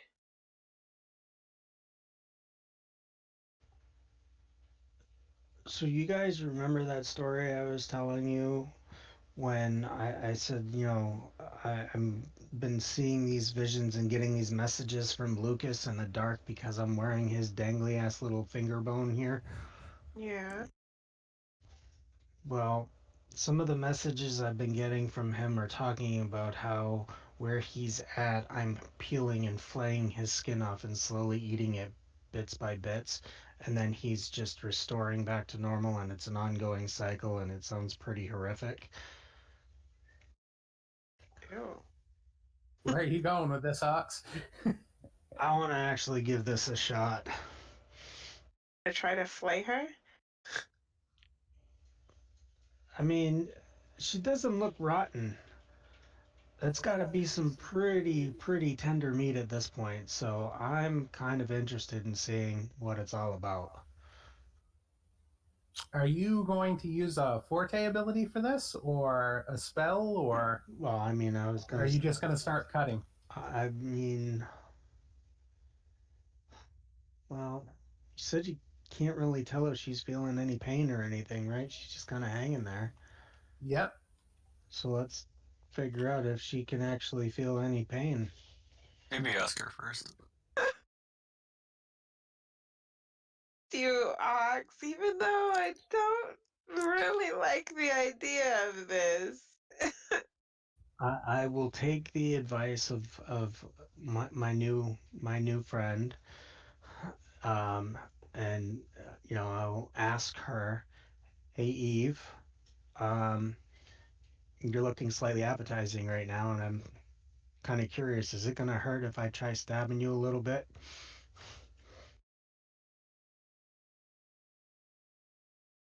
He said to eat the fruit. He said to eat it, and I did. It sounds like this isn't gonna hurt at all. Could also make a corpus replica, maybe. He's just trying to take all my fun away. I agree with that idea. Corpus replica is better. I don't like the idea of hurting her. Okay, I will be nice this one time. One time. ASO, use your pen and just, put me on record one time. Will do. And I will. Oh, let me dig it up here. Good lord. Corpus replica.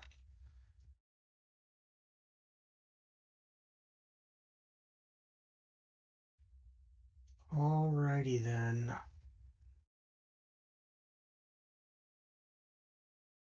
The Doing return. Go ahead, sorry. The return of. So if I cast this again, is that gonna disappear ASO2? Or he's still kicking around until he's not kicking anymore, right? Yeah, I mean, because it's not the corpus replica that's keeping that thing going now. That was a creation type deal, right? So it's actually the other spell that's keeping the fake ASO walking around. So I don't see any reason why you wouldn't be able to cast this again. Okay. As I'm getting ready to do this, I'm gonna look over at Elias and be like, "Hey, what do you think would happen if we brought her back upstairs after I'm done doing this?" A replica? Yeah, she's not supposed to be up there. What kind of problems do you think we'll start if we bring her replica up there? Uh, I don't know, but I could animate it if you'd All like. right. Well, we'll give it a go then. So that's gonna be 2 plus 2d10. Here we go.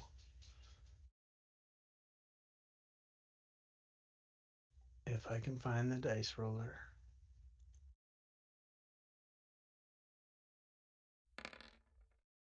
Oh, look at me go. 5 and a 6. I am a dice pro. All right. So as you pull the magic in, the bright, blinding white light shines down from the Oh, here top we go. again. Can we have somebody in the crowd give us another grand flux? Ah, shit. Woohoo! Let us not judge the divinely tortured one. Ooh, Thorian said he wants to redeem his wicked key. What? No. Wait, But that would what? be a good way to get him off of there. That's a good idea. If somebody uses the wicked key to get her off of there. Oh my god. We still have to do the grand flux though, right? Well, you could Oh, choose yeah. one because we had two rolled at the same time. Uh-oh. So we have the fabric of space and time is permanently ripped asundered. Creatures from other realms come and go, or your Ooh. physical body transforms in a bizarre way. Extra rims, rapid growth, huge tumors, or the like. So maybe a D4. Huge We're tumors. about ready to run a lot. Actually, I would prefer to go with the fabric of space or time is permanently ripped asunder. Oh, that's good. Hey, Fen. Looks like we're all about to go to the dark, or just do I, them both. I do believe that Monday warned you guys that it would be very dangerous to mess with stuff. Hey, Fen. Actually, he predicted that you could actually destroy time and space. So I think that one is very fitting. I'm gonna go on record and say I did absolutely none of this. I also did none of this. All I did was talk to her, okay? All right, so Not my fault. I was hungry.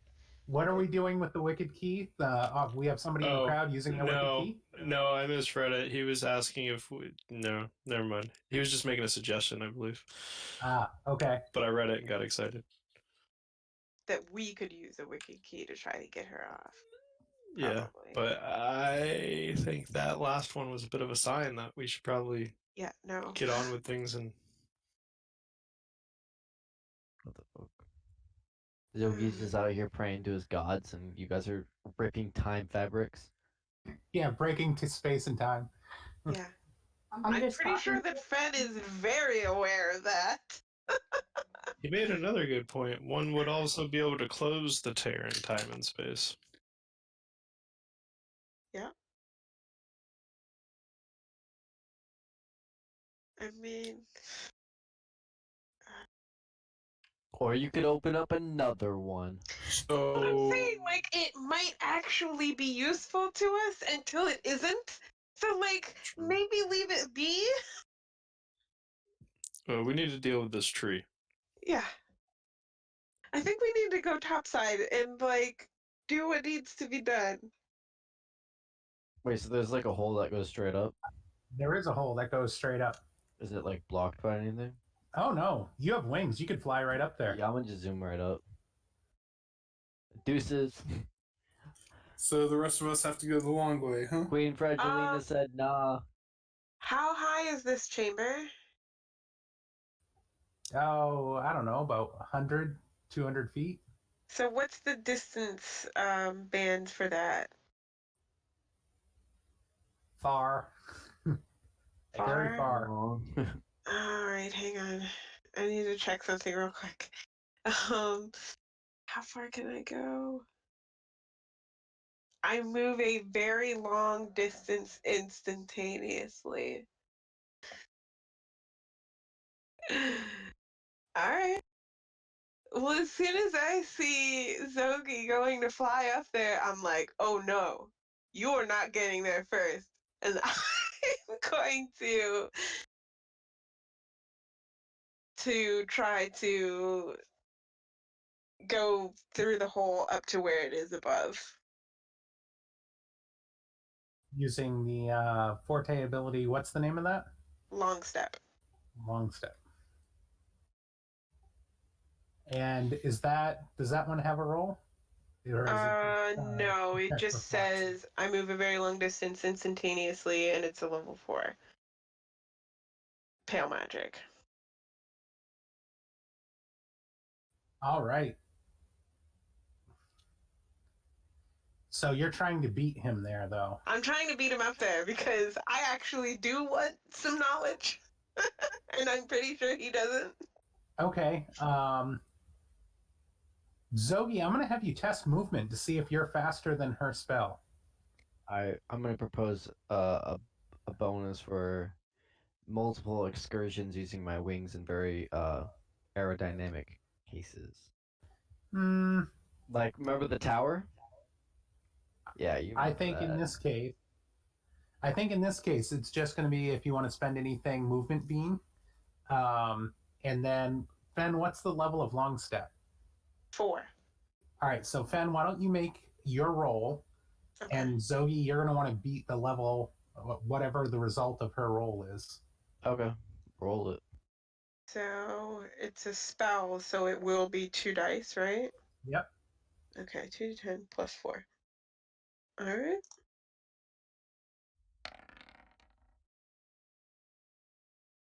So it'd be 9. What up? 9. And a flux for Fen? Yep, and a flex for me, but I still beat his roll. Or wait, did you have any pluses to your roll? Oh no, I really don't care. Okay. I'm just flying up. Yep, so I'm just up there. All right, Already. and Fen needs Get a up minor there. flux. Yep. All right, what about the rest of you guys that are being left behind down below? I'm gonna motion towards the stairs, but instead of flying up the hole, I'm gonna fly up the stairwell. Just so I don't have to do the legwork. I'll follow along up the stairs, grumbling that once again, Zogi just kind of flies away. Yeah, I'm just And this is the second time I've left you at the bottom of a stairwell. Yeah, I Didn't guess walk it up myself. All right. I guess I'm gonna follow up the stairs as fast as I can. All of our earthbound folks are going to head back up the stairwell, and that leaves Zogi and Ben at the base of the tree. Okay. Sure does. You say? Yes, it sure does. All right. So I'm going to say it's going to take 2 rounds for them to hike it all the way back up the stairs and then run here. So you guys are going to get 2 rounds of action. What do you want to do? Real quick, the flux is a trail of bloody writing in an unknown language follows you for the next 3 hours, appearing on the nearest surface. And that was for Fen. Beautiful. I Has love it. nothing to Oh do with boy. that fabric that was just ripped open. Yeah, Yeah, no, it's fine. it's Demonic fine. writing? It's I all smell fine. it. All right, do I see any fruit nearby?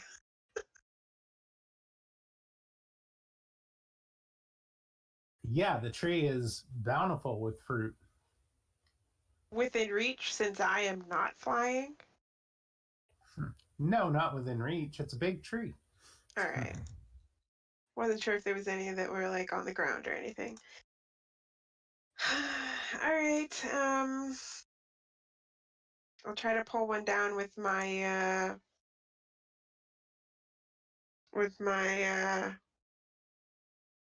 chain.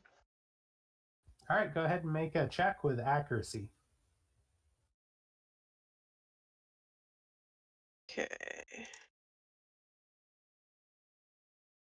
And okay. Red sun. Okay, that's no benefit for me. All right.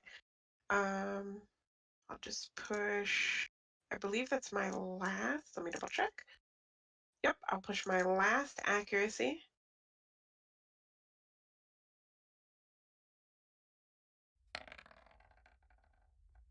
Six. All right, you managed to knock an apple down from the tree. Sweet. I'm gonna yoink that apple. And I'll just turn to Zogi and be like, "You up here for one too? No. All right. You ready to burn this thing down?" Yes. How are you gonna do it? Question. How am I gonna do it? You got any ideas? Yeah, the person at the bottom of the hole. I mean, if you got something flammable, she's right below us. It's almost like you guys left the firepower at the bottom of the hole. How big's the tree actually? It's quite large. You know, the size of a very big oak tree, I'd say. I'm gonna start chopping it. Way larger than a normal apple tree. So Zogi's going to start chopping it, and as you guys are kind of fiddling around, the rest of the group is going to catch up, panting a little bit from having to hoof it all the way to you guys. Question about one more action that I could do before they get here. Okay. What do you think the result of using a wicked key on the apple would be? What would you want to do with it? I would want to be able to unlock access to like any secret that I wanted instead of having it be restricted by like the proper preparation.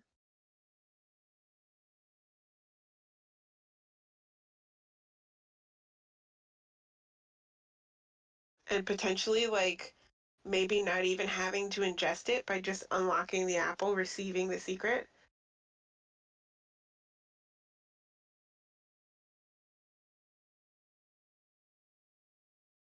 So a doorway to knowledge is what you're proposing. Yeah, I want the knowledge. I don't want to have to be restricted by like any particular way of eating it. And hey, if I didn't eat it, then I'm not in the wrong, right? Um, I think you'd have to go with one or the other. I don't think it would do both. So I could unlock it and pick whatever secret I wanted, but I'd still have to eat it. Is that it? Yep. Or I Or wouldn't you have could to just eat it, right. but I would still have to prepare it in a particular way and only get Yep. one of the. Okay. Yeah, I don't think one key could do both effects. Yeah. I get what you're saying. All right. What about you keys? I Like mean, if if it somebody lets you not wants, eat it, we could use keys to get secrets. who's offering their key to Not I. me? I've been out of those for a while. And it's been a bit of a dry season. Yeah. What is more important to me? Well, I mean,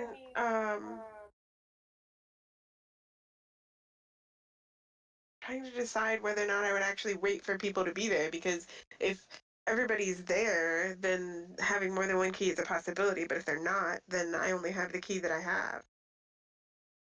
Well, right now you said you wanted to act before they got there, so Exactly. Yeah, I will go ahead and go for um um getting a secret without having to eat it. But I will stick with the restrictions of the way in which it is prepared. all right. That works for me. Go ahead and play that wicked key. A wicked key.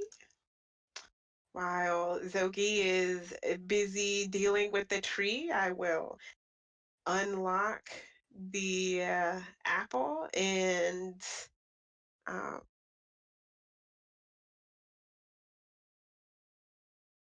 I will go ahead and prepare it.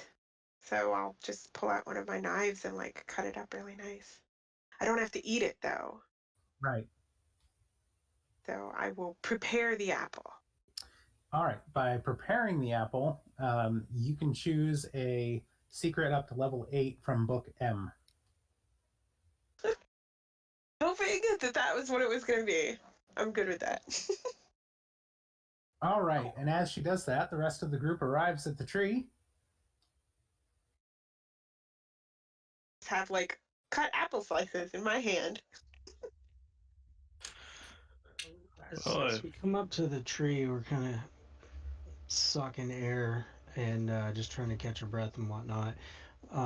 Is there any indication that I mean, obviously it's living, but does it have any sort of, is it just standard living tree with super crazy fruit, or does it have any NPC-like qualities to it?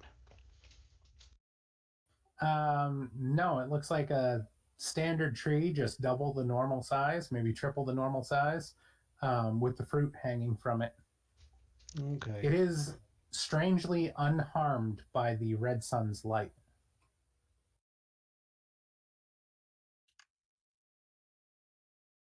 Does the tree itself seem any kind of like necrotic or desolate in nature, or is it just a genuine, like a normal tree with leaves and everything else? Nope, it looks perfectly healthy, leaves and everything. It is actually a little bit eerie because it's the only thing in the red sun not decaying, not withering away, so to speak. Okay, and how, like, do we see any sort of impact from Zogi just mindlessly hacking at this thing? Very little. I mean, he's penetrated the bark at this point, but you know, it's going to take him forever at the rate he's going. I just had a bad thought. Since this is a fully flourishing tree in the red sun, what are the odds that fire is actually not going to work on this thing? Well, there's one way to find out. Natalia? Okay, so I'm gonna use an immediate rest. Well, And actually, then who I'm needs going- their pools refilled? I'm tapped right now. I'm So tapped. Sounds like I'll put a hand on Natalia and Aso, and I'll continue the channel the godhood, and I'll use a little late spell. what a champ. All right, go ahead and spend your 8 sorcery for that. And then you still have another person you can touch. wouldn't mind if you don't have someone else in mind. I'll touch Vanessa. Yeah, I didn't think that Zogi would want to. No, you define the gods. Yep. Technically, though, you didn't tell us what the queen told you yet. Yeah, I did. I said I from the beginning said that she defied the gods. Yes, you did. And I said that Queen Fragilina would not approve as I was flying up. All right. So what are you guys doing? I'm waiting for Natalia. I'm expecting this to be her bread and butter. I'm going to attempt to burn the tree. Intentionally. All right. Which ability are you going to use to do that? I think I'm going to boost the fireball. You're going to give it everything you got? Yeah. All right. Just roll for the fluxes because the tree is obviously not moving, and if you can't hit a giant tree with a fireball, then you ain't trying.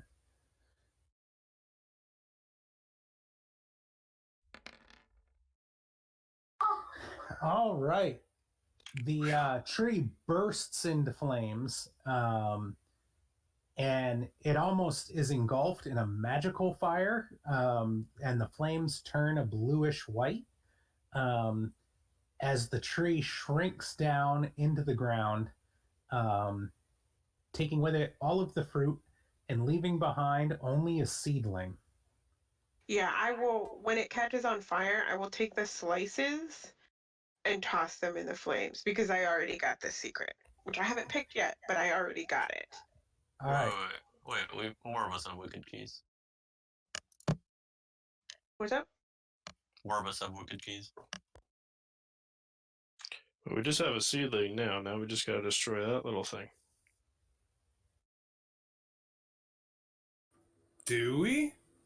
I mean, maybe that's just Or a do we cycle. pick it up for Maybe later? it's just destroyed and restored again. I mean, Well, it's just a seedling. Technically, we destroyed the tree. We can pick that up and deal with it later. Elias, what do you got there?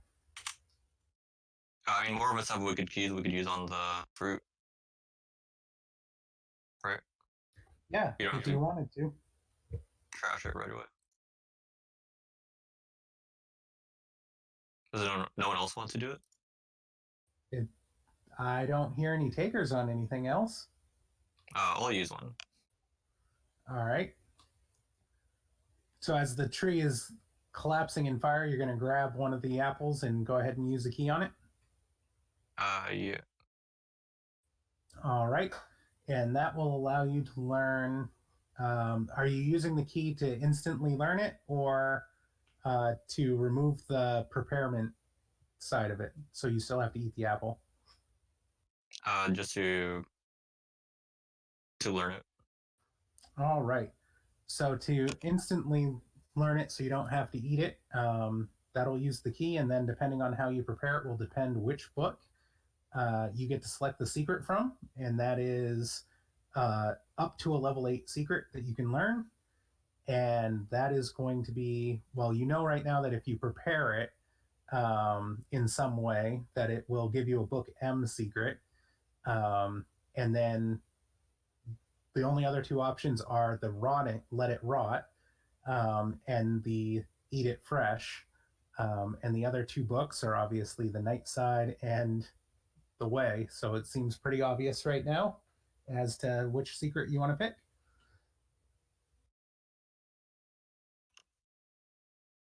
Okay. Well, and no one wants to eat it? Nobody else seems to want to partake.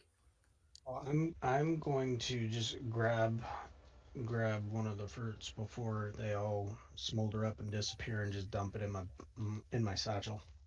With right. my action, could I do it? Yeah, anybody who wants to grab one can grab one. I'd like to grab one. I'm gonna refrain. I've read this children's book before. I'm gonna grab one.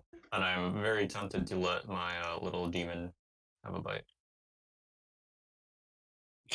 Oh no. I don't think that's a good idea. Well, I don't know what's a demon. I think it's just a doll that's hungry.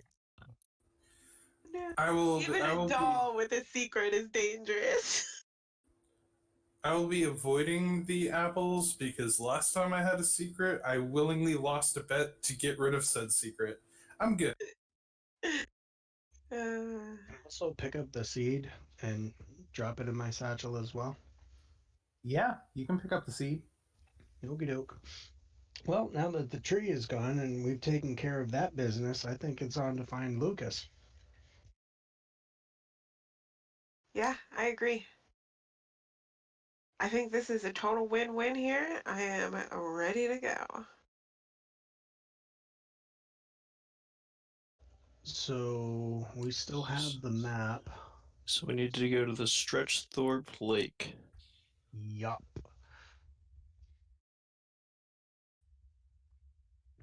All right, I'm going to go ahead and play a card, and that is going to be the driver.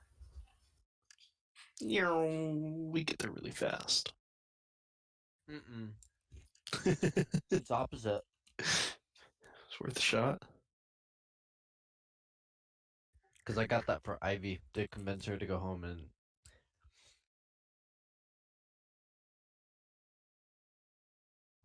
It is a defender card.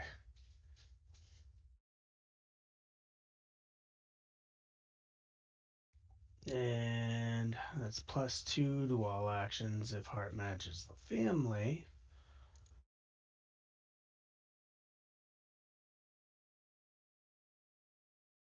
And what is that? Mysteries? Was that it? Yep, mysteries. +2 for all mystery folk. All right, and I'm going to do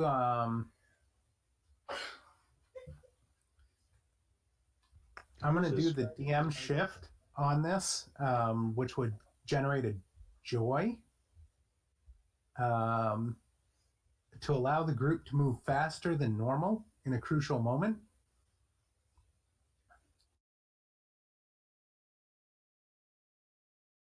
To get you guys to Stretch Thorpe Lake. And let's see who makes Joy the to most everyone. sense. Yeah, I'm going to give it to everybody. So I'm going to have the whole group gain a joy. Hey, all right. Ew. Could I have picked up my object of power on our way back through? Yeah, on the way out, you can pick it up. Oh, what's her face? Is she still hanging with us? I know, She right? She is. wanted the fruit. She Did she is, and manage to snag any? she did grab one. Okay, good. I'll just be like, congratulations, we succeeded. Man, this place looks really sexy. I'm excited to go here. All right, so you guys arrive at the lake. Again, a lake of fire, a giant pool, and right as you guys are arriving, you see the sticks materialize in front of you. So what are we doing now? Land ho? Not sure how it worked from this end, but there's your ship. So the only two people who are not on that ship is Elias and Aso. Guy, you gotta stop this from happening. Okay, so I'm gonna turn around and look at Aso and Elias and be like, all right, so here's the primary reason why we are here. In just a few moments, that little shit is gonna go throwing himself into the abyss to feed that ship and get it moving. Yeah. You watch Zogi walk to the inn and open a wiki key to the inn to go. And a big portal opens up. And then as Oxivius is saying that. So I see.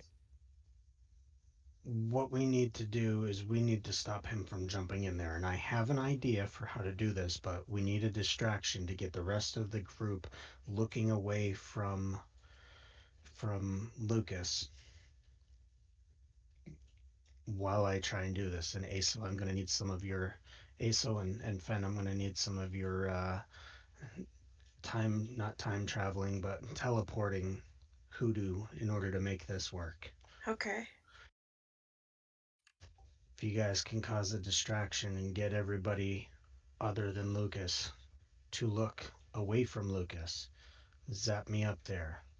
We'll corpus replica his ass, and I have spare souls in here with me that I can kick the replica and the spare soul into the pit and clothesline him so he doesn't go anywhere. Yes. I like this idea. What are you gonna do for this distraction? I'm not doing the distraction. That's the rest of you guys. Yeah, That should I be can't do it either, cause yeah. that should be simple enough. First off, though, is there anything that would draw Lucas's attention away from myself? Anything that he's really interested in? Anything that might get him to go look over the other side of the ship while I'm talking to everybody else? Are you asking me that, or are you asking Oxivius that? I'm asking the group Yeah. in game. Okay. Yeah, He's obviously he knows. he's absolutely amazed by all of the wonders of the actuality. You show him something that he has, like, he's new here. You show him something that he likely hasn't seen before, you're totally going to catch his attention. So, am I still supposed to be letting him jump?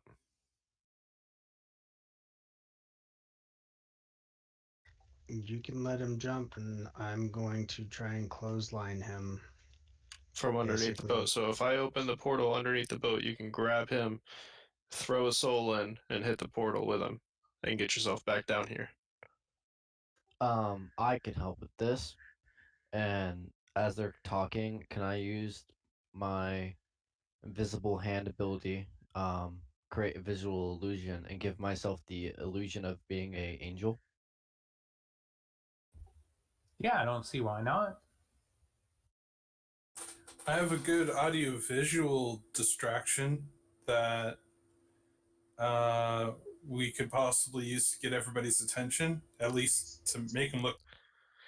I think if I open a portal, because I can open up a portal between 2 points in space, and I can open one between here and the front underneath of that ship, so you guys can catch him as he jumps over and throw the soul in. And if we go up there, I can just fly up on board and have a conversation with him. Or we can just Yeah, wait for Lucas to jump and grab him without causing a distraction. yeah. Well, if you guys want, you can have Lucas jump and I'll catch him because now I'm in the form of like an angel, and I'm sure that alone is going to be very an extravagant thing for him to see.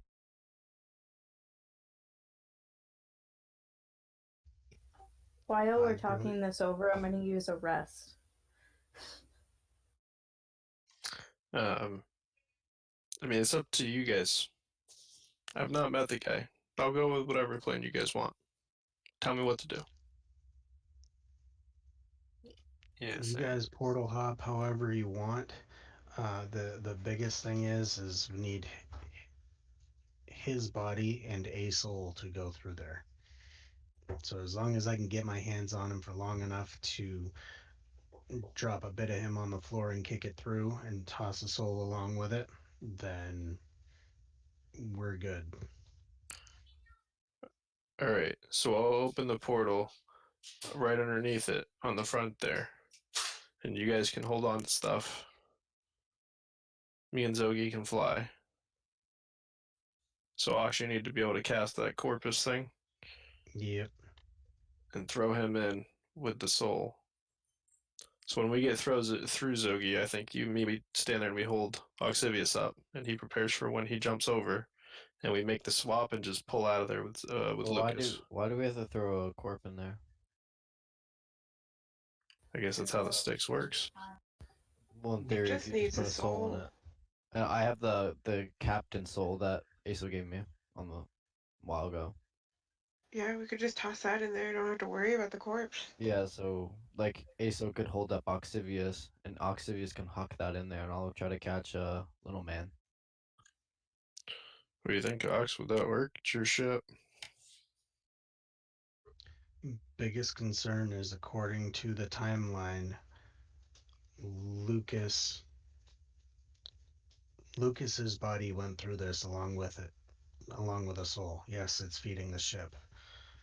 If you guys aren't worried about a body going through, then, you know, we can. I mean, it doesn't hurt to do it anyway. If you're sure it's going, like, if it's not a problem for you to make the body, then there's no issue with making it just as a safety precaution. I don't see a problem with that. So if I'm We understanding only this have, right, like, one chance at this. if Go I'm ahead, understanding Lyle. this right, aren't we overthinking this? All we need to do is stop him from throwing himself in, right? We don't need to throw in a body. Maybe a soul, but not a body. Well, we can't change the sequence of time. So they still need a soul to be fed to the ship in order to push them through the portal that Zogi's gonna open. Right, but we're still supposed to change the future. I mean, we're here to change the future, right? Well, I think the idea is if we preserve a timeline where both Zogi's not Zogi, where if we get Lucas's body and soul in there, it hasn't changed too much compared to our timeline.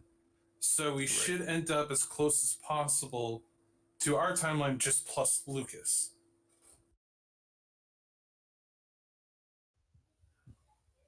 Right. So, And then how Lucas got back to the Indigo could be his own adventure instead of adventure through the dark. Yep. well, he'd be coming back with you guys. Yeah, because we can just push the little button and It go would back. be like the dark was a dream. Yeah. I think that would be more of a nightmare. Well, subjective. All right, so here's the steps. Once that portal opens up there, I'm going to open a portal to underneath. We're going to grab him, throw the fake Lucas with the soul into the ship, hit the portal again to get back here, and wait for them to leave. Yes? That. Yes. And I can handle a distraction. She's gonna set the whole fucking world on fire. No, I'm gonna set off fireworks. Thank you. Alrighty, so I am going to using. Hold on, this is one of my names. Okay, well, while everybody's sitting here hashing out the plan and trying to make sure everybody's on the same page, I'm going to like wander near the shore and just trying to catch my thoughts and make sure I'm understanding everything that's going on. From where we are and where the Styx has just materialized, um, is there, like, with all of the plans that we've got in place right now, is there anything else noticeable or um, anything else that might be helpful to further simplify this somewhat complex plan that we're formulating? Would I notice anything new? I think anything additional isn't necessarily going to simplify. It's just going to make it more complex. Like, I know that my diverted angle could help in some way, shape, or form, but I don't know that it's necessary since you guys already have most of that taken care of. So, because, like, with the diverted angle, when he jumps off, I could divert his trajectory so he doesn't fall into the ship at all. But that's not a problem because we can grab him before he gets there. So, Right, I'm going to put the portal in a somewhere that you can't see it from up top, so hopefully we don't look down and see us.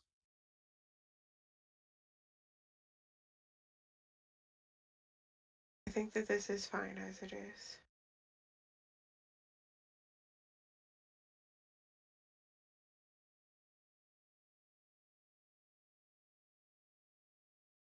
So, Ox, while you're down there, just make a perception check as you like look at the lake and the setup and stuff like that.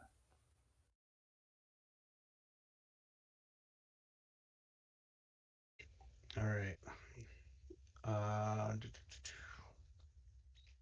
Wow, I don't have any positive anythings to add to this. So I'm going to push a perception beam, and you can only do one or the other. You can't do sortilege and a boost, right? Not until you get the secret that allows you to do multiple beams. Okay. All right. So I'm just gonna push the perception, um, and cross my eyes and hope this goes. Go for it. Oh, shit. So that's gonna be a 4.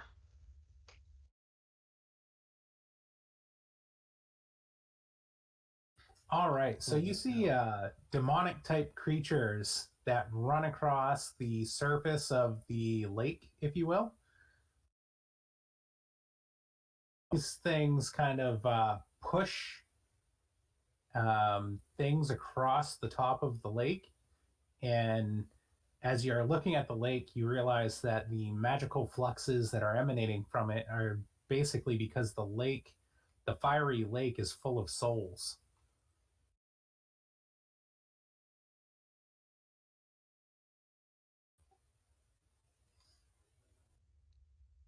So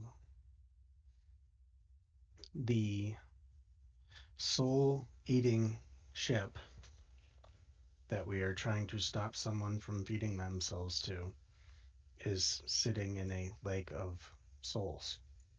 It's an airship, so it's technically above the Lake of Souls. But yes.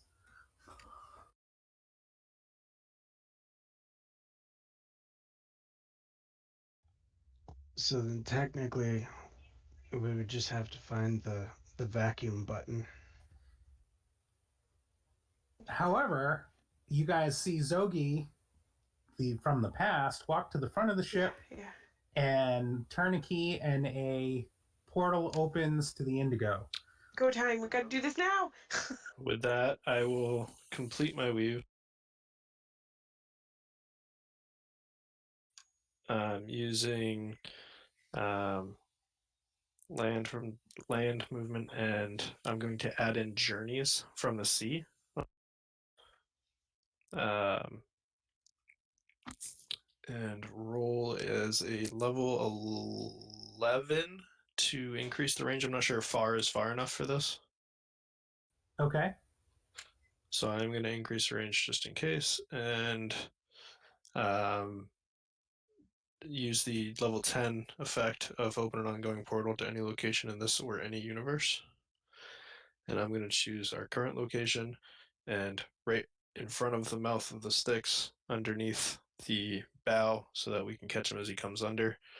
And this is called the Shattered Plane, is the spell name for this. So there's going to be like almost like a mirror that appears and then shatters, and there's like a mystical veil there. I'm going to say, all right, whoever's coming up to the sticks, let's go. And I'm going to dive into it and appear, hopefully underneath, depending on how many fluxes I roll. Yeah, go ahead and roll to see if you get fluxes. At level 11, is that 3 or 2? That's going to be 3. Yeah, 3. Only one. Only go one. and assist because I can teleport myself down in case something goes wrong, I think. All right, Dorian, this is Nate. You guys paper, rock, scissors and punish him. Please don't. Like, we need to save Lucas. Oh god, this is fantastic. What? All Is it the sources of shattered one again? fire suddenly flare to twice their size and belch green flame before returning to normal. Perfect distraction! Is the old tree still on fire? No, the old Natalia is now on fire.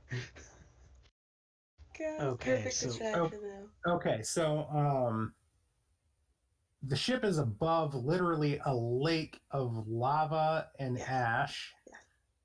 Natalia has a fire wisp floating around her. You guys are pretty much surrounded by flames at this point.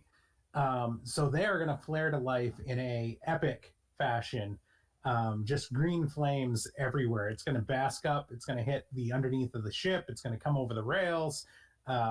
Natalia's thing is going to act like a giant fireball flaring into a big green flame. It's a severe distraction to everybody around. Next. This is going in, right? Right? Yeah, Asa went through. So I went through. I'll go. I'm gonna go through. Do you have a way to? You're gonna have to hold on to one of those horns. Yeah. Yep. I'll just hold on. Yeah, I've got to go through because I'm kind of the brain behind this mess. Yep. And then me and Zogi will try to catch him if Zogi comes. Yep. The rest of us are staying down here trying not to get noticed, I believe.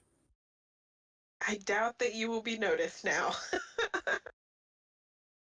Well, it was a worry anyway at one point. All right, so as you guys jump through, Oxivius, I believe the next step was for you to grab Lucas and cast Corpus Replica. Is that still the plan? I'm. Or are you just clotheslining him so he doesn't jump and somebody else is throwing the captain's soul into the ship? Zogi has the captain's soul, correct? Yeah. Or if you want, I can catch him, and you could. You said you had souls too, so. And if you do anything with him, he's gonna know it's you because you were there. But I have the appearance of an angel right now, so. It's coming back to the present with us, so it doesn't really matter. Yeah, but if you alter the past, that was the whole. Yeah, like the others won't see anything, but All right, what's it going to be? Time's ticking here, folks. I think me and Zogi are gonna try to catch him Yeah. So as he basically, jumps. what? As he goes to jump, I'm going to like touch and push him off into the direction of Zogi and Aso. I can also Casting use Corpus diverted angle Replica. if needed. Okay. Cast that. All right, So go ahead and it'll roll it. be-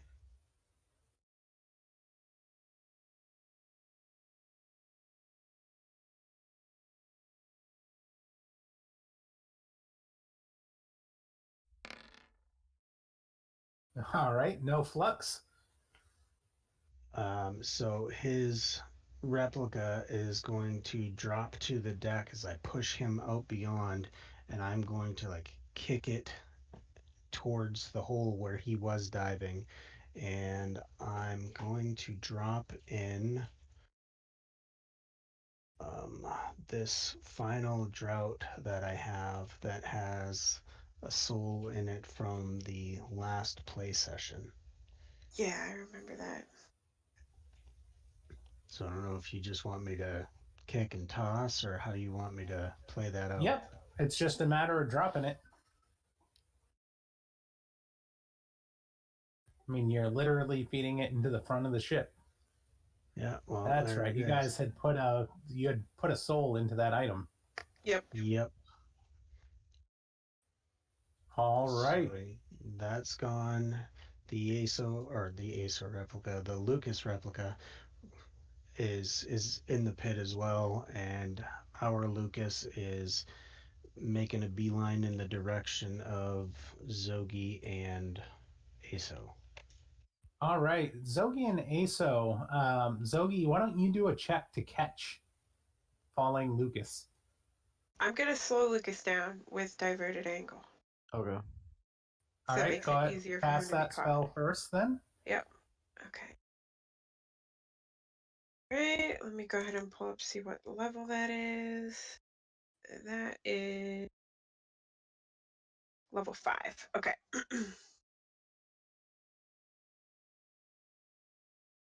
So it's gonna be 2 plus 2d10 plus 5. Okay.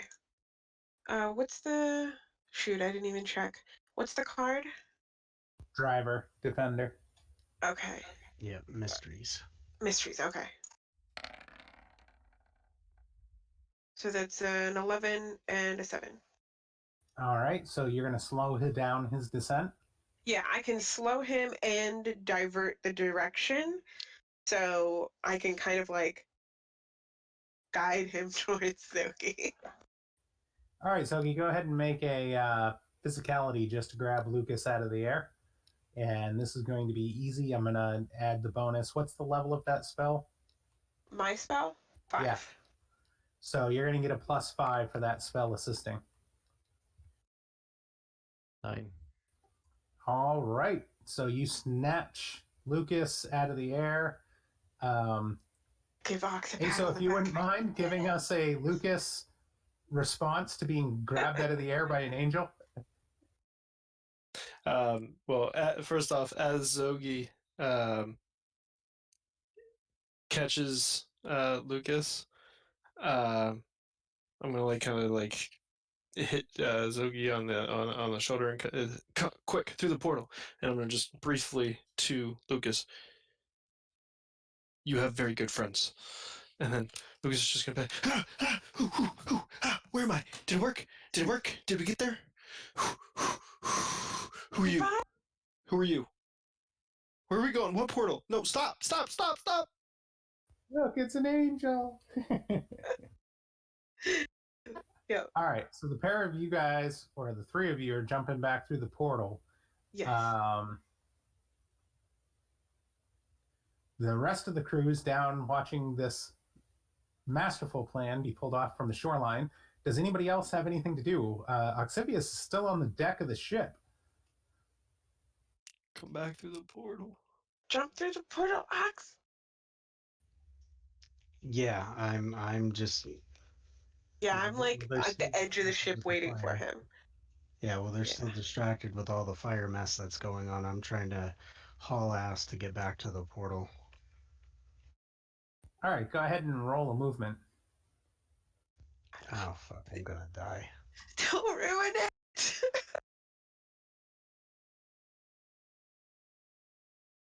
If I have to, I will pull you with my chain. You might have to. We'll hit him with one of those action Ready movies. to- Oh no, you're Catches good. him You're with the good. chain, swings them in. You're good. All right. It's gotta be good enough. As you dive through, you are good to go. All right, I come tumbling through the portal, following after everybody else, like looking wildly over at Zogi and Aso. Did you get him? Tell me you got him. Tell me you got him. And Unfortunately. Both. I'm gonna like cover his head with my shirt jacket as he turns around to everybody else. And Lucas gonna be like, Oxivius, is that you, Oxivius? So You we should probably silly just get little back to where we shit. were, right? Come on, Who has- let's push the button. Yeah, Who who has was the the brush? button? Fen, I would assume. Yeah, Finn had it because she was the warp master. Yep. Yeah. All right, everybody gather around. Everybody huddles in. I'm arm around Zogi, one around Ox. And I push the button. Or the gem. All right. So you push the gem, and a swirl of magic extends from the gem. And the next thing you know, the lot of you are sitting back in Food from the Heart, around the table where you had left. And Monday is sitting there, finishing his drink. And it is as if you guys were only gone for a second. And next to Aso is now a Lucas with a shirt over his head. Yeah. Oh wow, that was a much quicker trip than I anticipated. Oh, Oxivius, you have the place open. This is fantastic. What's on the menu? I am starving. And he's gonna grab one of the menus off the tables. Lucas, they have rabbit. You should just eat the rabbit. Oh, rabbit's one of my favorites. You know, the hindquarters of the rabbits are much more tender than the front legs. It's a proven fact, you know. I'm just gonna go over and give him a hug. I'm sure that Oxivius probably wants to do the same, maybe, but I'm just going to give him a hug. All right. And that is actually where I'm going to end the session for the night. And let's do the character wrap up. Post session awards. So everybody's going to gain 2 acumen for the session. I'm actually going to give Elias 4 acumen to help him get caught up to the rest of the group. So I'm going to double up for him.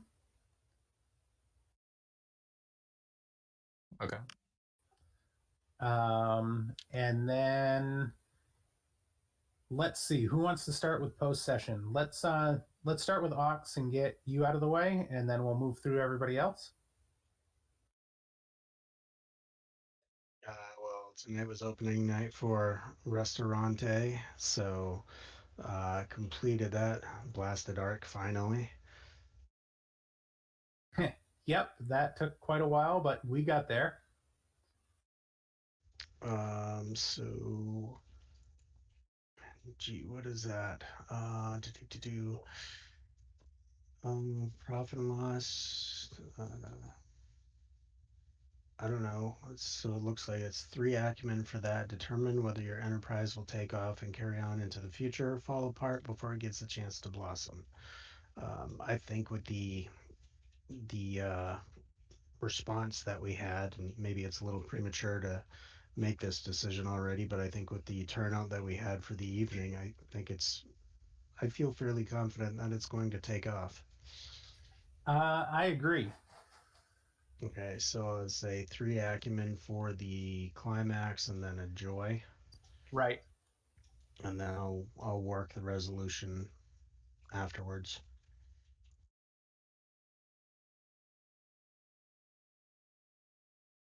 All right. And is there anything else? Let's see. There's the joy for the arc. There was the joy for, was it the driver? Yep, Yeah, the card us flip. all getting there faster. And I am going to, actually, I have an arc for recovering from a wound, like the mental anguish of losing this little shit. And I don't think we have gone through a whole lot of the steps on that one. So maybe off session, you and I can go through and clean that up. Sounds like a deal. And then I'm going to propose a joy for saving little shit. Did you have an aid a friend for the rescue? Because I know I had rescue. I don't have it marked down, and I remember thinking about doing it, but I don't know if I ever did, and I kind of feel like I didn't mark it down, I didn't do it, so it's kind of too late to say I thought about it. Yeah. I will go with the joy for rescuing the little guy. In addition, I'm going to give you a minor magic from your interaction with Eve when you attempted to make the Corpus replica and you got exposed to a high level legacy spell. So I'm going to give you Sign Against the Legacy. And it gives you a +1 defense against angels or similar spirits. Yeah, because they're evil little things. All right. Who wants to go next? Oh, level up. I have the 2 acumen for the session. And then I have the 1 joy from the driver. Yep. I don't have any joy or despair from my forte or order on this. Thankfully, I didn't shatter. My open arcs include Enterprise, which I don't think there was too much for progress there. It's close to getting the next. Okay. And you did pick up the Sign Against Drunkenness at the beginning of the session, right? Yes, I have the sign against drunkenness till the end of the night. So maybe once we get back to Saturn, it's a good night for a night out. Yep. I did close throughout the course of the last 2 weeks. I did close the Undo a Wrong arc that I had originally for Cyrus. It's just Yeah. I'm just going to take the loss on the acumen on that one, Okay. just because the way the story worked out. My instructor arc also came to a completion this week as a failure. Yep. And that generated a despair. Yes, it did. Yep. And then my Ada friend, I need to do my side session with Fen to bring her back to see what happened with her Word Master. So we're gonna have to do a side session there with Ox. All right. And then just real quick, acumen. You can spend acumen and hidden knowledge together to learn secrets, right? Or you can spend acumen with time to do it as well, right? Secrets are supposed to be more complex than that. We have the house rule where you can spend hidden knowledge to take time off of learning spells. Spells, that's what it is. Okay. Yeah. But we've also used it in some cases because it takes time to learn secrets to have some of the lower level secrets be more available. But there's usually something narrative that goes with the secret as well. Okay, gotcha. Outside of that, that's gonna, I think, tie me up. Excellent. All right, so that takes care of Oxivius and ASO. Just for ease of use, let's jump in with Vanessa next, because you're next in line on the bottom of my screen. All right. Well, to be honest, I was a bit more of a passenger on this session. But I did get to pick a lock. You did. Didn't really advance any of my storylines or anything like that. So I think it was a pretty neutral session for me. Yep, you're going to pick up the 2 acumen. You got the joy from the group card flip. And I'm actually going to give you, from that magical lock and just in general, I'm going to drop on you a hex called Haggard Hole. And that's a minor magic. Okay, may have to explain that to me post session. Not a problem.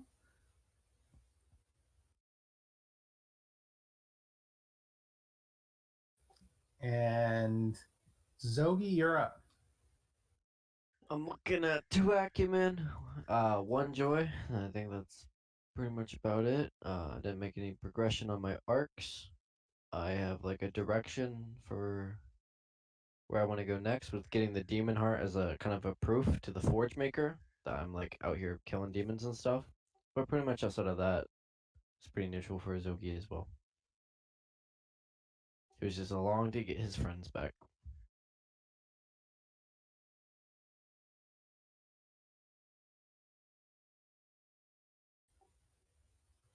All right. Yeah, I think that wraps it up for you, Zogi. It didn't apply a lot to you today. Yep. But I think it has been a month since you last took a hidden knowledge for your whispers. That does sound about right. Yeah, so why don't you go ahead and add another hidden knowledge for your whispers. Natalia. I didn't do a whole lot on my arcs in this session. I picked up 2 acumen, a joy, and I also picked up the sign for against drunkenness. Yes, and you burnt the forbidden tree to the ground. So I would like to give you a cantrip called Finger Flame. And it allows a small flame to appear on the end of your finger for a moment, which will allow you to light a candle or a cigarette. Stick to the candle. I definitely will.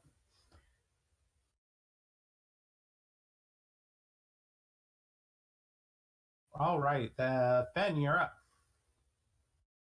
Okay, so I got the 2 acumen for the session, 1 joy from the driver. I was gonna look it up, but I was busy looking at secrets. I believe that one of my paths to despair is when the way that time and space works changes. So I'm going to try to claim a despair for that grand flux that tore a rift in time and space. Yeah, I think that's accurate for you because now you know it's out there. It's going to nag at you. Oh, I'm gonna fix it. As soon as I get my master, I'm gonna fix it. So there's that. Let's see what else. So I completed my rescue arc, and there's actually several steps that we just got done right here because that was not my original plan for rescuing Lucas. So go back to that arc. Uh, So I was at I had completed up to tracking. We hadn't actually done the travel yet. Okay. So I think I've completed travel with 1 acumen reward. The rescue operation, which is a 3 acumen reward, it was successful, so that's 1 joy. And then the resolution, returning them home, an additional acumen. So that's 5 acumen and 1 joy for completing the rescue arc. Yep, that sounds about right. And I believe I've decided what secret I'm taking. I just don't know the specifics of it yet. So I am planning on taking the tap current secret, but I haven't decided which current I'm tapping yet. Fair enough. So that will allow me to, in an action, tap into a different current of magic. And what level secret is that? 7. All right, perfect. And let's see, what else?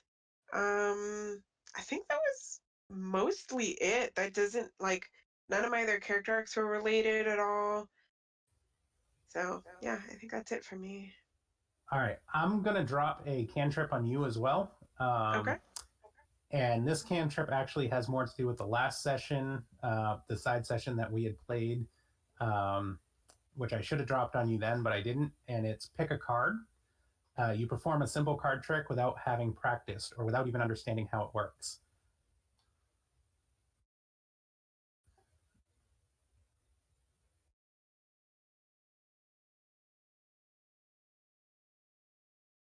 And for those who missed the side session where she performed card tricks and magic for the people in the hollows, that kind of makes sense as a pickup conclusion to that. Yeah. And you should go watch it because it was an awesome magic show. Oh, it was With super her awesome. I wonderful was assistant. really happy. All right. And then that leaves us with Elias. And Elias is just starting out, so he doesn't have as many arcs open. So you're going to get the 2 acumen for the session, which I doubled to 4 to help you catch up.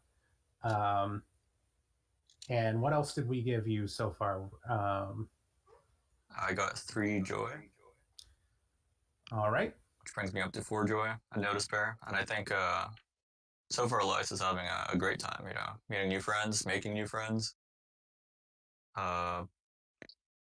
So yeah, overall session was good for him. Yeah, it was a good introductory session. I also want to give you a cantrip, or actually in this case, it's going to be a hex called Oafish Fingers. Target drops, a touched target drops what they're holding.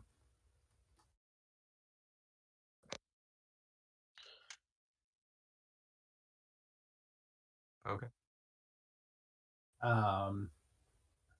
And that seems more fitting for you because you're almost like a non-combat type character. You're not really structured for combat. So I was thinking we could warp Oafish Fingers a little bit to have something to do with your toys.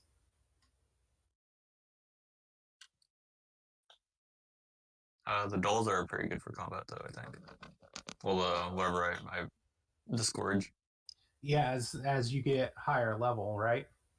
Yeah. Because the level 1 ones are not going to do much in combat for a little while, unless you have a lot of them. So speaking of those guys, just out of absolute pure curiosity, did ASO 2 make it back with us, or is he still kicking around on the Red Sun? Well, nobody exactly said that they were bringing him back. I What do accidentally you guys pushed it think? into the lake. I don't know what that little jewel The does. button, right? He was standing right there next to Lucas. Yeah, I kind of thought like the last thing I heard was that everybody got pulled into a little circle around Lucas, and then Fen hit the button. And they said that, and he said that when we were back at the restaurant, that Ox that just Lucas wants another was. snack. Maybe he came back, but in the stomach of Oxivius. What's the depletion on your animate spell? The doesn't have a depletion. It says I can have multiple living objects under my control at once. Each time I cast it, though, it costs 1 additional point of sorcery for each one already made. So I guess it's really up to you how long you want to keep the puppet going. Ooh. Do we want to bring him back? Or is he why not? Yes. Ox needs a better, more steady meat supply for his new business. Oh, I've got the meat supply already figured out. I was just thinking, why not have 2 ASOs around? I can think of 2 reasons.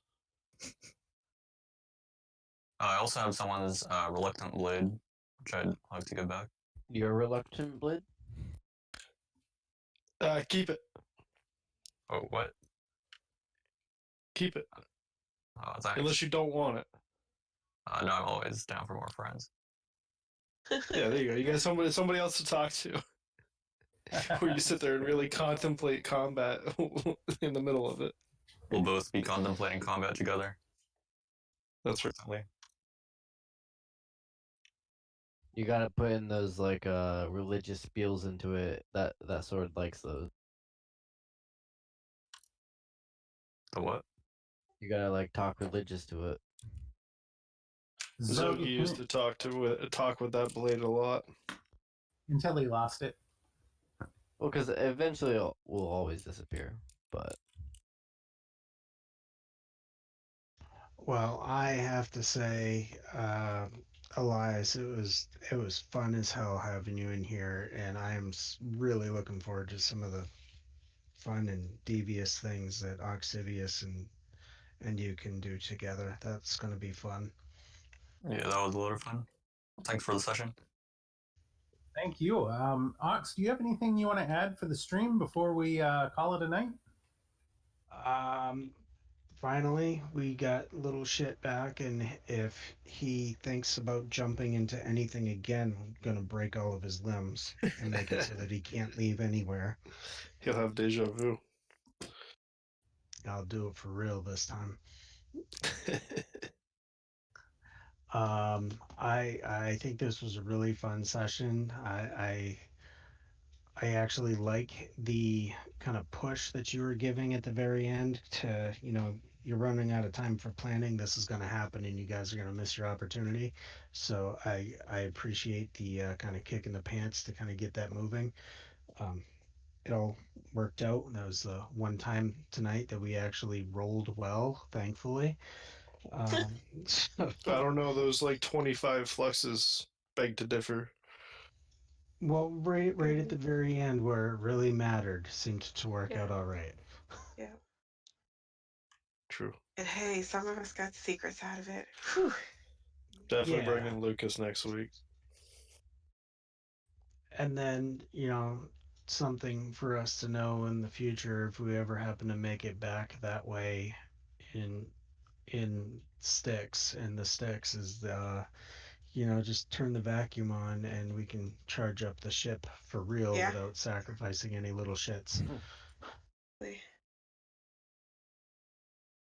Excellent. All right. Well, thanks everybody for watching. Thanks players for showing up for another great game. And I believe Oxivius, you're running next week, right? That is the plan, yes. All right. Well, have a great night, everybody, and thanks for playing. All right, have a good Thank night, you. all. Have a good one. Oh, bye bye.